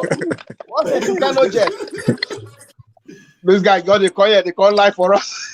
No, you see, the one that I've picked up with Mike and Black League is that they paint it, but then they add so much embellishment and then they paint again. So Mike is a Picasso. No, he's telling you what. So what's the embellishment that Nigerian did for me? You said you did research and not just Nigerian army don't have to. They don't listen. Nigerian army was designed by the British. Now people are pushing you. You are trying to step back from your extensive research. What are they pushing? What are they exactly pushing? Who's pushing what? What are they pushing? Are you a military man? Hold on. You said 80%. I said no. So what else do you want? And Liberia is collateral damage, which is quite a very controversial thing to say. But then you said you did very controversial. Research.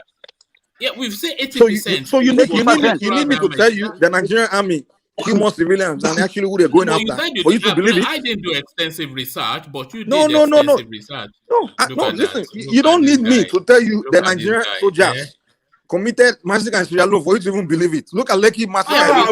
What they do in Nigeria alone is enough for you to know that anywhere they go, they will do wars to others and non-Nigerians. So you don't need me to convince you. You understand what I'm Okay, saying? So now I'm not here to tell you to believe it or not. Nigerian But police. I Nigerian just tell police, you they be something. If you don't believe it, go and do your own research. I'm not here to tell you to believe Nigerian what I'm telling you. police, Just they go and be do your own adjudged to research. be one of the best in the world. Mike, They we did didn't do any not research. do Okay, it. you are just The talking. Nigerians talking and rape a lot of the Aluna girl. Let babies there. Let me tell you, I spent 3 years, 8 months. Look, Mike, how many Aluna girls you rape there? You know. Yes, listen to me. You are becoming your statement is becoming childish. Strong on YouTube, please. Okay, your statement is becoming very, very childish. Let me ask Mike a question. Let me ask Mike a question. One man, do you hear that thing that Mike said? Yeah, Mike, hold on. Don't repeat it now.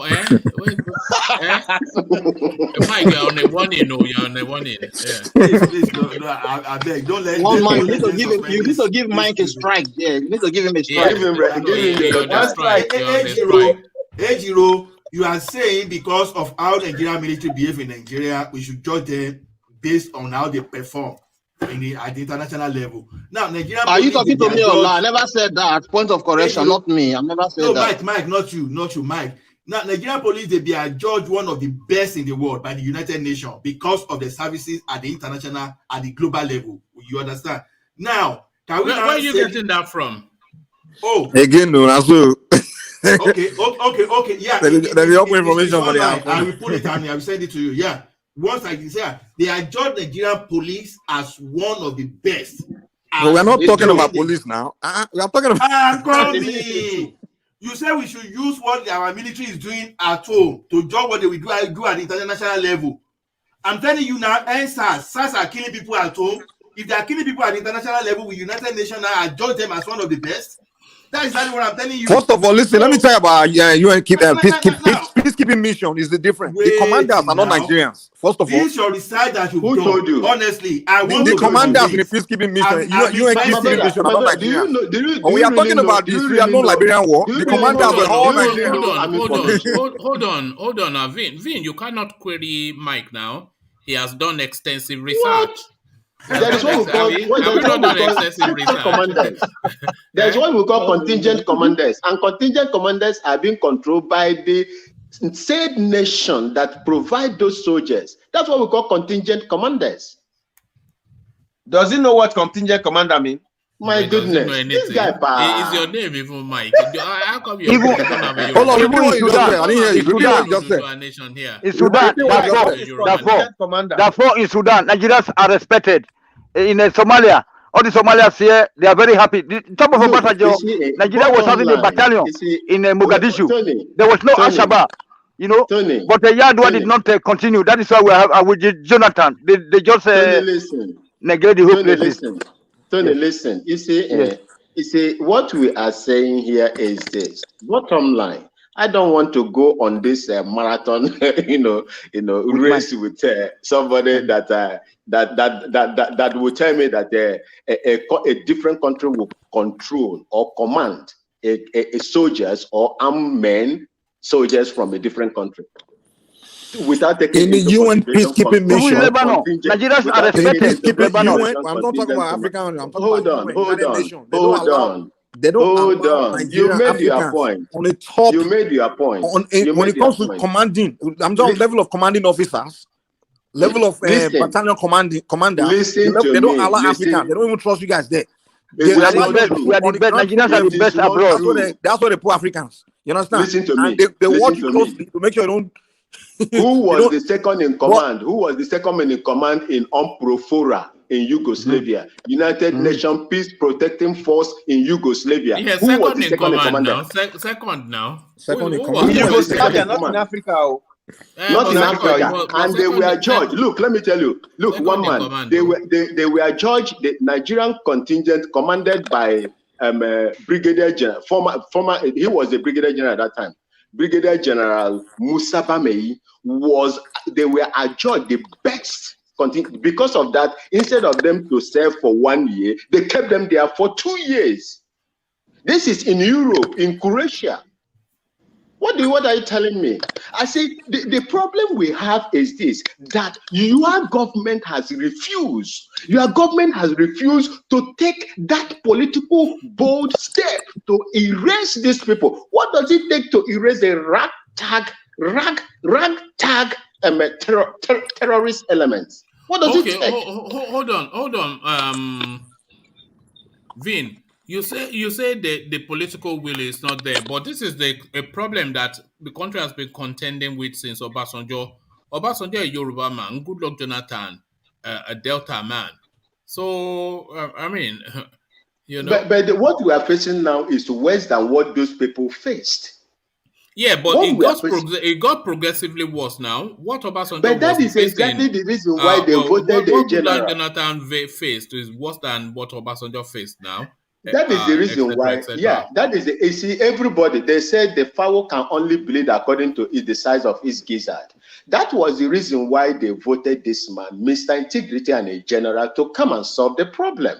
But rather than solving that problem, he has escalated the problem. Now you don't just have Boko Haram, you have a multiplicity of terrorist cells spreading down to south. All right. All right, thank you, Vin. So, guys, we have hit the 4-hour mark. So, sadly, I want to seek to round it off. So, I'll start taking closing remarks. And if you guys can help me out and just wrap it through it, so we can just cap it and tag it to reconvene for later tomorrow. So, we start to bag it and tag it. And we start that bagging and tagging from Tony. So, Tony, your words. Okay, good night. So anyway, I think we don't try today say all the discussion so far is about how we can be able to unite the southern Nigeria, because at the end of the day, there's no way we can be able to change these people's ways of life. So let us just from tonight, please let us especially Mike, because the only one that disagree now. Please let us work together. I beg. If you get Igbo friend, embrace him, talk to him or her. Let us come together. That's all. Thank you, sir. And then meanwhile, today it's also impressive with the thumb up, because people are not, probably because it's not a weekend. So anyway, but the treasure, we can see the push and they push that button and thumb up. Okay, good night to everybody. All right, Tony. Always a delight in your company. So that was Tony. So from Tony, we go on to Solly. Solly, your words. Well, we didn't really talk about most of the topics, but yeah, I agree that an Igbo presidency is not what we should be focusing on right now. And NNAMDI KANU, like I said, his case is going to be pushed till after the election. With Oshibanjo, I think eventually, in the long run, both Oshibanjo and Tinubu would step down, because especially Tinubu, because of the many hurdles he's going to face, and they will put another man and support that man. And that's all I have to say for tonight. All right, thank you, Solly. Yes, we didn't actually touch that. I think it was only really with D that I touched on the topic. But then, as I often say, these sessions, they just take on an organic life of themselves. I try to reel it in sometimes, but you see how difficult it is. Just how many times have I said, guys, let's just hear what you. So that's just, and sometimes I come across as the bad guy wanting to throw his weight around, but I'm just trying to have some order to it. But thank you, Solly. So from Solly, we go on to Ejiro. Ejiro, your words. One man, thank you very much for tonight, and it's interesting section tonight. Anyway, my closing remark, believe it or not, poverty is a political strategy.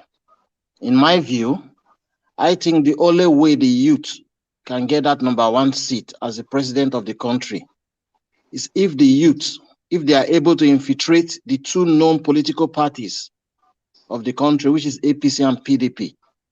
That is the only way. But that will only happen come 2027, because as things stand now, due to late planning in that regards, I think the youth has missed that chance. They are off the track at the moment. So remember, the managers of our system knows the weakness of the system. The weakness is that the people are hungry. People are impoverished, and it does not seem perhaps that's deliberate. Thank you very much, guys. Good night. Thumb up and share. No. What do you mean good night? You know the tradition now. You know the tradition. Oh yeah now. Is it every time we have to beg you? 2023 is going to be very interesting. No gentleman at all. 2023, gentleman, no go. 2023, gentleman, no go. You call your people chief, gentleman, no go. 2023, gentleman, no go.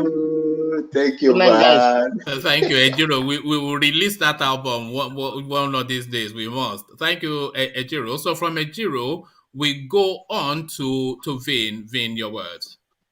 Thank you, one man, and thank you for this platform that God, made you to open up for people to express their views, no matter how bad they sound.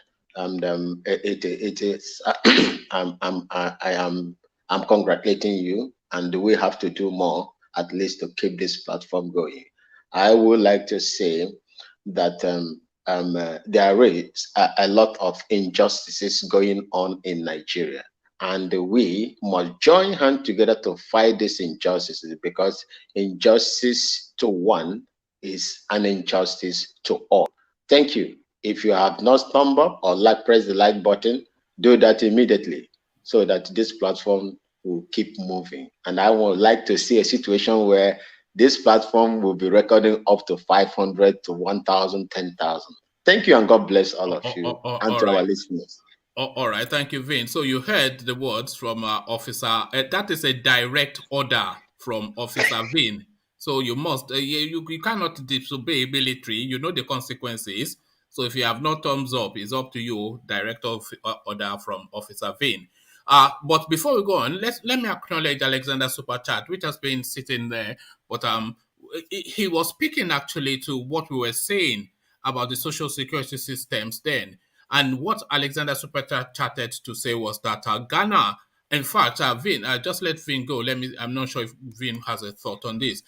It says Ghana has a very sophisticated social security system. So do you have, thank you for that, Alexander. But do you have a social security system in Ghana? Just very briefly, if you do, how does it work? Very briefly. Yes, we have, and we call it SNIT.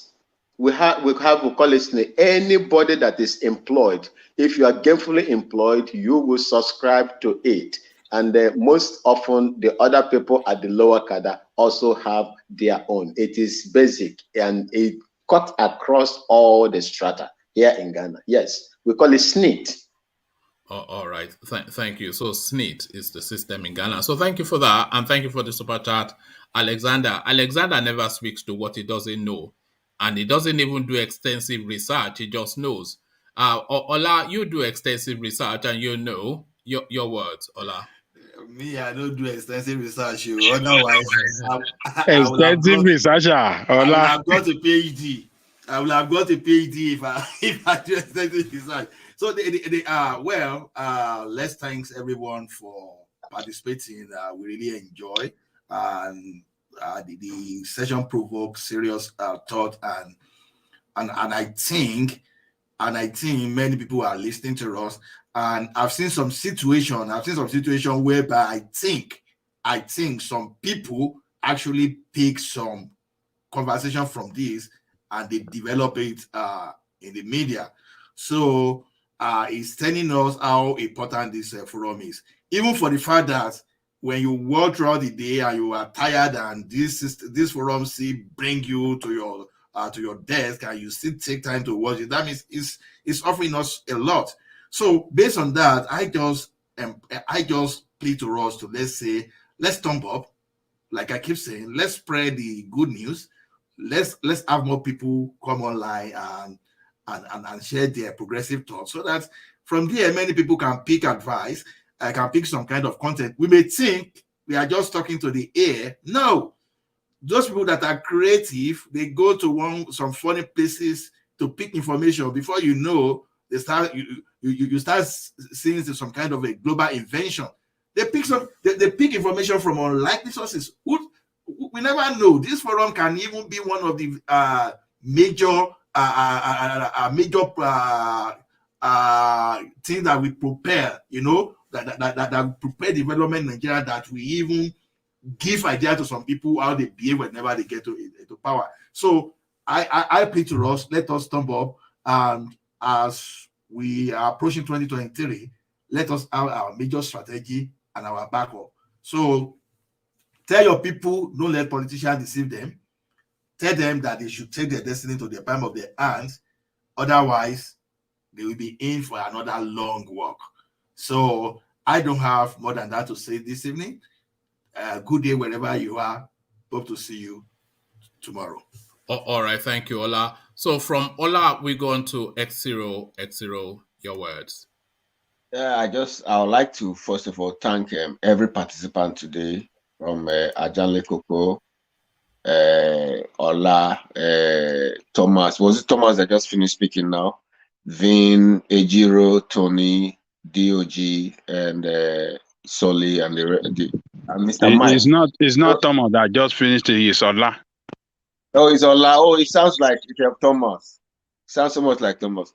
Okay, some of the people here. All black people sound alike to you, don't they? All black people sound alike. Look at that. But one man, I must also commend you. Some of the people here, me and them started on the wrong footing. I remember the day that Ajanle Koko almost finished my career here, and the day that Mike almost, sent me into the gulag with his methods. But today we are relating. I'm beginning to enjoy their conversations, and patience is key for this thing we are doing. But I would like to urge you, one man, to please let this your platform. Your platform is wonderful, has come to stay. Please always let it drive us, uniting us towards one goal. Because if we don't, we will not only lose 2023, because we are already losing it. We are losing 2027. What's the next 4 years? In fact, anybody who's coming in now is staying for 8 years. So we are losing 8 years of our career or our lives. Let it unite, because I'm so sad that NNAMDI Kanu is in jail. Igbo is locked up.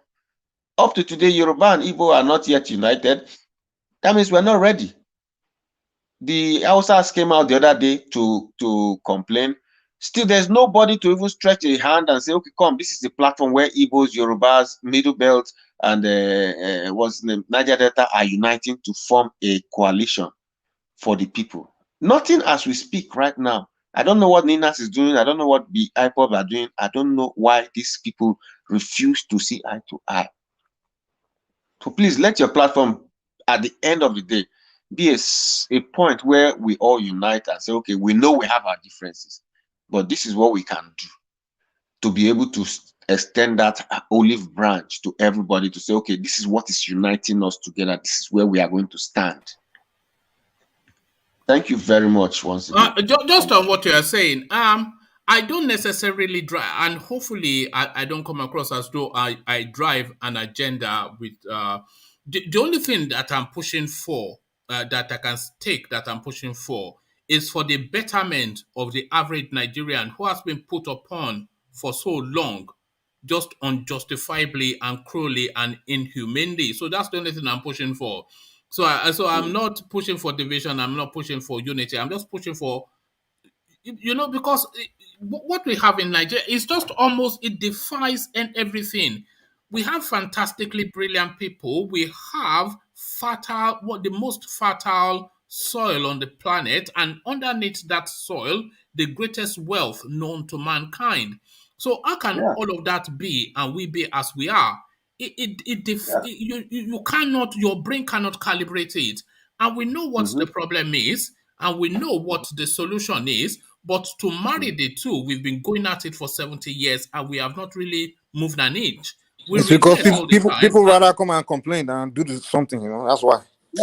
I'm not necessarily, I'm not necessarily pushing any agenda, but anything for the betterment of the average man. And that average man is Mukhtar, is Okechukwu, is Bayo, and whoever else is in between. So it's just for the betterment of the. I would like a situation where I'm able to drive from Lagos all the way to Jos. Maybe I get into my car like at 10 p.m. and decide to drive to Jos to go and visit my friend, confident in the knowledge that the only danger I face is not to fall asleep at the wheels. So I don't see why that should not be, and why that should be is that's my only agenda. So nothing outside of that, but anything that just for the betterment of the people. That's just my That's own great. interest. Yeah. It's great. Thank you for putting on this platform. I'm very grateful. All right, brilliant. So thank you. I think we've lost Ajanle Koko. So we go on to D, and then we'll have our Mike round things off. So D, to you.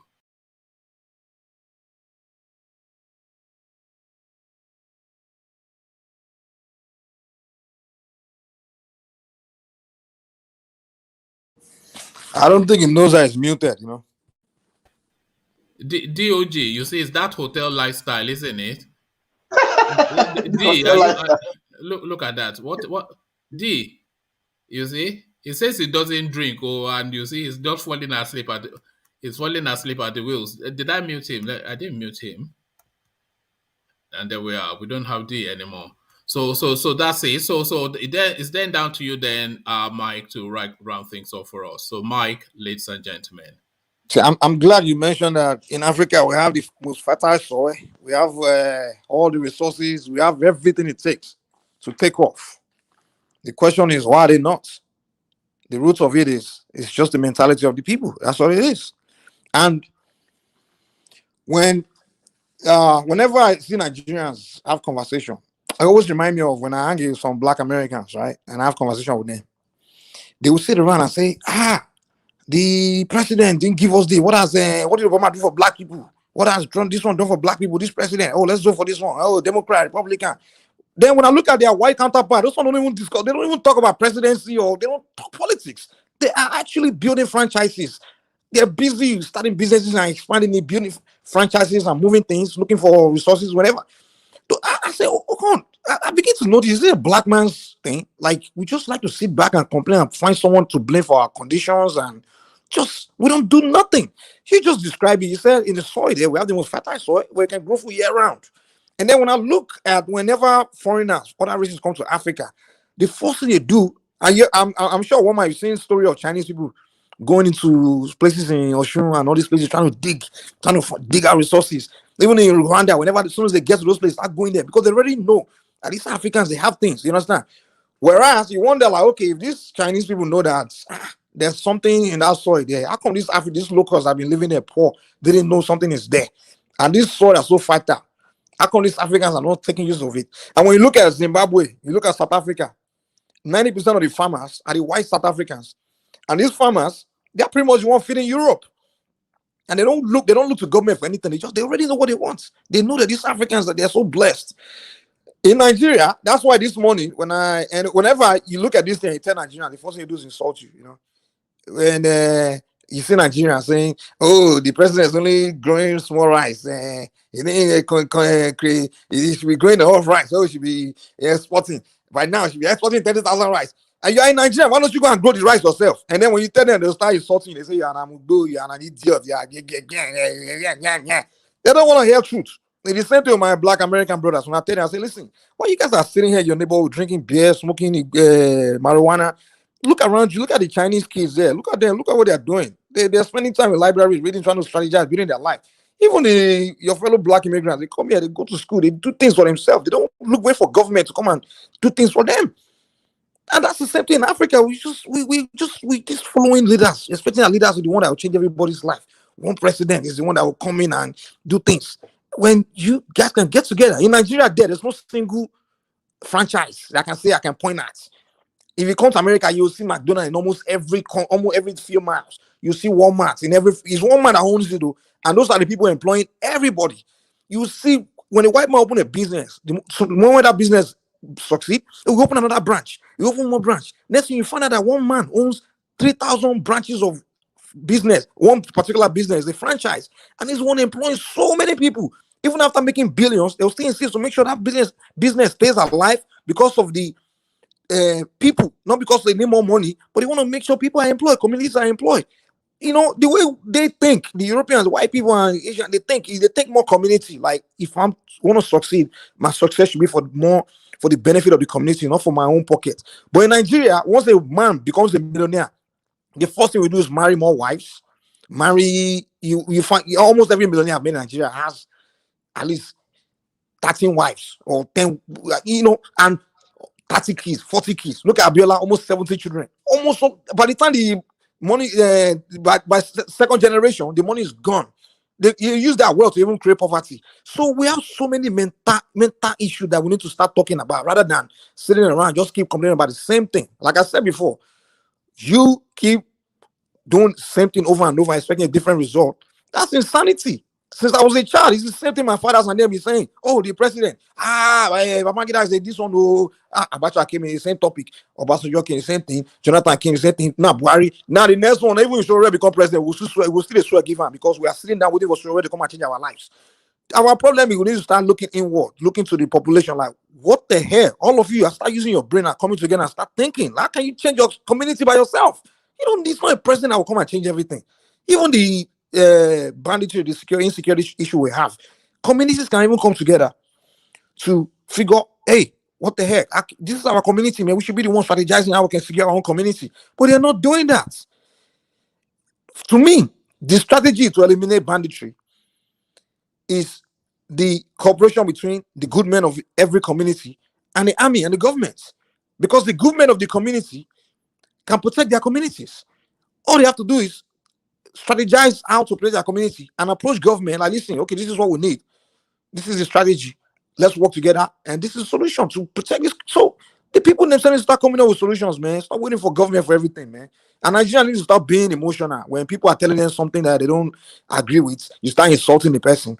If you don't go and do your research, something I may be telling you right now may not make sense to you. Maybe years later, you actually find out that, oh, what Mike said actually makes sense.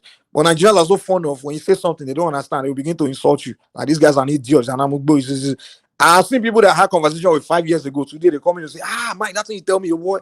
I just find out to say, more than nonsense. So, but back then it was insulting me, But one man, thank you, Sha. Thank you for the show, But me, I don't say, I always speak my mind, I don't say how anybody feel, man. I speak a lot of truth. All right. Well, you speak your mind now because you do extensive research, don't you, Mike? You do. I won't tell you something I'm not sure about. Yeah, and when I'm telling people, see, you do. It's true, man. It's true. I won't tell you what I don't know. I won't tell you what I don't know. That's the thing about me. I'm not one of those IPOB people that will just make up shit. They'll put information and just say it. They will just say something because it fits the conversation. You have expand their points, and it's unfactual. And when I come here to tell you guys that, listen, we need to start doing more, basing our knowledge on real fact, like factual something has been investigated, not just hearing something and just pushing it. And when I'm pushing that question of is it Fulani people that's doing it, some people are taking it as if I'm supporting Fulani or I'm backing Fulani, but there's a big picture that I'm looking, because I'm thinking that it could be a different force that are actually doing this. And if we don't start to question that, to actually get to the bottom of what is actually going on, it may become worse and even more terrible. But if we just stick to, it is Fulani, and there's someone like me, I'm like, okay, I haven't seen the complete investigation done that's been shown, that's actually presented any complete fact to me that, okay, it's just this Fulani tribe that are coming together trying to kill everybody. We haven't. Then when I ask that question, people start insulting me. That's the problem with black. I don't get it, man. I don't understand. Well, thank you, Shawan, man. All right, thank you, Mike. So that is Mike. He does extensive research. So I do a little bit of research, but probably not as extensive as Mike. And my research has led me to the conclusion that the session has now come to an end. But the conversation doesn't stop there. It carries on in the comment section where I pop in to interact. So I'll leave it here, carry the conversation on within the comment section, but here I say peace.